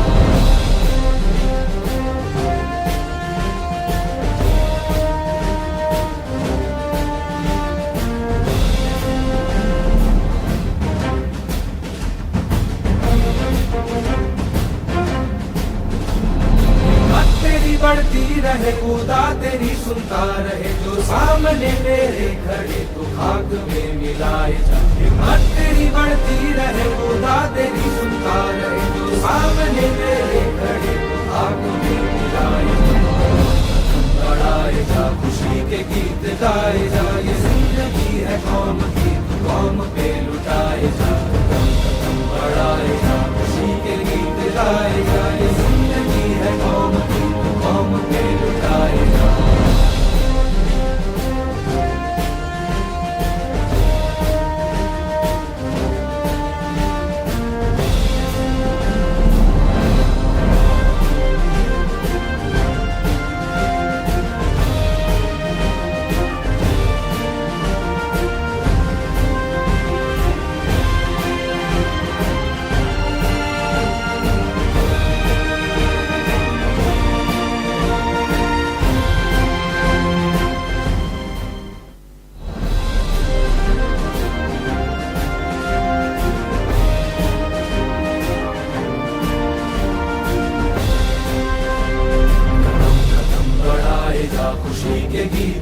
लुटाए जा, ये जिंदगी है कौम की, तू कौम पे लुटाए जा, कदम कदम बढ़ाए जा, खुशी के गीत गाए जा, ये जिंदगी है कौम की, तू कौम पे लुटाए जा।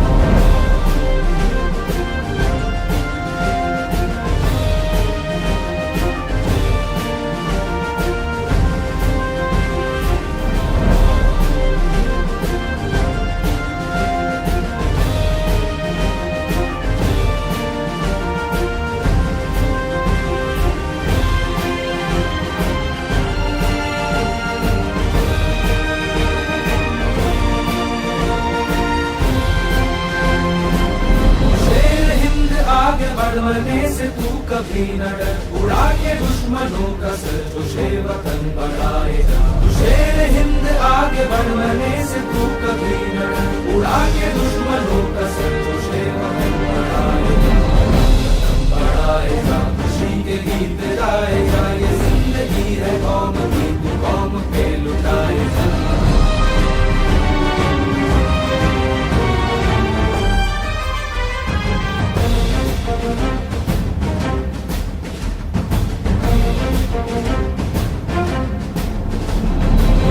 तेरी बढ़ती रहे, खुदा तेरी सुनता रहे, जो सामने तेरे खड़े तो खाक में मिलाए जा, हिम्मत तेरी बढ़ती रहे, खुदा तेरी सुनता रहे, जो सामने तेरे खड़े तो खाक में मिलाए जा, बढ़ाए जा, खुशी के गीत गाए जा, ये जिंदगी है कौम की, कौम पे लुटाए जा, कदम कदम बढ़ाए जा, खुशी के गीत गाए जा, ये जिंदगी है कौम की, कौम पे लुटाए जा।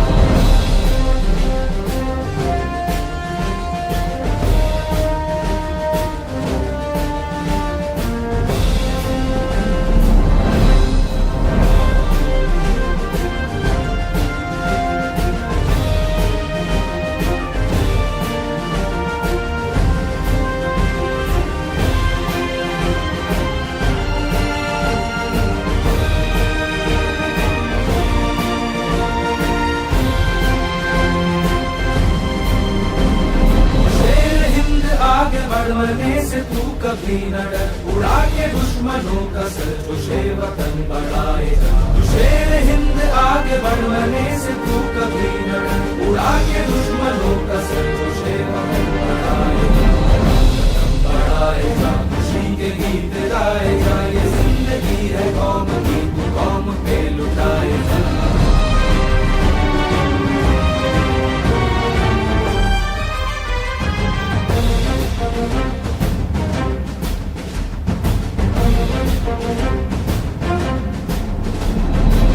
तेरी बढ़ती रहे, खुदा तेरी सुनता रहे, जो सामने तेरे खड़े तो खाक में मिलाए जा, हिम्मत तेरी बढ़ती रहे, खुदा तेरी सुनता रहे, जो सामने तेरे खड़े तो खाक में मिलाए जा, वतन बढ़ाए जा, खुशी के गीत गाए जा, ये जिंदगी है कौम की, कौम पे लुटाए जा, कदम कदम बढ़ाए जा, खुशी के गीत गाए जा, ये जिंदगी है कौम की, कौम पे लुटाए जा।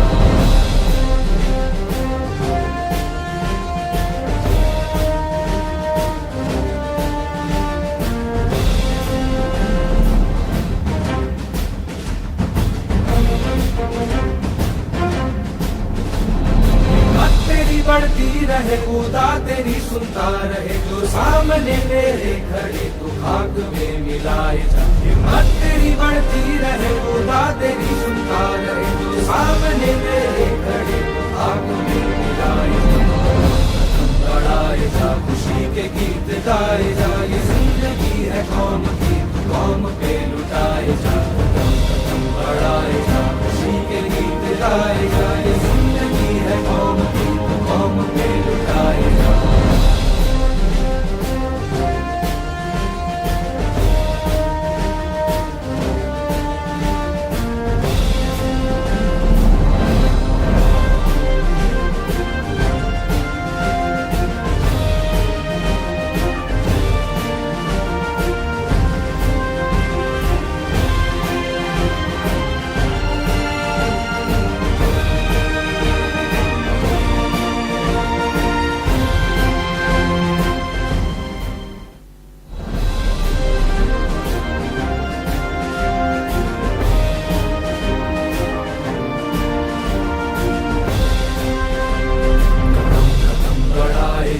खुशी के गीत गाए जा, ये जिंदगी है कौम की, तू कौम पे लुटाए जा, कदम कदम बढ़ाए जा, खुशी के गीत गाए जा, ये जिंदगी है कौम की, तू कौम पे लुटाए जा।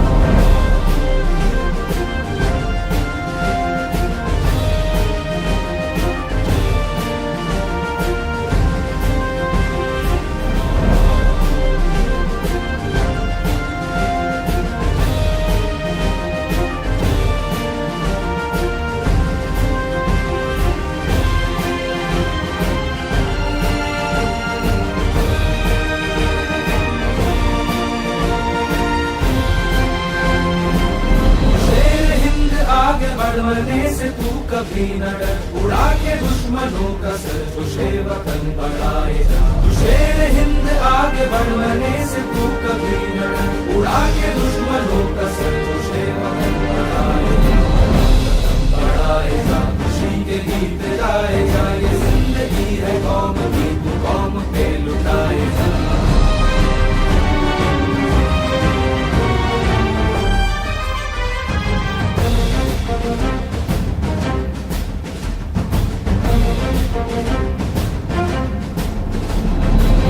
तेरी बढ़ती रहे, खुदा तेरी सुनता रहे, जो सामने तेरे खड़े तो खाक में मिलाए जा, हिम्मत तेरी बढ़ती रहे, खुदा तेरी सुनता रहे, जो सामने तेरे खड़े तो खाक में मिलाए जा, बढ़ाए जा, खुशी के गीत गाए जा, ये जिंदगी है कौम की, कौम पे लुटाए जा, बढ़ाए जा, खुशी के गीत गाए जा, ये जिंदगी है कौम की, कौम पे लुटाए जा।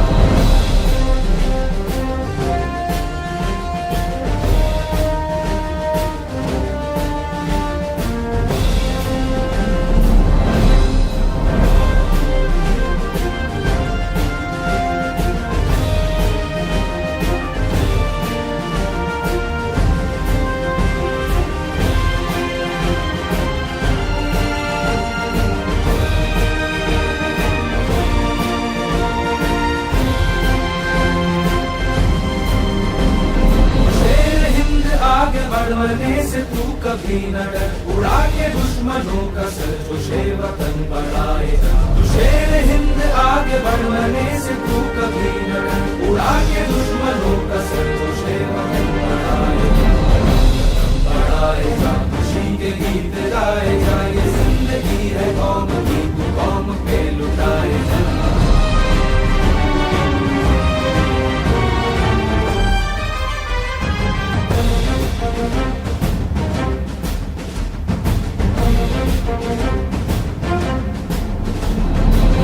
तेरी बढ़ती रहे, खुदा तेरी सुनता रहे, जो सामने तेरे खड़े तो खाक में मिलाए जा, हिम्मत तेरी बढ़ती रहे, खुदा तेरी सुनता रहे, जो सामने तेरे खड़े तो खाक में मिलाए जा, बढ़ाए जा, खुशी के गीत गाए जा, ये जिंदगी है कौम की, कौम पे लुटाए जा, बढ़ाए जा, खुशी के गीत गाए जा, ये जिंदगी है कौम की, कौम पे लुटाए जा।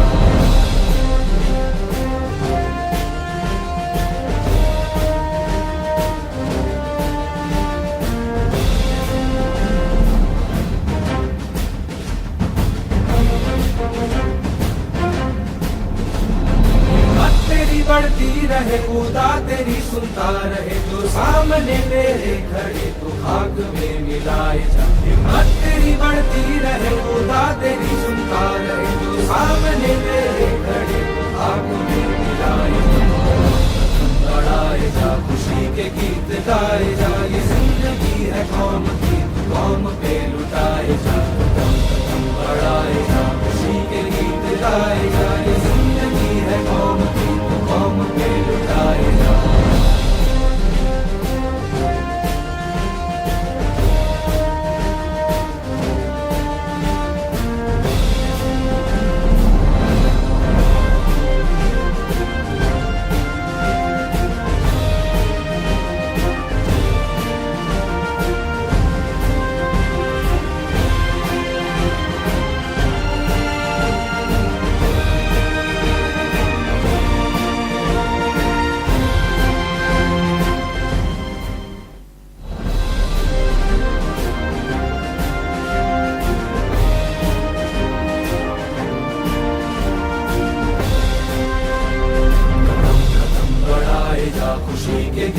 गाए जा, ये जिंदगी है कौम की तो कौम पे लुटाए जा, कदम कदम बढ़ाए जा, खुशी के गीत गाए जा, ये जिंदगी है कौम की तो कौम पे लुटाए जा।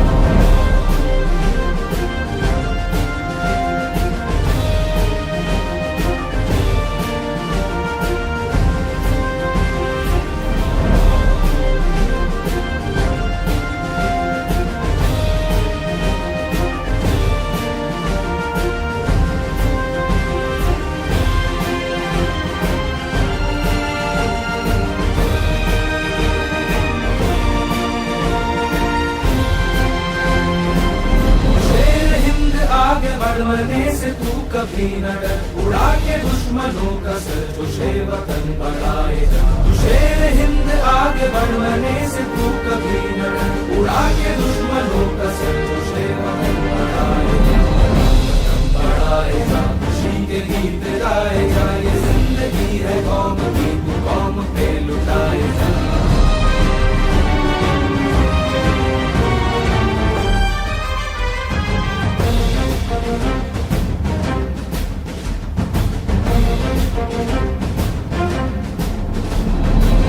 तेरी बढ़ती रहे खुदा तेरी सुनता रहे, जो सामने तेरे खड़े तो खाक में मिलाए जा, हिम्मत तेरी बढ़ती रहे खुदा तेरी सुनता रहे, जो सामने तेरे खड़े तो खाक में मिलाए जा, बढ़ाए जा, खुशी के गीत गाए जा, ये जिंदगी है कौम की कौम पे लुटाए जा, कदम कदम बढ़ाए जा, खुशी के गीत गाए जा, ये जिंदगी है कौम की कौम पे लुटाए जा।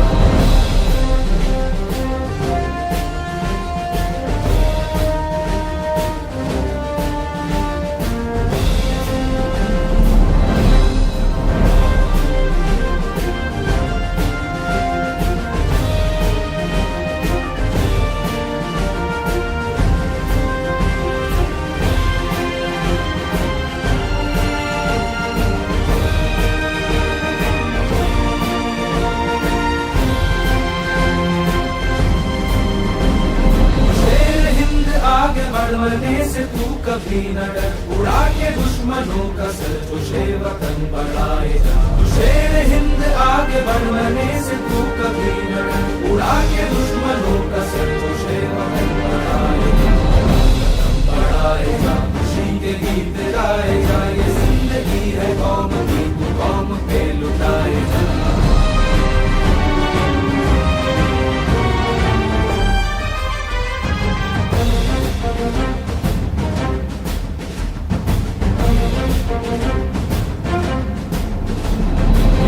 तेरी बढ़ती रहे खुदा तेरी सुनता रहे, जो सामने तेरे खड़े तो खाक में मिलाए जा, हिम्मत तेरी बढ़ती रहे खुदा तेरी सुनता रहे, जो सामने तेरे खड़े तो खाक में मिलाए जा, बढ़ाए जा, खुशी के गीत गाए जा, ये जिंदगी है कौम की कौम पे लुटाए जा, कदम कदम बढ़ाए जा, खुशी के गीत गाए जा, ये जिंदगी है कौम की कौम पे लुटाए जा।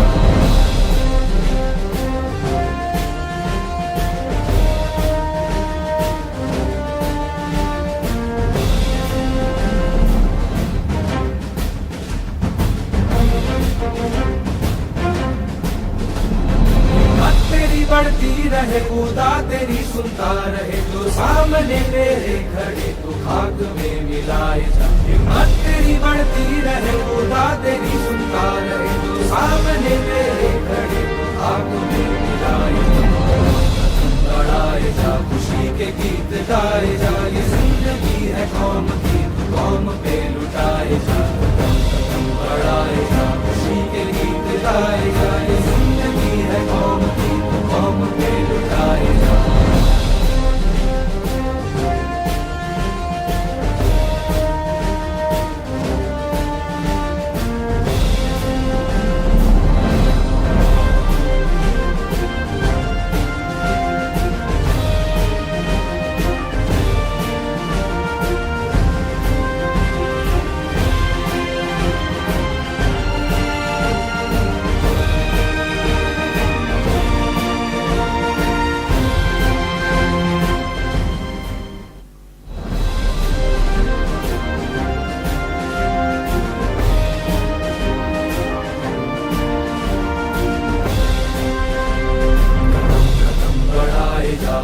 के गीत गाए जा, ये जिंदगी है कौम की तो कौम पे लुटाए जा, कदम कदम बढ़ाए जा, खुशी के गीत गाए जा, ये जिंदगी है कौम की तो कौम पे लुटाए जा।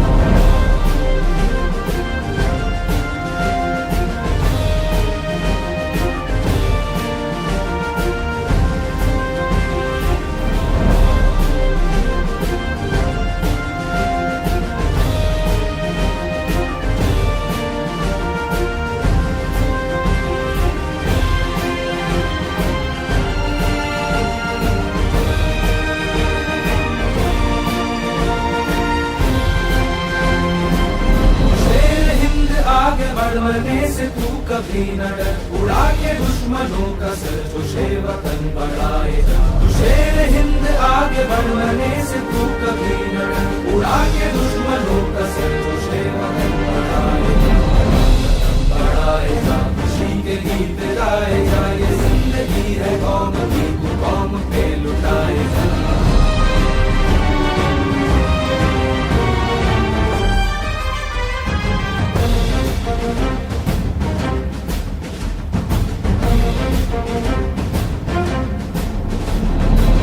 तेरी बढ़ती रहे खुदा तेरी सुनता रहे, जो सामने तेरे खड़े तो खाक में मिलाए जा, हिम्मत तेरी बढ़ती रहे खुदा तेरी सुनता रहे, जो सामने तेरे खड़े तो खाक में मिलाए जा, बढ़ाए जा, खुशी के गीत गाए जा, ये जिंदगी है कौम की तो कौम पे लुटाए जा, बढ़ाए जा, खुशी के गीत गाए जा, ये जिंदगी है कौम की कौम पे लुटाए जा।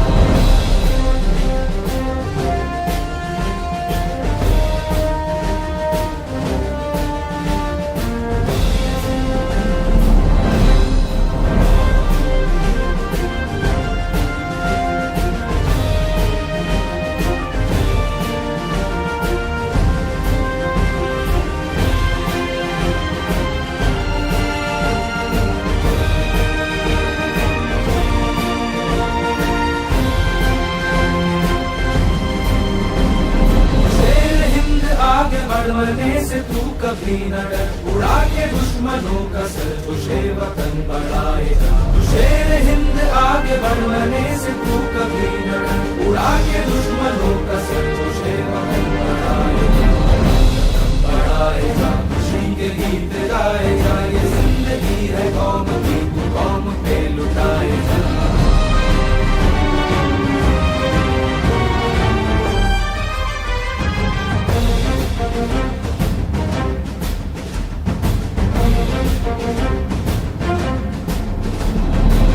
तेरी बढ़ती रहे खुदा तेरी सुनता रहे, जो सामने तेरे खड़े तो खाक में मिलाए जा, हिम्मत तेरी बढ़ती रहे खुदा तेरी सुनता रहे, जो सामने तेरे खड़े तो खाक में मिलाए जा, बढ़ाए जा, खुशी के गीत गाए जा, ये जिंदगी है कौम की कौम पे लुटाए जा, बढ़ाए जा, खुशी के गीत गाए जा, ये जिंदगी है कौम की कौम पे लुटाए जा।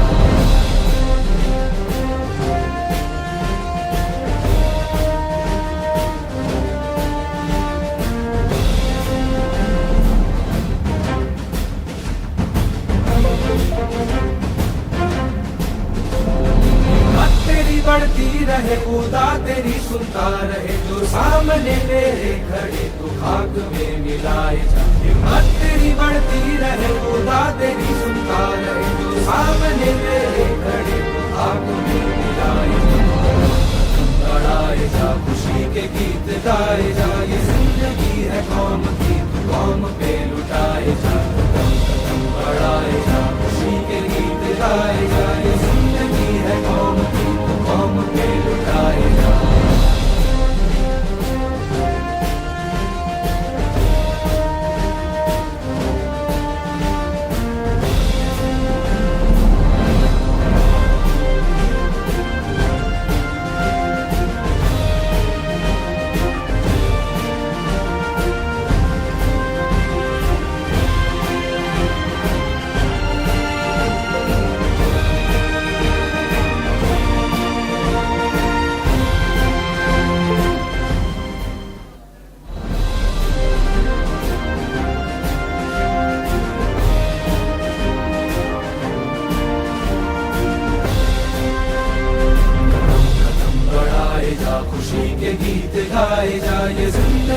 कौम की तू कौम पे लुटाए जा, कदम कदम बढ़ाए जा, खुशी के गीत गाए जा। ये जिंदगी है कौम की तू कौम पे लुटाए जा।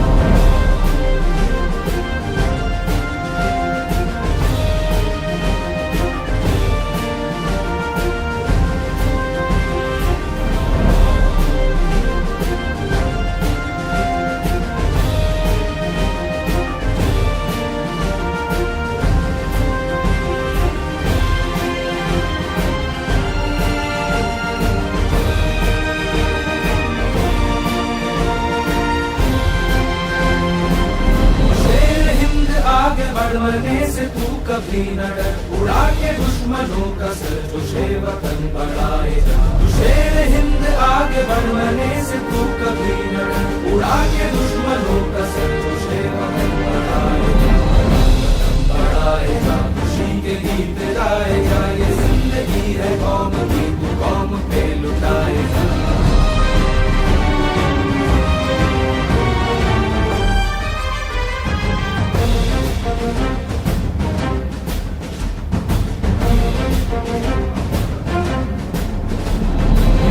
तेरी बढ़ती रहे खुदा तेरी सुनता रहे, जो सामने तेरे खड़े तो खाक में मिलाए जा। हिम्मत तेरी बढ़ती रहे खुदा तेरी सुनता रहे, जो सामने तेरे खड़े तो खाक में मिलाए जा।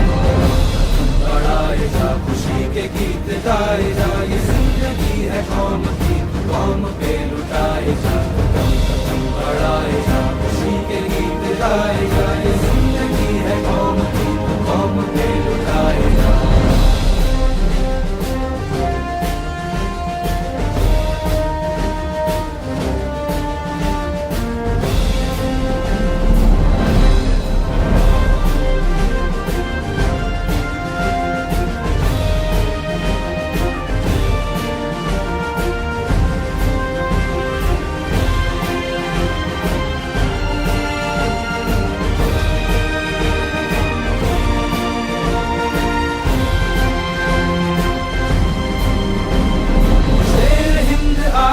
बढ़ने से तू कभी न डर, उड़ा के दुश्मनों का सर, तुझे वतन बढ़ाए जा। तू शेर हिंद आगे बढ़ने से तू कभी न डर, उड़ा के दुश्मनों का सर, तुझे वतन बढ़ाए जा। वतन बढ़ाए जा, खुशी के गीत गाए जा। ये जिंदगी है कौम की तू कौम पे लुटाए जा।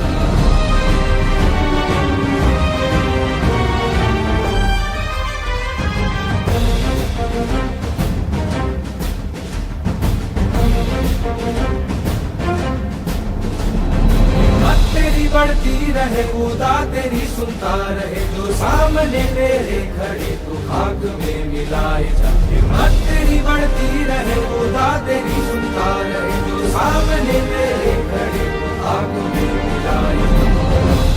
बढ़ाए जा, खुशी के गीत गाए जा। ये जिंदगी है कौम की तू कौम पे लुटाए जा, कदम कदम बढ़ाए जा, खुशी के गीत गाए जा। ये जिंदगी है कौम की तू कौम पे लुटाए जा।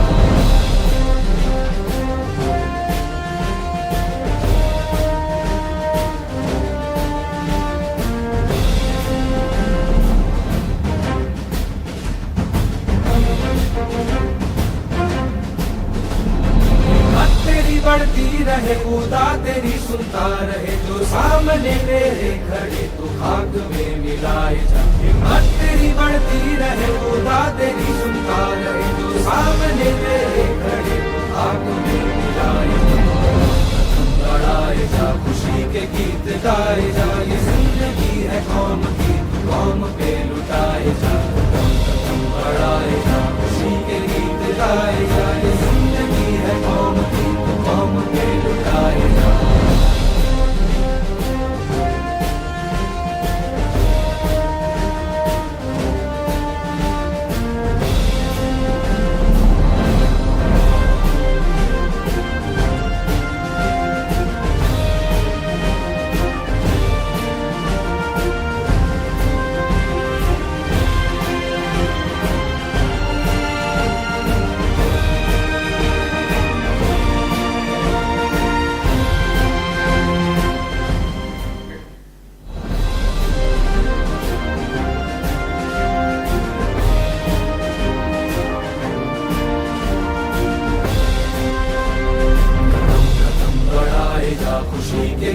निभाए जा, ये जिंदगी है कौम की, तो कौम पे लुटाए जा, कदम कदम बढ़ाए जा, खुशी के गीत गाए जा, ये जिंदगी है कौम की, तो कौम पे लुटाए जा।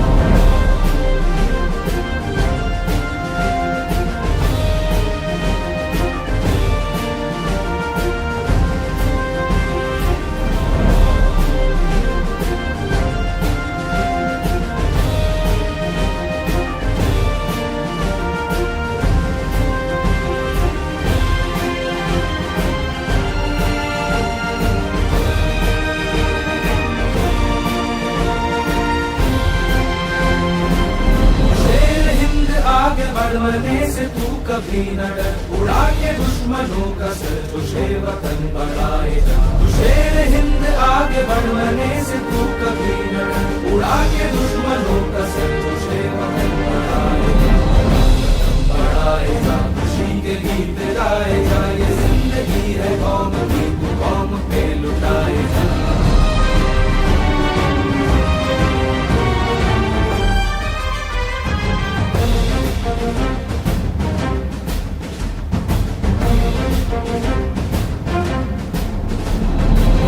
तेरी बढ़ती रहे, खुदा तेरी सुनता रहे, जो सामने तेरे खड़े तो खाक में मिलाए जा, हिम्मत तेरी बढ़ती रहे, खुदा तेरी सुनता रहे, जो सामने तेरे खड़े तो खाक में मिलाए जा, बढ़ाए जा, खुशी के गीत गाए जा, ये जिंदगी है कौम की, कौम पे लुटाए जा, बढ़ाए जा, खुशी के गीत गाए जा, ये जिंदगी है कौम की, कौम पे लुटाए जा।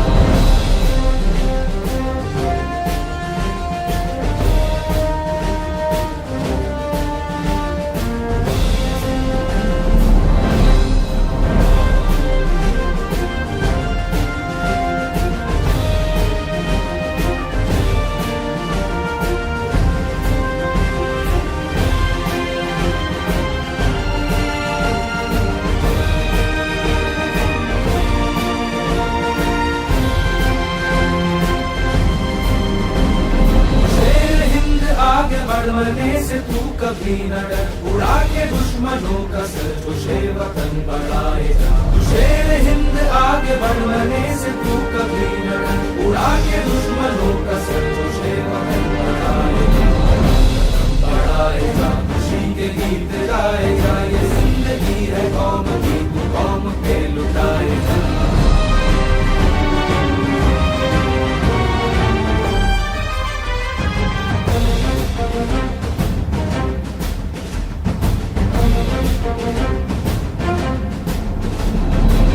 तेरी बढ़ती रहे, खुदा तेरी सुनता रहे, जो सामने तेरे खड़े तो खाक में मिलाए जा, हिम्मत तेरी बढ़ती रहे, खुदा तेरी सुनता रहे, जो सामने तेरे खड़े तो खाक में मिलाए जा, बढ़ाए जा, खुशी के गीत गाए जा, ये जिंदगी है कौम की, कौम पे लुटाए जा, बढ़ाए जा, खुशी के गीत गाए जा, ये जिंदगी है कौम की, कौम पे लुटाए जा।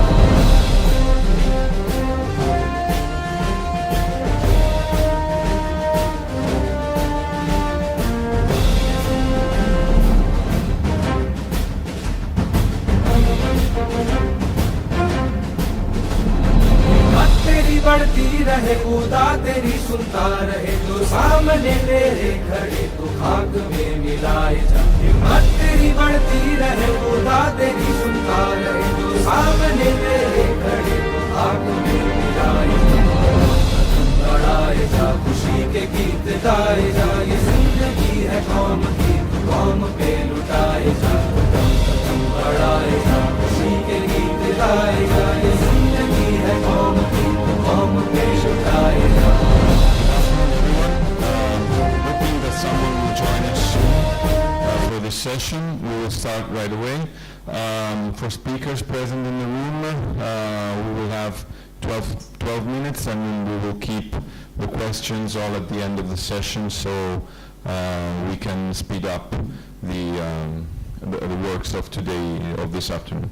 This session was intended to present from the papers that were presented for the Congress some issues and some things going on inside the national associations. I have the privilege to present what we've been doing as Italian Association of Clinical Engineers. This doesn't mean that we are a gold standard. Probably it's more likely for you to pick up what you don't want to do if you want to build an association, rather than saying, okay, we have to copy them the way they did. Hoping that everything goes fine. This thing doesn't work, okay?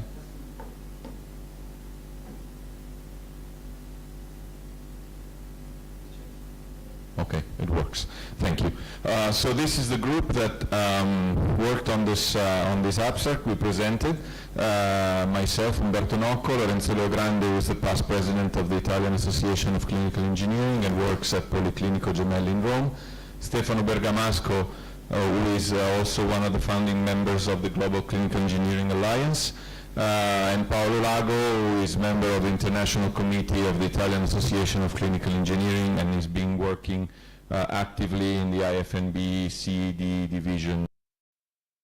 Some of you may know him. No way. Can you go through the presentation, because it just turns off every now and then. So I just pick up the words from a song I like very much. The song is called My Next 30 Years, and it starts saying that once you study, you have to look back on the previous ones. So that's what we did so far, because our association, next please, our association this year was has become 30 years old. It was founded in 1993, more or less 1 year after ACCE, and if I'm not mistaken, more or less at the time when the Brazilian Association was founded, which is more or less 1992 or something like that. The objective is the diffusion of know-how and advancement in scientific, technical, and organizational knowledge in the field of clinical engineering, and we've always been working on, in extreme summarizing, in teaching and coaching and meeting stakeholders, because probably these are the two, in a couple of words, the two most important things you have to do to make an association grow. This is the paperwork from 1992 when we established the association, and this is a book we edited this year to collect through the memories of past presidents and some colleagues and professors. One is here in the room with us, who actually worked on the progress of clinical engineering in Italy, not only as an association, but also as a teaching university dedicated to clinical engineering for the past 30 years or so, maybe more than that. Who we are today, those who were present on Thursday may recognize the picture. Just two highlights to have you. We're kind of a good progression in numbers from 1993 up to 2023. We're roughly 2,000 members in the association.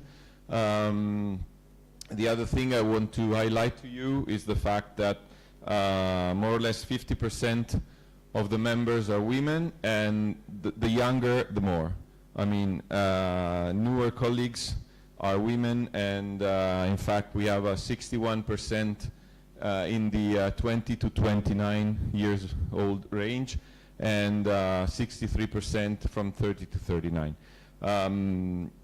This is a track of the profession of biomedical engineering, which is very attractive to women. Don't know why, but numbers say so, and the clinical engineering adds a lot to that, and so that's what we get in our association. This doesn't make a lot of difference in what you do next. I mean, once you're a clinical engineer, you're a clinical engineer no matter what. But it's a good statistics to see how things are going inside the association. Today we are organized, of course, there's a board. This is a picture we took this year of the entire board of the Italian Association of Clinical Engineers.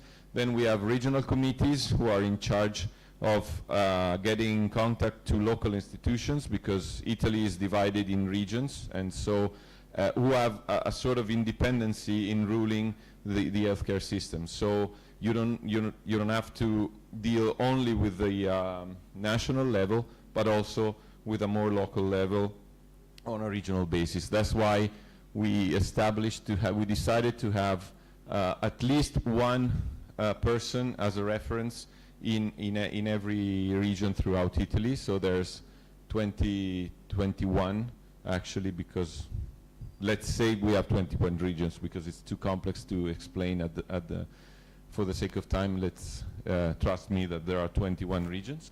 Of course, interaction with local institutions, regional meetings with members, meetings with the university and students, because more and more throughout Italy we're having more university who are giving biomedical engineering or clinical engineering, or with a huge amount of fantasy with new names coming up, but basically the same kind of studies that are available throughout the entire country. Of course, organizing workshop and events and some kind of PR activity in the local area.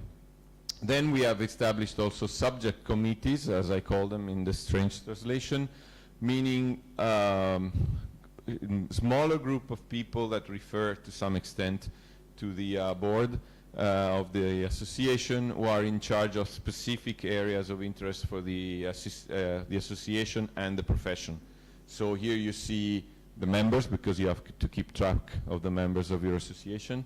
International activities, that's why some of us is here today, because we have this international meeting committee, and we're dealing with relationship with other associations, one for the Congress and the other with the connection to the National Order of Engineering, Training, HTA, and other ICT. Did I write it? Yes.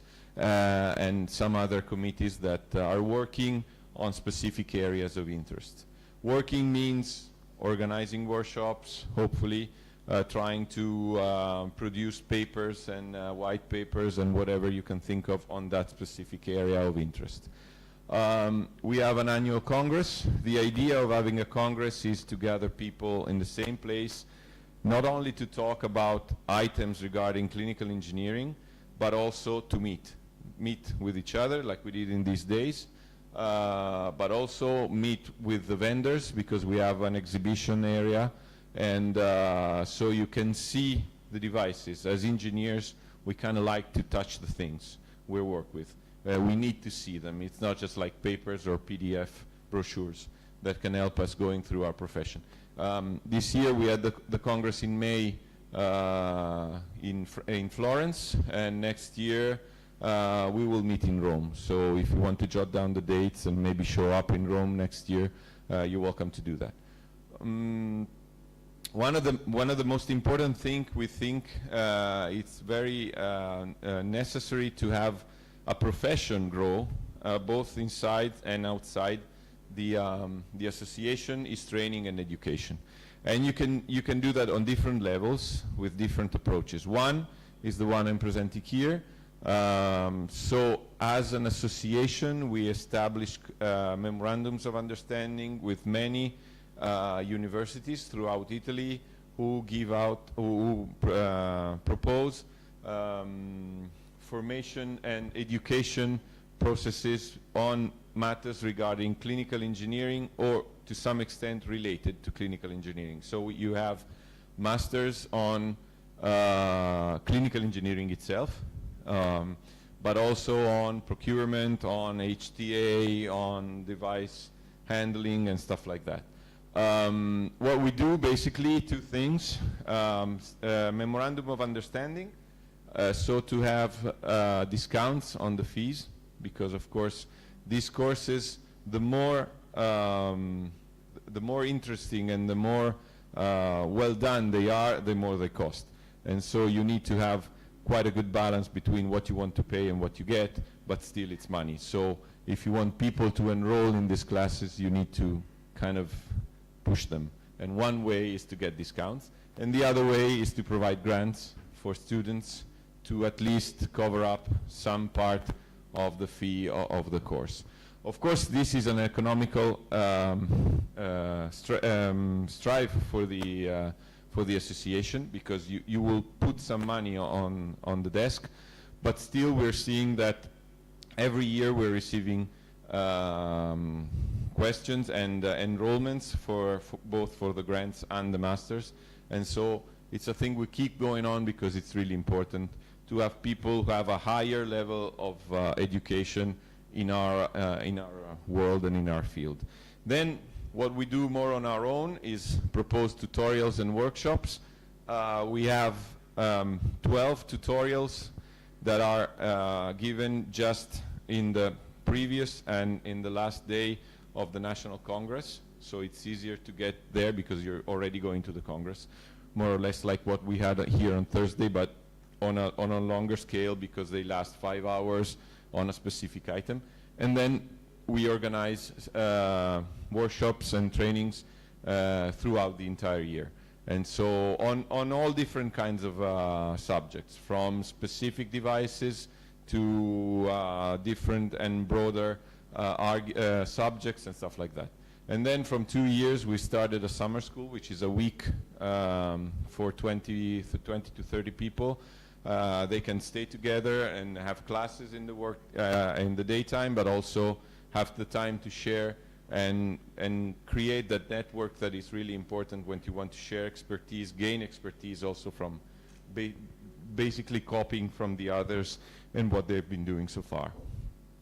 We have many collaborations with major institutions throughout Italy, Ministry of Health, the Italian Institute of Health, industry and vendors, because we talk also to vendors and their association with the one Confindustria Dispositivi Medici, because it's quite clear that for a clinical engineer, talking to those who produce the devices that we need to basically maintenance but also acquire and handle and manage inside our hospitals is really important.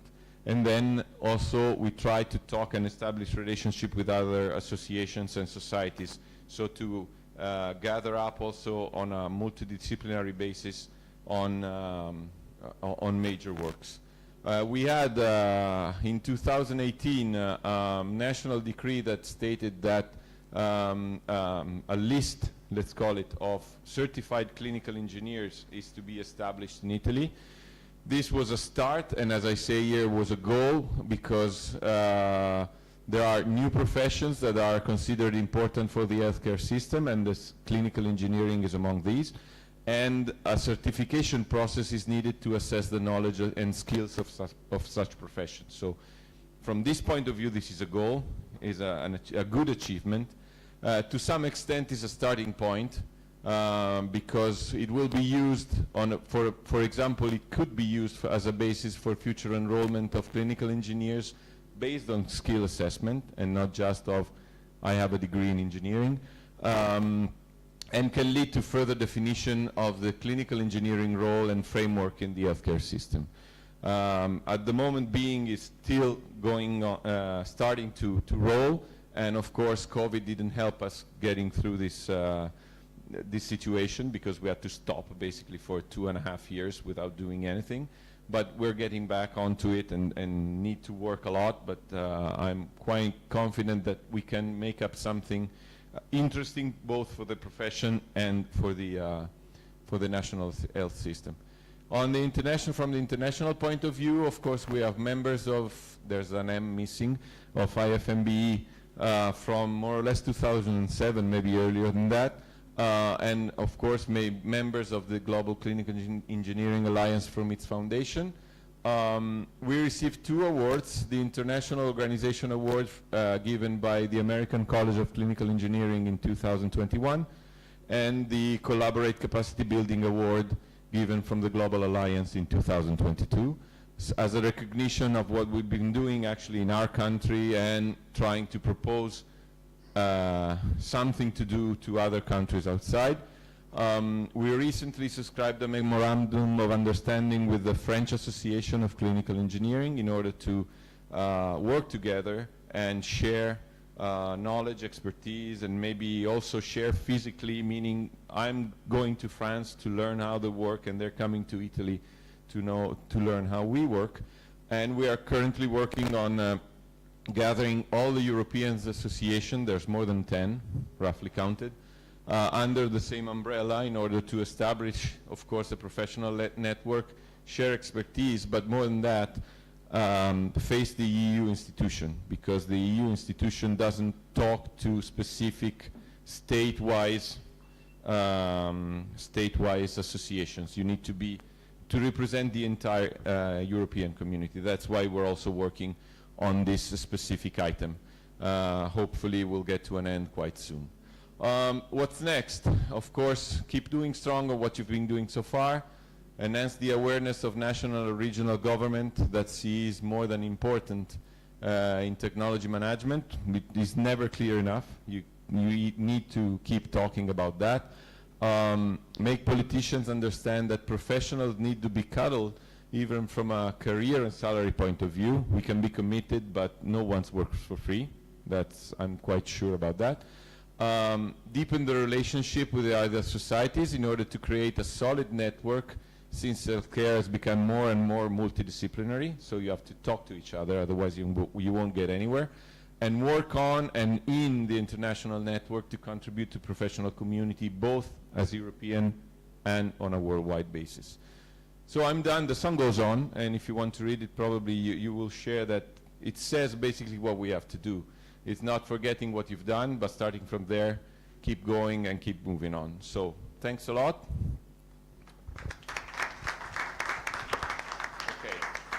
Now I'm leaving the stage. There should be the colleague from South Africa, presentation 281, which I don't remember if we have a presentation or nothing.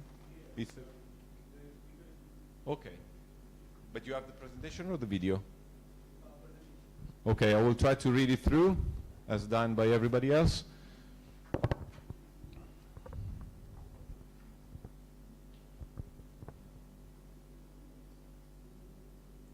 Okay, there we go. This is about Global CE Day competition. They started in 2023. This thing doesn't work though, the pointer. Okay, so you have to go through the next one. This is the author, Shia Daniel. I hope I said it right. Okay. The competition is open to clinical engineering professionals in South Africa, and the deadline was 15 September 2023, with these categories: CE Student Award, Most Popular CE Award, Professional of the Year, and Mentorship Award.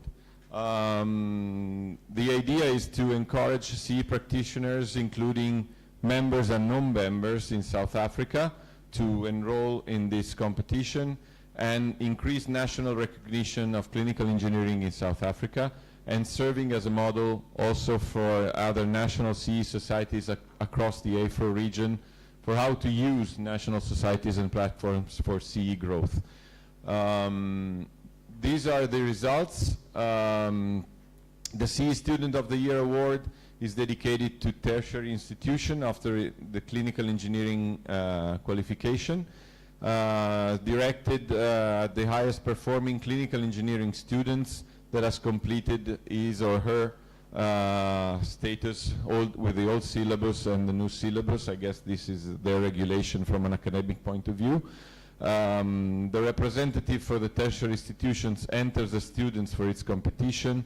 Written permission must be obtained, of course, and the prizes include of course, branded jackets, power banks, and guaranteed interviews in order also to achieve some workplace and everything and something like that. The most popular CE awards is dedicated to a professional, a CE professional actually working in the CE field.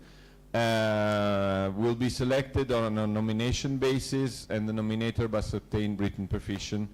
And of course, here we have, you also have the prizes.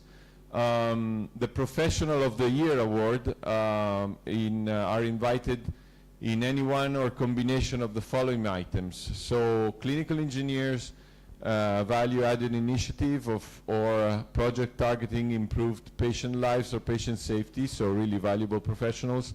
CE process design or other process improvement of maintenance best practice, so 2 subcategories, are to be in the form of an essay in which you describe what you've been doing in order to be some sort of eligible for the prize. Is this by any chance your presentation from South Africa?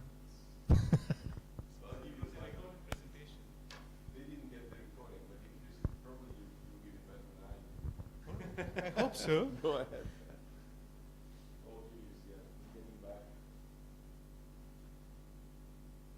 All right.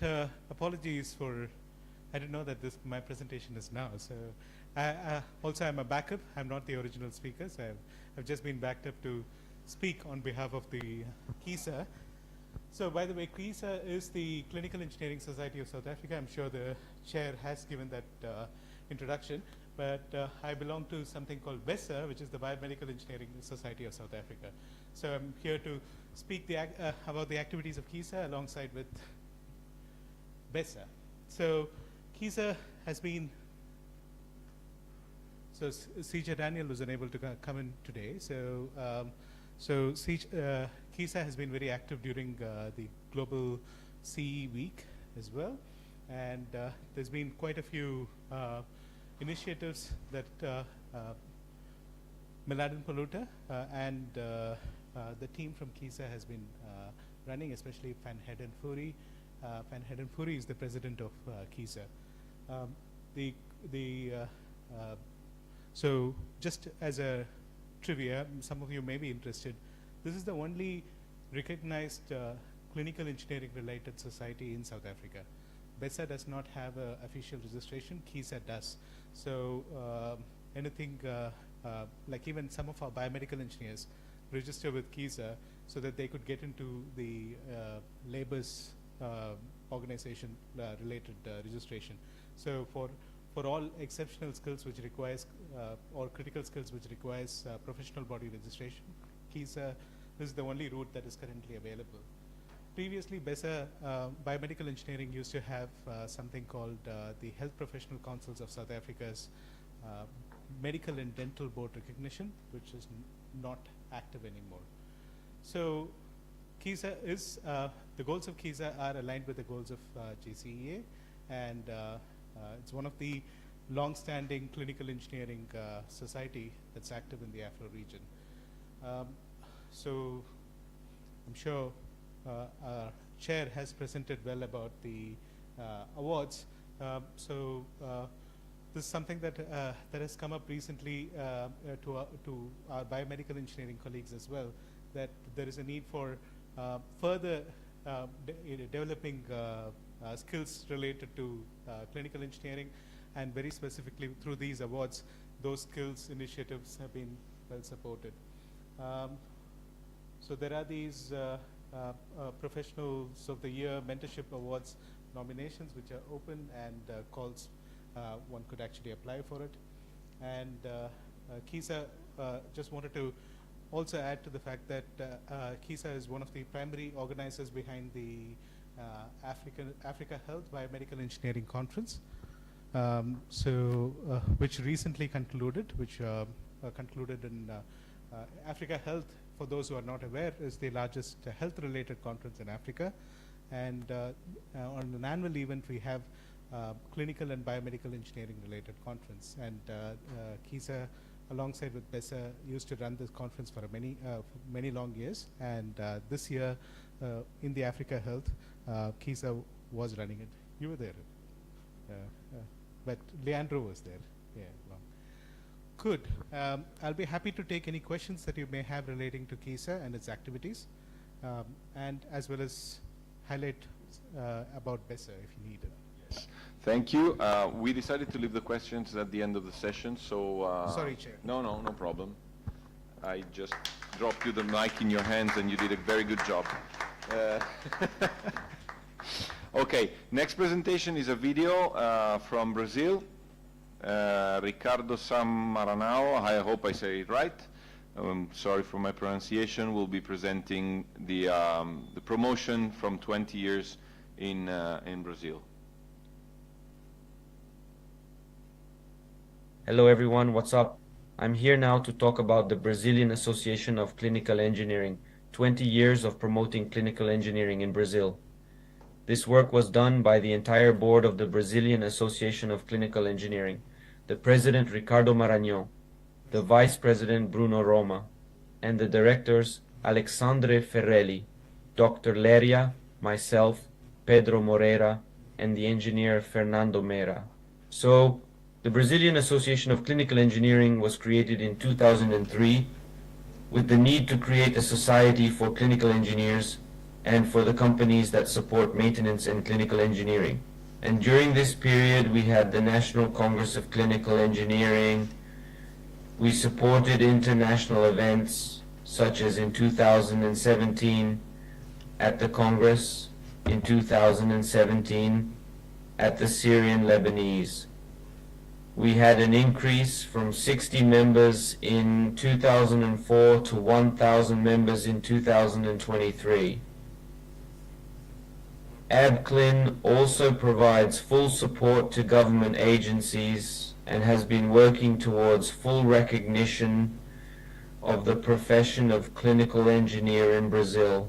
Today, the Brazilian Association of Clinical Engineering has regional offices in various Brazilian states that answer to the national board. So officially, there are currently 6 regional offices, but we have been working with 4 more, making a total of 10 offices in the 23 states of Brazil. There are 23 states in which we promote knowledge for clinical engineering professionals and partners.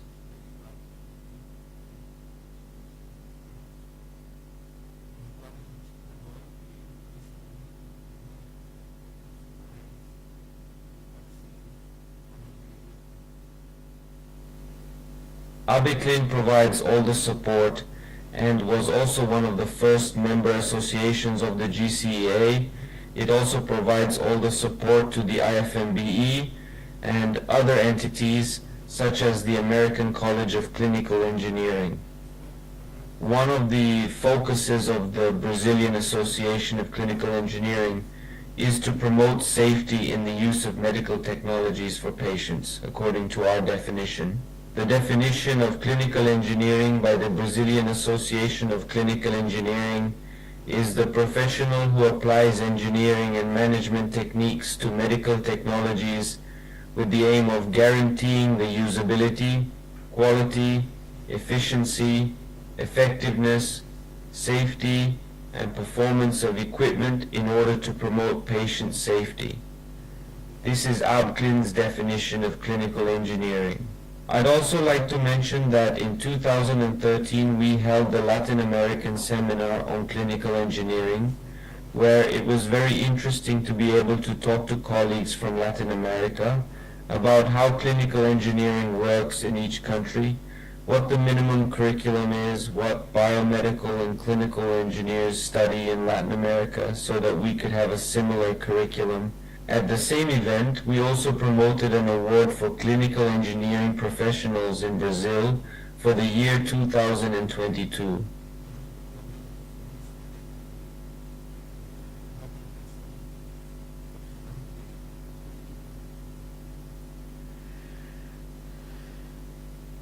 Another point that we promoted in this last administration was the creation of the Women's Committee to give all the support to the women of intraclinical engineering in Brazil.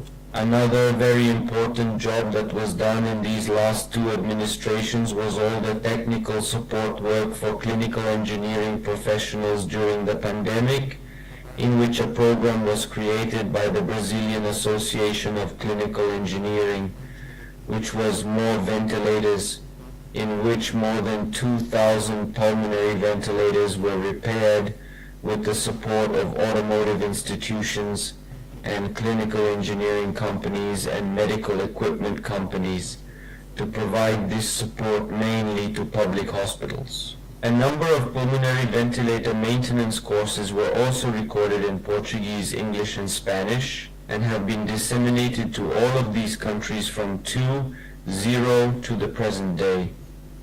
So many countries have already benefited and are benefiting from these courses.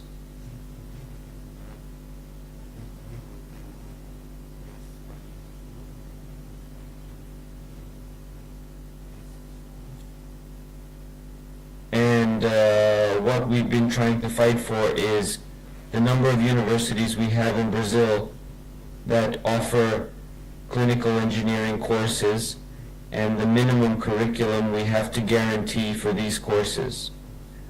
What does the clinical engineer have to have, the biomedical engineer?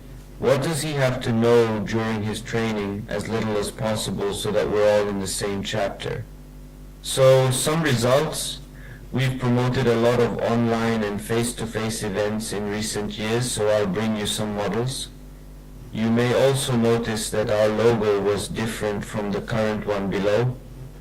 So the year 2023 was also the year of the Brazilian Association of Clinical Engineering's 20th anniversary, and we also changed our logo, our brand. And we promoted seminars during hospital fairs.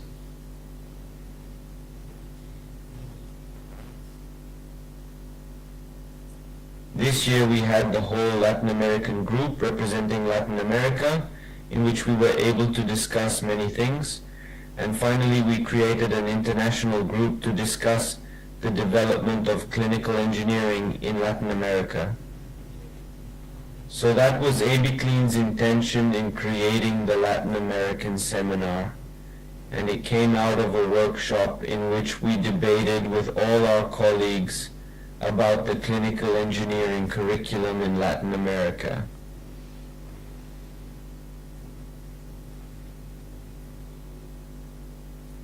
We also received the award from the American College of Clinical Engineering this year for clinical engineering in Brazil, from the Brazilian Association of Clinical Engineering.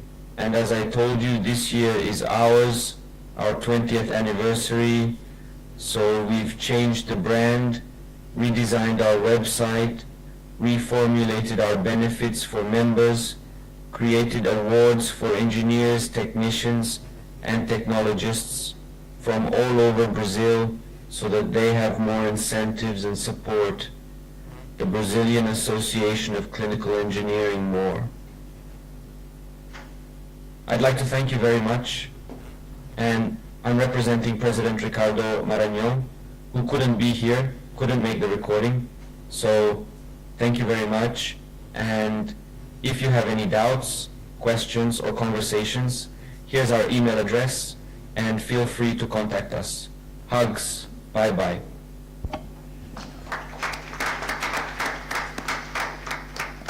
Thanks a lot to the... Hello everyone, what's up? I'm here. No. Thanks a lot to the Brazilian colleagues. So I'll give the stage to Jorge Boadu, who is here in person, to present the recognition of clinical engineering and health profession in Ghana, the role of the professional association.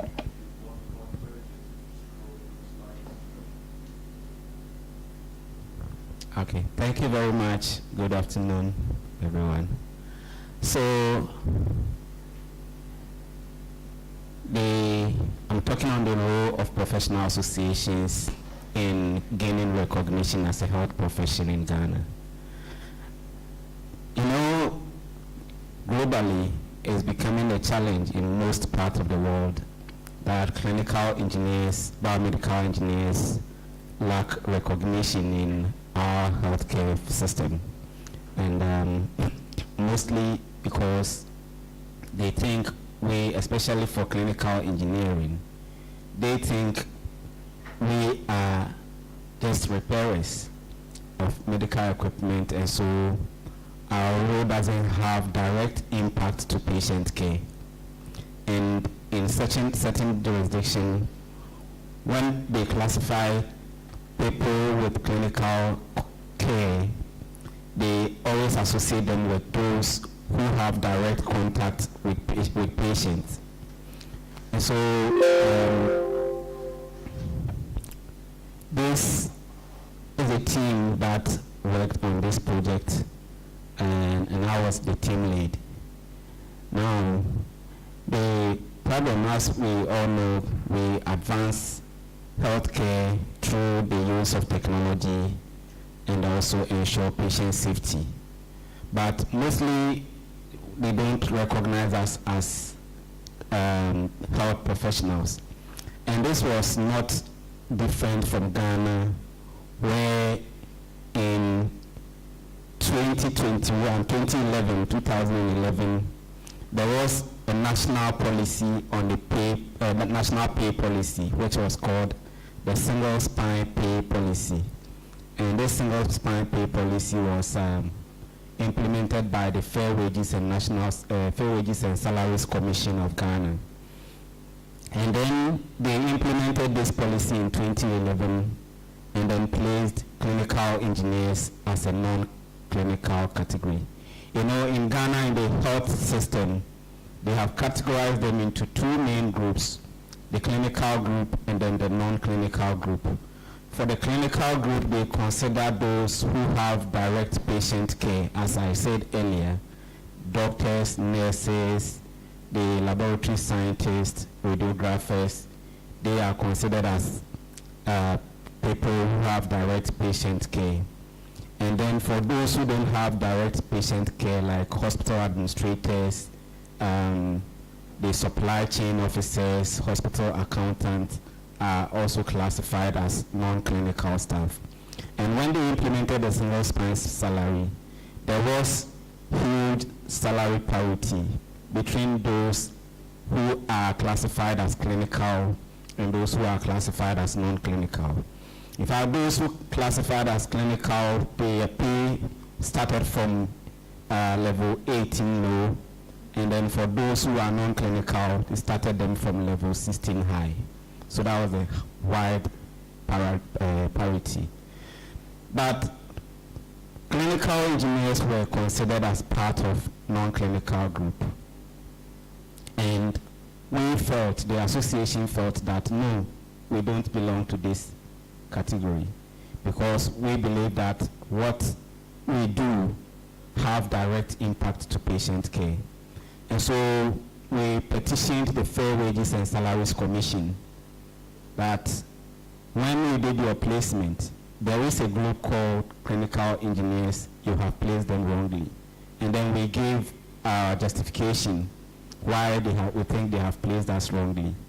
And so through that, we had to, they accepted our petition, but they need to do more further investigation and to establish whether we really belong to clinical group or non-clinical group. So we had to go through some level of stakeholders engagement to ensure policy change. So the project was focused on engaging stakeholders in the health sector so that they can appreciate the work of clinical engineering and give us the right recognition. And then to reorganize or recategorize the CE, that's clinical engineering, as a clinical staff, but not non-clinical staff. And then also to cause a policy change to include clinical engineering as a healthcare profession. So those were our goal. Now, in getting through this, we were going to have our people, that's clinical engineers, benefiting if we are able to get our profession recategorized as a clinical care staff. And then for the hospital and then the health facilities, when they implemented the single spine, there was this level of apathy because people felt that they have been placed wrongly, and so their attitude towards work, everything changed. And people even decided to divert from biomedical or clinical engineering to do other courses because they felt that their role in the hospital is not well recognized. So we took it upon ourselves and then developed strategies to be able to work this together to our favor. So what we did was to have stakeholders engagement with the Fair Wages and Salaries Commission, the Health Service, and then Health Workers Union. The Health Workers Union really understood us because we work in direct relation with them, and so they also have the bargaining certificate, and so we decided to partner with them so that we can ride on their shoulders to bargain with the government. And then we also did CE awareness creation on radio stations, TV stations, few TV stations, but mostly on radio stations, and then to organize, to have this awareness creation. And then through our stakeholders engagement, it got to a point where they wanted to establish how clinical engineers were placed as non-clinical in the health sector. And they found out that our job, before they grouped them, they did what we call job evaluation, but they found out that our job was not evaluated. The job of clinical engineering was not evaluated during the job evaluation exercise. And so Fair Wages decided that we have to do job evaluation for clinical engineers. And so for us, in order to be able to get the full benefit of the job evaluation, what we did was to coach our senior members to play the role of those who are going to do the evaluation exercise at the various cadres of the clinical engineering field. So we have clinical engineering technicians, technologists, clinical engineers, and then clinical engineering managers. So we coached people, trained them on how to do job evaluation at the various levels, and then we sent those people for the job evaluation. And after the job evaluation exercise, we even had a score which was higher than those who were in the clinical category. But they saw that no, these people cannot get high score than that, and so let us go through another validation process to really validate their the job evaluation results.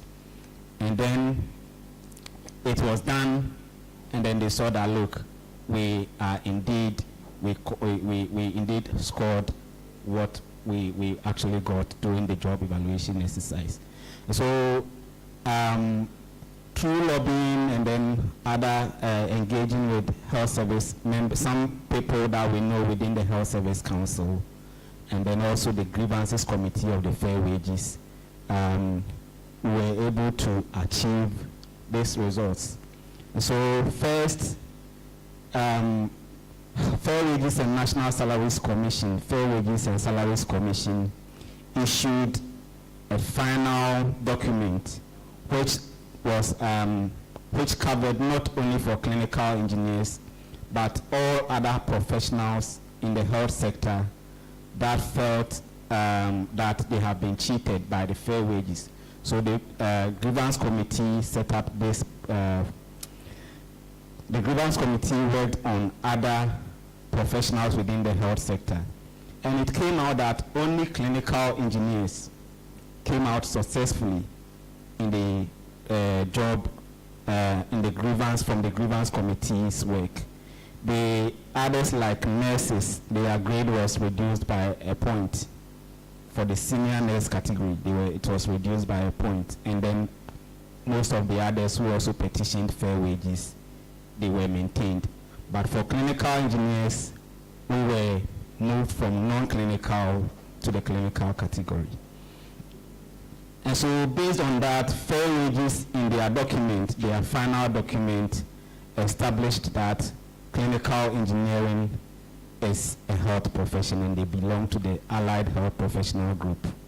And that document has become an official document that we can hold on to at any point to show to whoever is interested in the activities of clinical engineering, that look, this is a national policy that has come through Fair Wages and Salaries Commission, classifying clinical engineers as a health profession.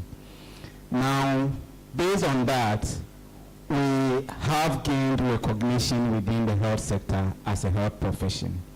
And now in Ghana, the health profession, they have professional association, the professional councils. That is, the doctors have their professional council, the pharmacists, the nurses, and then the allied health professional group. And so based on that, we are saying that the council says we belong to the allied health group, but we are also engineers. There is also a council for the engineering practitioners, the engineering council, and they are also asking that the biomedical engineers or clinical engineers register with the engineering council.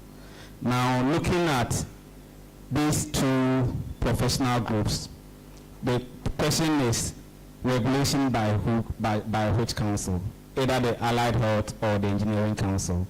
But upon a second thought, we want to be regulated by these two councils so that we can get the full benefit in the clinical practice and also in the engineering practice.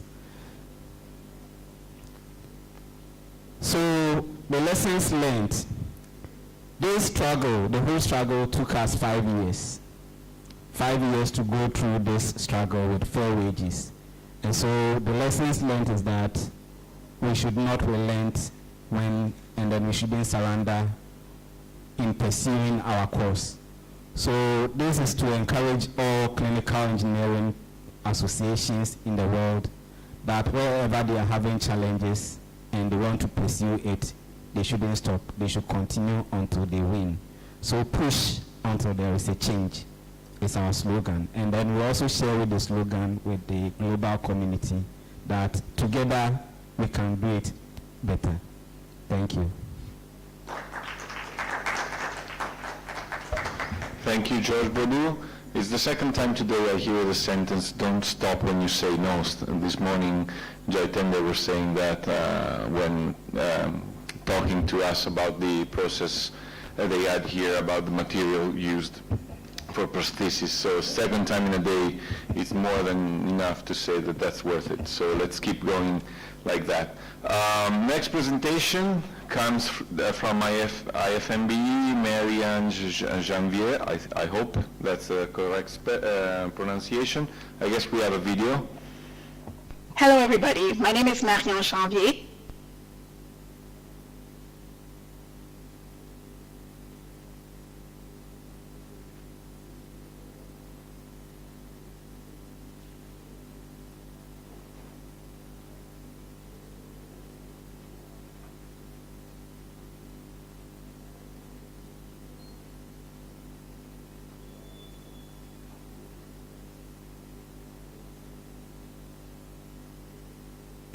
And I will present a survey on diversity and inclusiveness in the membership of the Council of Societies of IFMBE, which is the International Federation of Medical and Biomedical Engineering. I am the North American representative for the Council of Societies.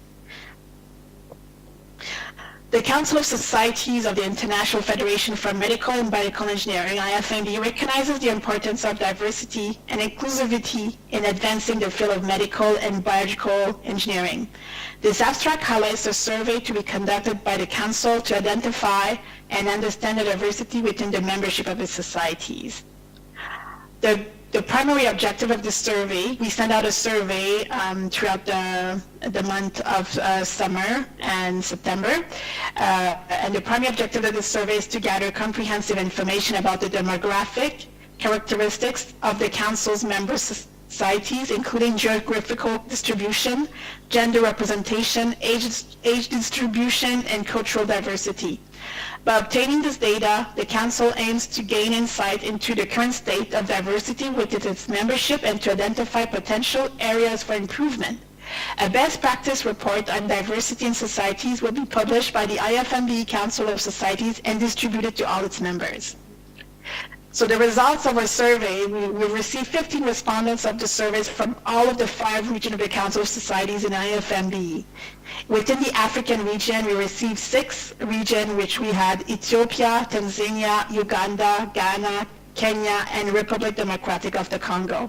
In Asia, we received China. In Europe, we had the Czech Republic, Finland, and Switzerland. In Latin America, we had Brazil, El Salvador, Mexico, and Peru. In North America, we received Canada. The strategies, one of the questions we asked, what are the strategies that they're using to attract different demographics in the IFMB societies? In Africa, they mentioned that they're working to attract the youth, gender, and create more inclusion in biomedical engineering. They're doing capacity building for biomedical engineering, and they're doing workshop conferences and free training and consulting. In Europe, they're doing increasing the visibility of the society and the events it organizes, the membership benefits of the society as well. They're looking as well at the strategy is focused on students and fresh graduates of biomedical engineering study programs for their bachelor and masters. In Latin America, the strategies that they're trying to attract different demographics is to visit. They're making visits to different universities in the regions of the country to promote and disseminate biomedical engineering as well as join the society. And the location of the society's biannual event is rotated in view to cover the different regions of the country. And the society supports and to participate in regional events, encouraging action in the development and innovation of health technologies. In North America, they're doing student chapters, which have done work to set up student chapters in biomedical engineering programs. And the problem is that it's not as sustainable as it used to be. They're doing associate membership in their society, which are lower cost membership targeted at biomedical engineering technologists. And they're liaising with the academic biomedical engineers. So they're working with the Canadian chairs of biomedical engineering programs to increase academic involvement in their society. When we asked them what is the gender breakdown in the IFMB societies, and we got a good response from most of the region. We can see in the African region, Kenya and Tanzania, Kenya has 50% membership of women, Tanzania 38%. The Republic of Congo, the Democratic Republic of Congo has 5%. Uganda and Ghana, although they responded, they didn't respond to give their statistic. So it's unknown. China, which has 42%, which is about 1,000, I would say it's about 1,000 membership, has 42% members that are women. In Europe and Finland, it's 14%, Republic Czech 17%, Switzerland, it's unknown. In Latin America, we have a very good representation. We have in Mexico, we have more women than men in their membership. In El Salvador, 88%, Brazil 24%, and Peru 22%. In North America, it is unknown, but they know they have 257 members. So if we look at the stats that were provided, approximately 40% of the women are present in the IFMB societies as members across all regions. And the leadership, if we look at leadership gender breakdown in societies, in Africa in general, out of the 12 executives, we have 2 out of the 3 members executives are women, and some are none. In Asia, we have 2 members. One is a VP, and one is the Secretary General out of 13 executives. In Europe, it's 1/4 of the executive is female in Czech Republic and Switzerland. But in areas such as Finland, there's no woman in the executive board. In Latin America, usually we have 1 member in executive. So in Brazil, there's 1 VP who's a woman. In El Salvador, 1 out of 6. The executives is a woman. In Peru, 1 out of 3. In Mexico, 3 out of 4 executives are women. In North America and Canada, 5 out of 15 executives are women. So there's a good representation, and there's improvement that can be done. And when we ask initiatives or programs to encourage gender diversity in societies, we have that in Africa, we have in Ethiopia, they have programs for women in biomedical engineering. They have special sessions for women in biomedical engineering. In Kenya, they're celebrating women in biomedical engineering every year for the last 3 years. In Asia, they have a committee for women in science and technology that has been established. In Europe, in Switzerland, there's a society board composition which they check regularly. In the Republic Czech, they try to increase visibility of successful females in society to present their results to students of biomedical engineering in particular. So if we look at Latin America, there's no programs apparently to our surveyors, but in North America and Canada specifically, about 2 years ago, a committee was started initially around women in science, technology, and engineering and medicine, and it has evolved to a committee on inclusion, diversity, equity, and accessibility.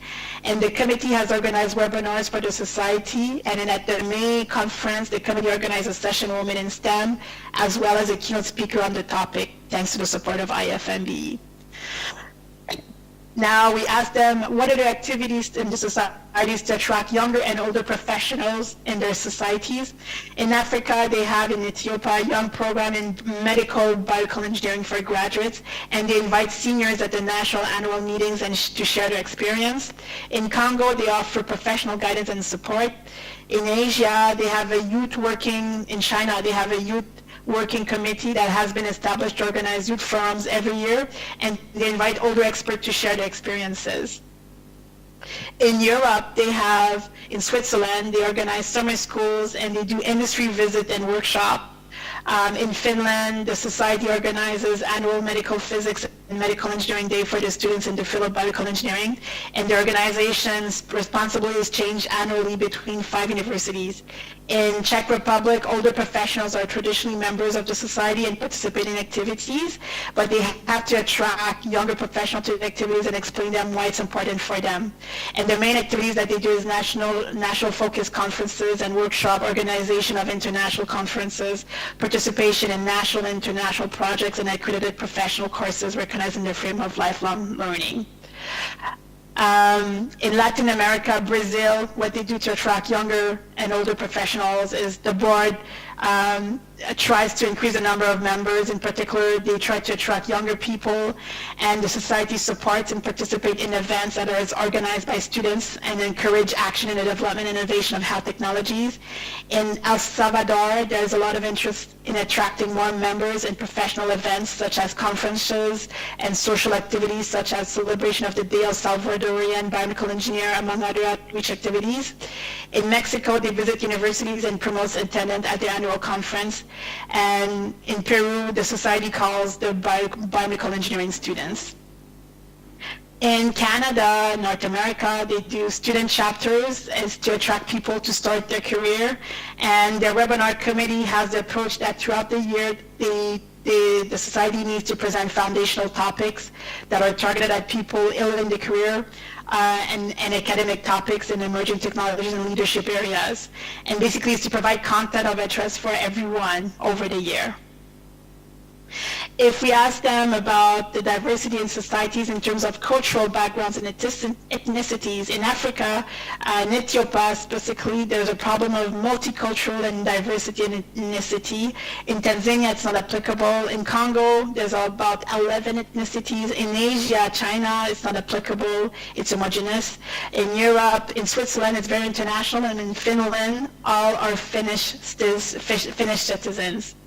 If we look at Europe, in Czech Republic, the society is not very diverse because of their historical reasons, and most of the members are Czech or Slovak origin, and this is given by the composition of the biomedical engineering graduates and professionals working in this area.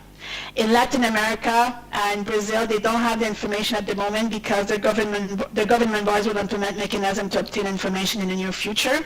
In El Salvador, they are all Latin. In Peru, they have no restrictions. In North America, Canadian Board of the CMBS Society does not collect ethnicity information on members, so they don't have data on this. But their thought is Canada has an ethnically diverse population and that the ethnic distribution of people in biomedical engineering background would match Canada's population. And we asked them, what are their initiatives to promote cultural diversity and inclusivity within societies?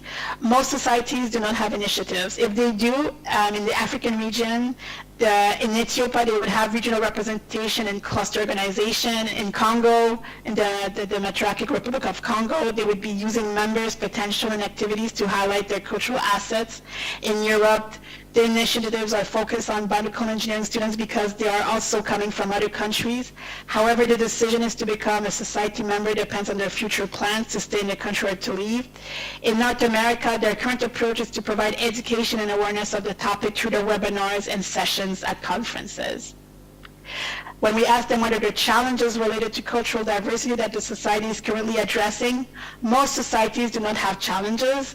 But in Africa, if you look at tribalism, it's a huge barrier to overcome. In Europe, the society as such not identifying such challenges. However, members are working in hospitals face some challenges in their contact with patients coming from countries outside of Europe.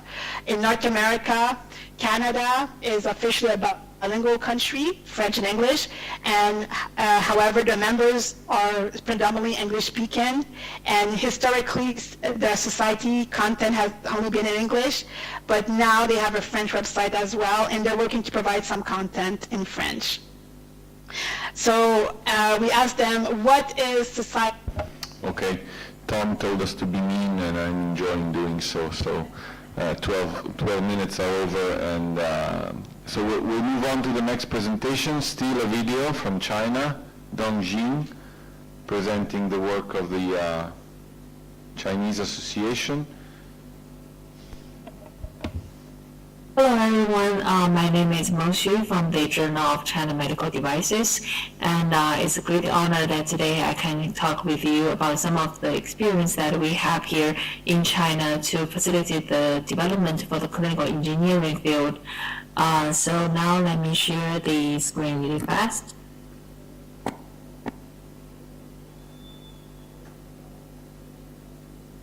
So today's topic that I will be talking about empowering clinical engineers in China, and I will be represented on behalf of our president, Mr. Jin Dong. And here is our team, our president and the Department of the International Affairs, and also we have the team member from the editorial department as well as the software development. So first we are going to talk about how we actually facilitate the development of clinical engineering field in China. So as we remember that through the global research carried out by the IFMB, CED, and GCEA in recent years, and the needs of the clinical engineers around the world have become really more clear. So in order to provide a better communication and learning platform for clinical engineers in China, our journal, the Journal of China Medical Devices, has been making new attempts to assist the CEs utilizing our accumulated experience and resources over the years. So basically, I will emphasize on two of the platforms that we've been developed, or we can say two tools. So the first, of course, is about the journal that we have. So the Journal of China Medical Devices has founded in 1986, and is a scientific and technological journal in the field of clinical engineering. And so far, the development of the journal has been really fast, and it has become a core journal of the Chinese science and technologies, and we also have the impact factor of the 0.7. And by this journal, most of the clinical engineering department that in hospital has been closely reading this journal, and also we are working with a lot of societies and associations here in China to have their works published as well. And by having this journal, we also have created a 5-level structure to actually network the clinical engineers in China, which I will talk later in this presentation. And the second tool is the launch of the Ascending CE app. So this app is actually developed by ourselves and officially launched here in China in 2019. And it created a platform of a new product, new technologies, new methods for medical devices. And for clinical engineering, of clinical engineers and technicians, doctors and nurses, hospital construction-related personnel. These are the targeted or the user that we have for this app. And we are hoping to build this app as a mobile platform for the management, use, purchase and sale, and also the repair and build of medical devices. So basically the tool that people can use in hospital, in company, as they need it for their career. And also by using an app is of course to solve the problem of geographical restrictions. So people can watch them while they're riding the railways or they're waiting for someone, any locations or occasions that they have mobile phone with them, they can learn and do a lot of things about the work on this app. So as I mentioned that we have two tools or two platforms, the journal and the app. And so what are we going to do with that, or what contents we provided for clinical engineers here in China? So I just going to select a few key projects that we have done at the Journal of China Medical Devices. So the first one I'm going to mention about is the data research on the medical device industry. So China Medical Devices, the journal, we actually have been continuously doing the survey since quite a long time, like over 10 years already. And in 2020, which is last year, the survey covered about over 3,000 hospitals and a total of over 4,000 clinical engineering practitioners filling out this questionnaire and sharing their experience or their satisfaction rate, etc., on the medical devices.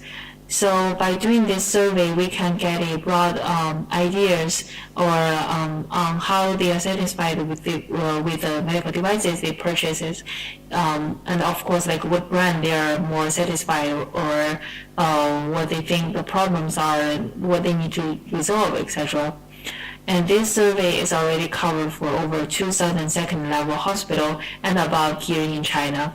So it's a really important survey and also a great reference for the medical device industry here in China as well. So every year in March, we will release this report and have a conference as well and talking about the result and analyze them as well. So we have been this annually, and it's really become a great, important reference for both hospital when they're purchasing the medical devices, or to the companies who are actually selling the devices, and let them know how the customers actually feel about their products. And with this over 10 years experience, so we actually have use all this data to publish for the Blue Book of Medical Devices Industry. And our president, Mr. Jin Dong, is one of the editor-in-chief of this Academy of Social Science Blue Book. And here are two pictures that we just published this year. It's the annual report on the data of medical device industry in China, and of course the data is about the last year.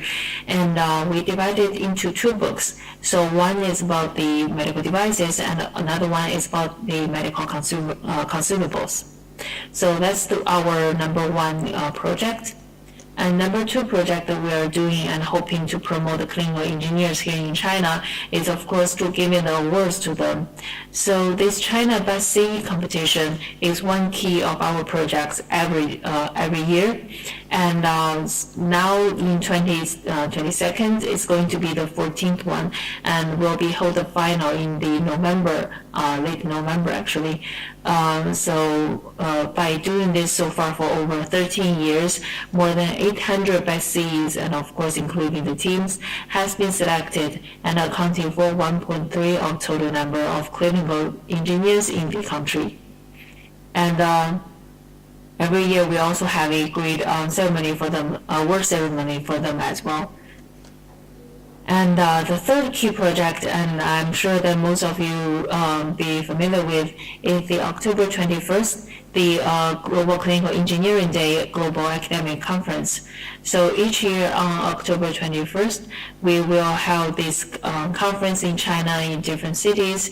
And this year it was sponsored by the Journal of China Medical Devices. and the first affiliated hospital, University of Science and Technology of China. So two of them are co-hosts for this whole conference on the October the 21st. And this is also offline and online as well. We do the broadcast on the Outstanding CE app and YouTube. And from the app, that the data shows that this year a total of over 500 offline participants and more than 1.41 million online clicks for this event. So it's actually really get a great viewers for this. And another key project that I want to put in here is about the Technical Standardization Committee. So this alliance is also funded with the Journal of China Medical Devices. And so by having these highlights, we are now looking to the Technical Standardization Committee. So this will be a really interesting starting point for us to actually start focusing on the standard that in the clinical engineering field, specifically to the intelligent medical technology. So as I just mentioned briefly, so we have these two tools, so the journal and also the app. So combining two of them, actually the Journal of China Medical Devices, we are aiming to support the growth of the CE here in China. Actually, that's what we've been done so far for so many years, and we try to elevate their impact in the healthcare industry in China. And to approach those, what we have done so far, etc., webinars or the research that I just mentioned or the competition. So all of these are all related to our goal, like what we've been done so far. And by sharing our, briefly sharing our experience here to how we promote education and communication among Chinese CEs, and we hope we can get more engagement and looking for more opportunities to work with international CE communities as well. And to just briefly talking about the results. So as I mentioned at the beginning about the 5-level structure, so here is what we have for the Journal of China Medical Devices. The network basically we have create here in China. So we have the provincial editorial board, the of course the training center, and also we have the data researchers as well. So 5 levels really give a great, strong, firm structure that here in China, that basically we can have a really clear or better images of how the clinical engineering fields that have been developed here in China. And also about the app. So far in October, by October 23rd, so the app has been downloaded for more than 3 million users and covers almost 20,000 hospitals here in China. So again, not only used by clinical engineers and of course the physicians, doctors, nurses, we have different contents for them, and we all use this single app. So by using different functions and or the way when they registered, they will see different contents, and of course they can, if they're interested in, for example, clinical engineers, what's going on today, they can also check that as well. And the main, one of the key factor that is used for the app is about the live streaming function. Today webinar is a big thing, and it's really easy for people to get access.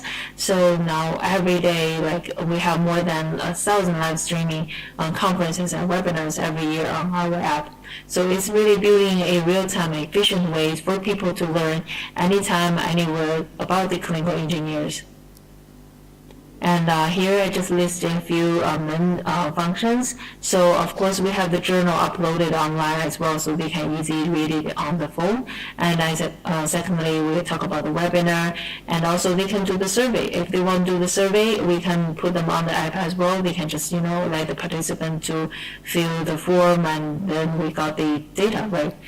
And then, of course, some profile page which can promote, for example, the journal, the company brand, or any hospitals, etc. And also the last picture here we saw is recently what we have developed is about the maintenance and repair report. So basically for the doctors here in the hospital, if they have problems with the medical devices, they can upload it online, and of course clinical engineers in the hospital can upload these questions online, and people can actually maybe from the company or from the individual engineers who can actually accept, solve these problems, they can go to the hospital directly and try to fix the problem. And I know it's a lot of information in short 12 minutes, but I hope you have a rough idea of what we are doing here for the Journal of China Medical Devices here in China. And we have a lot more to share, and hopefully will be more opportunities to hear, to talk with you and communicate and study and learn with you. And again, welcome to China as well. Hope we can get more interactions as well. So thank you so much again. Okay, thanks for the nice presentation. We're moving across the Pacific. Another video from Canada, Michael Barton, who, I gotta pick up, okay, who will talk about the Clinical Engineering Standards of Practice, the 4th edition. Hello, this is Michael Barton. I'm happy to be here with you today representing the Canadian Medical and Biological Engineering Society. I'd like to thank the Executive Committee for the International Clinical Engineering and Health Technology Management Conference for allowing us to speak to you today about the latest edition, the 4th edition, of our Clinical Engineering Standards of Practice. So to achieve this latest edition, we had quite a significant subcommittee because we had quite a significant amount of work to update for this latest version. We were led by our fearless chair, Bill Gentles. In addition to myself, we also had Mike Capuano, Anthony Chan, Marc Doncheron, Andrew Ibe, John Inch, Marianne Janvier, Kelly Kobe, Daryl Nilsson, Meryl Ramirez, Gary Siney, Ron Sturge, Nyawa Zawabli, and Rachel Shang. Thank you very much for all of your tireless efforts to do this significant update on this standards of practice. Before we get into what was updated, let's talk about what the CSOP is. So it's a guidance document suggesting practices and approaches for managing technology in a healthcare setting. And all of that, of course, is with the goal ultimately to maximize patient care and safety, while, of course, following reasonable business principles. It's been around for a while. Since 1998, and I recall that quite clearly because that's the first year of my starting to practice as a clinical engineer. And we update it every few years just to keep current with, say, industry practices and thoughts. It's used by biomedical and clinical engineering groups, especially in hospitals, but not exclusively, right across Canada. And it guides them in their general practices as well as what they need to do to meet accreditation requirements. Two different types of accreditation here. The first one, voluntary. So CMBS has what we call the peer review, which this CSOP translates directly to questions which interviewers use to really investigate, see how well a local biomed department is working. Kind of like taking their temperature, if you want to use that analogy. The mandatory accreditation, however, is by Accreditation Canada. And we know because all of us on the subcommittee have been on a number of different Accreditation Canada accreditation teams.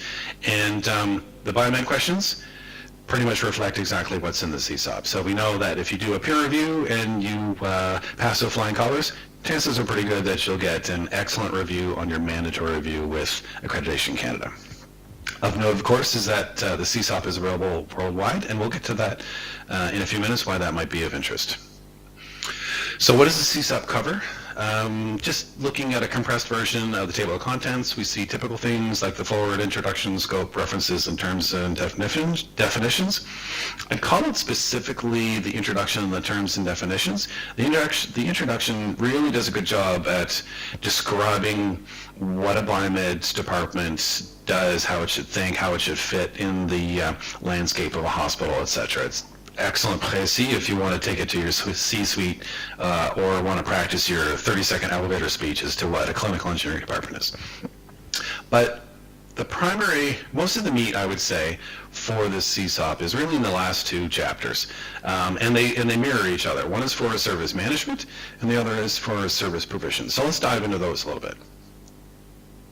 So with respect to service management, we have subheadings for management responsibilities, documentation requirements, resources management, service realization, quality program and continuous improvement, which is really important for working with your lab partners and helping them pass their accreditation, research and development, as well as use of investigational devices. Those two together are really important if you're, say, a university hospital, and of course risk management, which is of importance to everyone.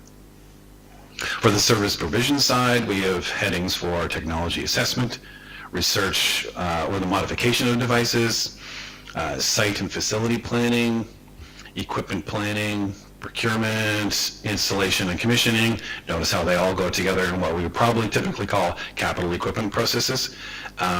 We have user training, education, and teaching, device maintenance, risk management, two very core tasks that we fill in the healthcare landscape. Risk management, or clinical data and system management, of course, and disposable and relocation towards the end of a device's life. And those are just the main headings, even though that's quite a mouthful. If you look at this, the actual tables of contents, here's just a little snippet. There are so many subheadings from there. Lots and lots of excellent content. As you can see, the document itself is 34 pages long. Lots of great content. Highly encourage you getting a copy. So what's new, though, with this 4th edition? Over approximately the last 10 years, we noticed some pretty significant changes in various landscapes, and we wanted to account for that in our update. So, for instance, we wanted to really reinforce the technology expert role of biomedical engineering, clinical engineering in the hospital landscape. I think everyone around the world has seen significant changes in the landscape for cybersecurity and IT networking, so we wanted to provide some very helpful clauses to guide engagement and collaboration between biomed and IT teams. Software as a medical device is the thing for everyone now, and we've all seen a huge increase in the number of networked medical devices, so we wanted to address that. Equally experienced by everyone around the world, I believe, is the patient-owned devices, such as CPAP or personal area network devices, and of course wireless applications have just exploded. They're everywhere, and it's not just a networked device to go connect to the wireless access points. It could be something, for instance, like a Bluetooth connected foot pedal going to your surgical drill or something like that. So we really wanted to clarify biomed's roles and responsibilities in spectrum management, which is very, very important. Everyone who's noticed the news, Canada right now, just because of age of various infrastructures, right across Canada, there's a fair significant number of significant construction projects. So we wanted to help clarify and expand on the documented roles, responsibilities, and suggested practices that folks should follow. Since the 3rd edition, of course, we've had enactment of Vanessa's Law, which talks about mandatory reporting of adverse events by everyone. Previously, it was just manufacturers, and it was voluntary for hospitals. Now it's mandatory for everyone. And so we wanted to really clarify and expand on the roles and responsibilities and documentation that you should follow, as well as suggested practices that you might adopt with your risk management and reporting groups, a very different relationship that you might have now. Finally, we have improvements that we've done to the patient health information security and priority of data and records keeping, and of course that's a result of all of the devices that are being networked now that never were before. The last group of areas that we really wanted to tackle in this latest update is reinforcement of some pretty core concepts that I don't think will be a surprise to anyone, the clinical engineering groups around the world. So suggested policies and practices for optimal health technology management. I mean, that's the core of what we do as clinical engineers. So of no surprise, this included things like fleet support service provision, management practices and policies, capital planning and procurement support, which of course includes the launching of those technologies and teaching staff how to use them and reteaching staff how to use them on an ongoing basis, health technology assessment, research and innovation, and quality tracking and improvement. What were we trying to achieve? Well, of course, first and foremost, we wanted to update and expand our national guidance document, as mentioned, to account for significant changes in healthcare for many of the areas where biomed works in the hospital. But more fundamentally, we wanted to provide a guide for biomeds and their ultimate purpose, which of course is supporting safe, effective, and affordable patient care. Because the mantra isn't trite, it's really quite heartfelt that these are our patients too. We contribute to patient care. So we really need to be doing our best. So as always, the language is purposely not prescriptive. It's a group of suggestions, and that's because healthcare in Canada is administered at the provincial level, not the federal level. So you might have some fairly significant differences in approach depending what zone you're in. As a nice byproduct, this non-prescriptive language is what facilitates other jurisdictions worldwide as maybe adopting it as the base for their particular policies, procedures, and approaches. More on that in just a couple of slides. So who's going to benefit from this latest edition? So domestically, as in Canada, as mentioned, the CSOP has long been a core guide for every Canadian hospital's biomed, clinical engineering department's management. Equally as long, Accreditation Canada, we don't see any likely change that they'll continue to use the CSOP to inform many of the biomed questions when they do their accreditation question set. Equally, the different vendors and so on with whom we deal, they're also likely to still want to copy and follow these practices because, quite frankly, they deal with us and we're the one paying them to come in and do work with us. So they want to be on the same page, so to speak. Internationally, as mentioned, the CSOP is available worldwide, and that's part of what we call our CMBS Global Outreach. So for instance, hospitals, agencies, and international groups in other countries can use this CSOP as a starting base if they want to customize to their particular local context. And I really want to highlight two things here. Especially if you live in an under-resourced area, we strongly encourage you to visit www.cmbs.ca and contact us to see if you qualify for a discount or even free access to this CSOP. As a partner program to that, we have what we call our Tools for Techs program, where if you contact us, we'll work with you, possibly send a tech to work with you. We can work with you to determine are there tools or test gear or such that you either can't access in your area because you're under-resourced or you can't afford them, etc. Those are two halves of our global outreach program, and we're very proud of that. So what's the result? The update document was approved in February. We're very happy about that. It's available in the Canadian Archives. And I really thank you for your time today. There's my contact information, and we look forward to speaking with you. Okay, thank you to the Canadian colleagues for a very interesting presentation. The association was already cited yesterday, or the day before yesterday during the Global Alliance meeting. Now, last but not least, Jagadesh Kamur, I hope I said it right, from India, live presentation. Here you have the microphone and the pointer, and the stage is yours. Thank you. Thank you. Thank you, Umberto.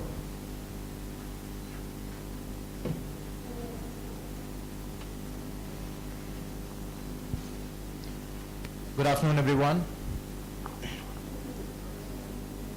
My name is Jagdish Kumar Dayalan, Secretary of Tamil Nadu Biomedical Engineers Association. I have with me the Joint Secretary and Treasurer with me, Kavi Bharati and Alfred Roger. This is our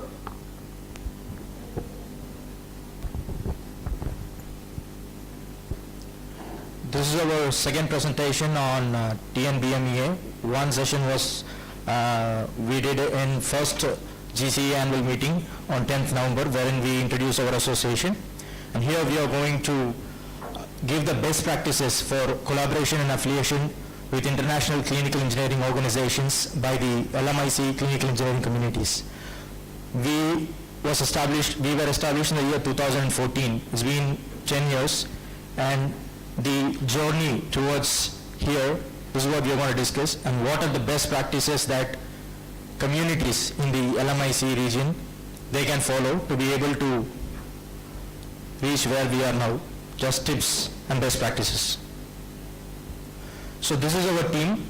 We have President, Vice President, Secretary, Joint Secretary and Treasurer. They form the executive board and they are elected members, and we have executive members, 5 members, they are selected. So clinical engineering practitioners in the lower middle income countries can greatly benefit from the work of international CEHTM advocacy organizations without having to reinvent the wheel locally at their countries. Merely imitating the work of these organizations can go a long way in improving the status of clinical engineering professionals in their respective countries. If any LMIC clinical engineering community wants to start an association, it's not necessary that they need to reinvent the wheel. They can go through what other associations have gone through throughout the world, and they can get learnings and experiences from them, and we can merely imitate them based on the local situations. So this is what we are discussing in this presentation. International CEHTM organizations may already have a working solution in place for most of the pressing challenges of the LMIC clinical engineering communities. For example, in the core medical equipment maintenance like assessment, procurement, maintenance operations, recalls and alerts, incident investigations, donations, inventory, CMMS, decommissioning, all these concepts have been dealt numerous number of times by various organizations. So we can readily get the best practices from these challenges and we can apply it to our organization. And also, most importantly, they are working already for our future challenges. For example, alarms management, medical devices integration, cybersecurity, CIT, convergence, right to repair. So these topics haven't reached LMIC yet, as far as my understanding is concerned. So these we are expecting that will come to our place 10 years hence. So these are some of the challenges that currently developed countries are tackling. And if we are able to understand what is being dealt there, probably in the near future we'll be able to support our system very easily. Most often a minor tweak to their offered solutions to fit local conditions, situations, and adoption of the same can yield impactful results. So most importantly, in 2014 we formed this association. When we were looking for various organizations, that's where we got involved. We looked at organizations like Army, we looked at IFMBE, we looked at other ACCE. We got to understand lots of concepts from them and we got inspired. So while looking at the best practices itself, there are more opportunities for you to get inspired from those organizations. That actually led to the formation of our association.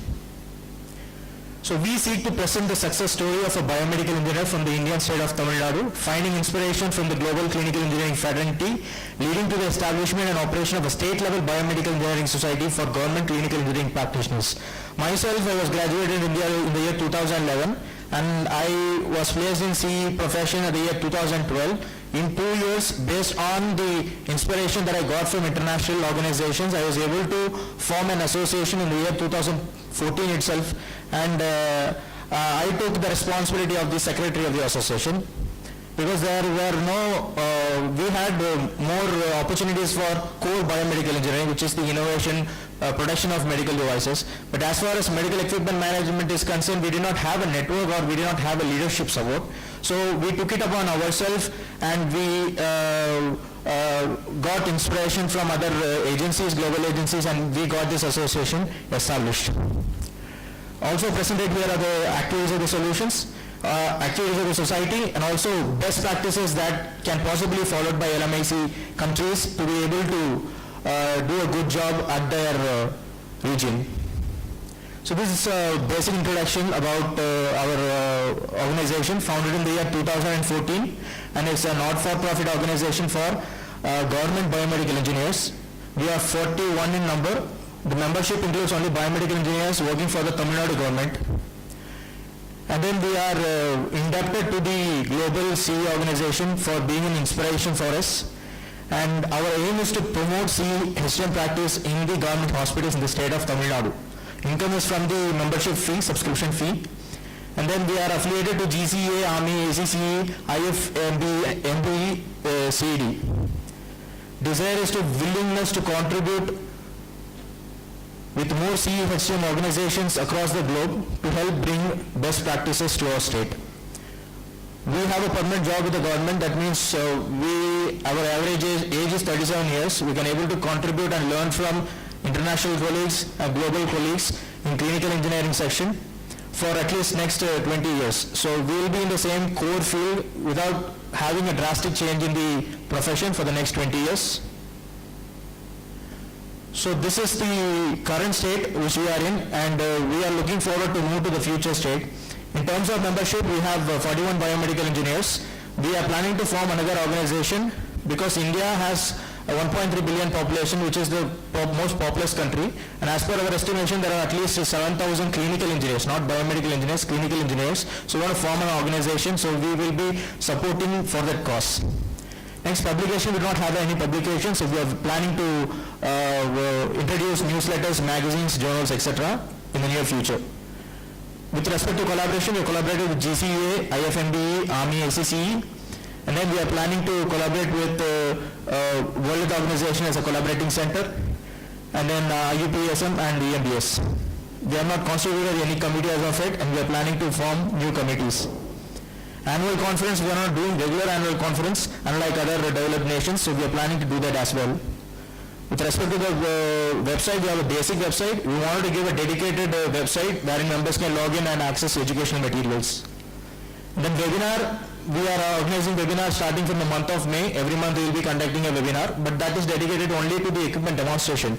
We wanted to give them much more expert talk about clinical engineering subjects as well.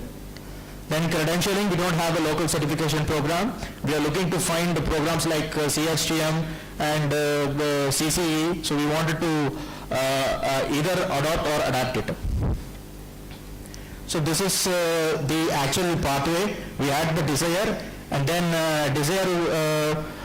we were passionate about clinical engineering, so we wanted to establish some kind of support. Then we wanted to have the awareness, so we got in touch with various professionals and organizations, and we got that awareness.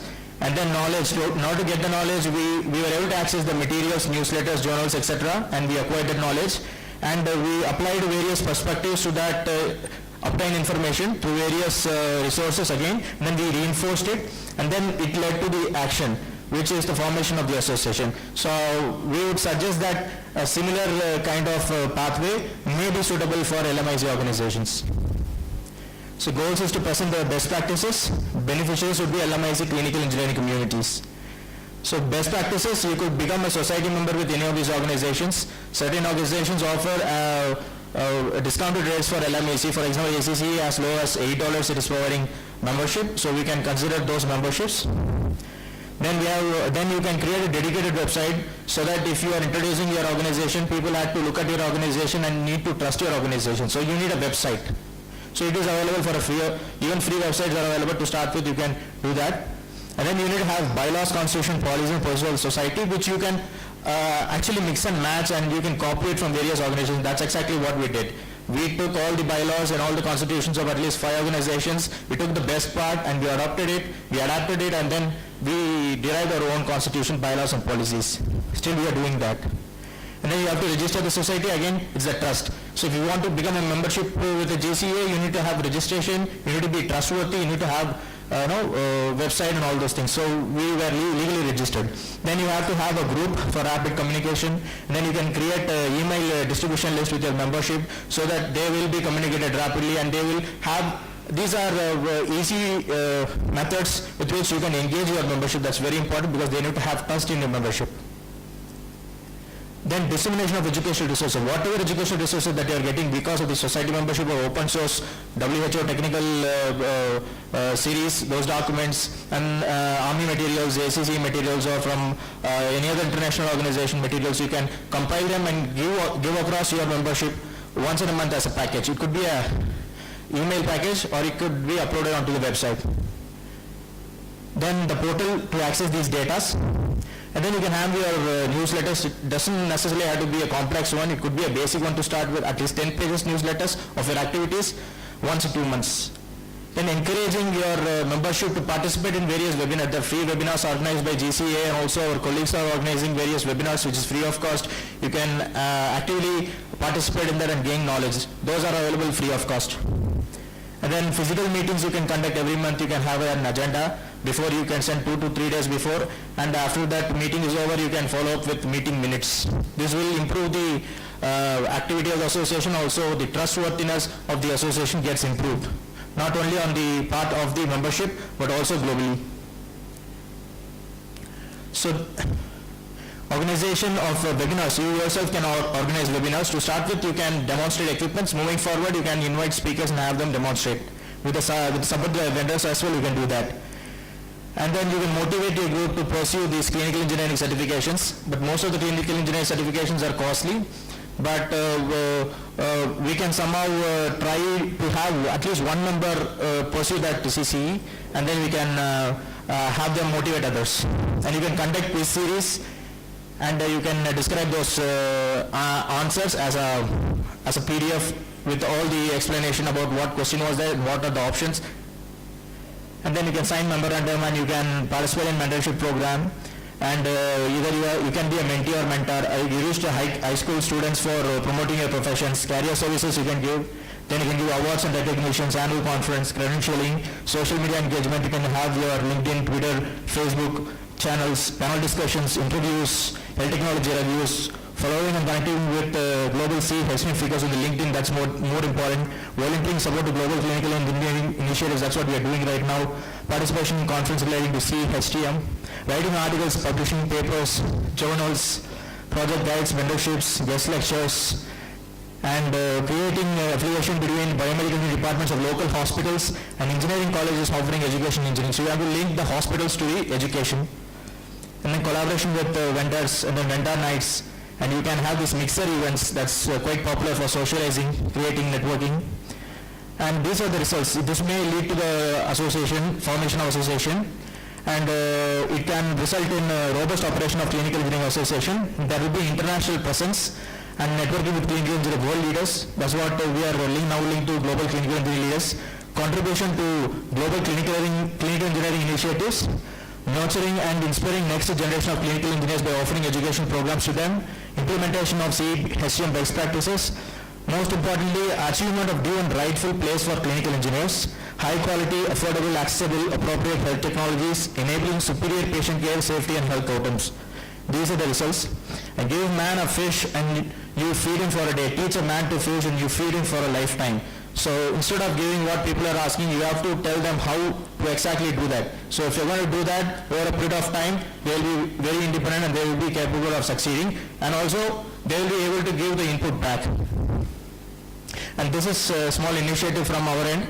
As informed already, we are not encompassing all the clinical engineers. India is the biggest population. India is leading in the population. So we have this small initiative wherein we have started a website, cesi.org, Clinical Engineering Society of India, wherein we have given email ID and the basic details about the association. So we are looking actually for leadership support for these organizations. So whoever is interested, they may coordinate and connect with us so that so that they can support us in establishing this association, which will be led by TNBMA for now. Then it will be done independently. So thank you. Thanks a lot for the presentation. We're finished with the presentation. It's more like a tea time talk at this time of the day. Also for the few people here, if there are any questions for the presenters who are here with us. Otherwise, just a brief note from me. It was amazing to chair this session because one of the things that came to my mind looking at the presentations at the works is that the basics is that we're running the same business although we seem so far away from one another. So as he was saying, as long as we keep in touch and keep relationships, probably we can share expertise. It's not like one being better than the other. It's more or less like copying each other and try to build up something that can make us grow. I was amazed by what George was saying in his presentation because it is exactly what we are going through in Italy, and he succeeded, we didn't. So having an older association isn't necessarily the way to success. But still, it's really fascinating that he's been going through that, he's been working on that. So I'm going home also thinking about that. We can do that also in Italy, and that's one of the things why we connect together in these occasions. So if there are no questions or anything else to be said. Yeah, question to the chair. Regarding AIIC, I would like to know the implementation that broaden more members into your association, the idea that broaden more members. Well, it's been a long process, and as you may remember from the graph I saw, I just gave an enhancement in the past 10 years. That has mainly two reasons. One, we had a boost of enrolling of new colleagues inside the hospitals, which was even boosted more with COVID-19. And that basically, the thing was that most of the time when you start working as a clinical engineer, especially if you're working with someone who is in the association, it's kind of natural for you to consider to enroll in the same association your boss is working in, not just because he's your boss, but because he tries to share with you all the advantages you may have in working with the association. I'm quite sure that the Congress does a lot, meaning having a good meeting once a year. It's a big effort to be put up and organized, but it's another way to connect people and have them enroll inside the association. And then of course you have to work a little bit with the universities, trying to let you know what a clinical engineering does, because maybe it's not really clear to biomedical engineering students. All of them want to build up the artificial heart. Nobody thinks about the fact that there are MRIs to maintain or elective surgical units in the ORs, which is fascinating all the same. So there are many ways to connect with people. Then of course, I don't know, some advantages or lower fares for younger people who connect enroll in the association. So being a 20-year member, I pay more than the guy who just enrolls yesterday, maybe because he's young, and you have a advantage fee for younger people. There are many things you can think of, but basically in our profession I think that is a point-to-point knowing each other and sharing the fact that it's nice to work together and it's worth it working together. So we do a good job from a time being, because there was a little bit more of us, so it was easier to connect to other people, and it's, I don't like to say that it was more or less like the RT with COVID, that once get infected there were 2 or 3, I don't remember how the ratio was, but more or less that's the same. The more you have, the more you will be able to gain, because you will have the chance to meet them. It's not just like connecting to a website and see, oh, I like this, I will pay for a 1-year fee and see where we come up. Regarding the syllabus and the coursework that you offer, the syllabus, is it taken from the institution level, or do you design your own syllabus for the coursework? Most of them are designed by us. We try to collect from our members the needs, being high level, like public speaking, for example, or more practical stuff like how does a ventilator work, because what we've seen in the past years is that people coming out from biomedical engineering schools may not know very well how a lot of medical devices work, and so you have to train them on that also, and all those principles. Most of the workshops and tutorials and webinars we're trying to put up are organized by ourselves. Of course, if the national level and the national institution calls us for an help, we will give it to them, and vice versa. It's always good for us to have them in our bigger events. So if we're setting up an event on a national-wide scale, of course we will call for the Ministry of Health to send us people, because you need to know what is going on in those offices. It's not just like every day's work. So you need to be in contact with them. Fortunately, in Italy, we have many biomedical engineers and old clinical engineers who work, for example, in the National Healthcare Ministry, in the Ministry of Health, sorry.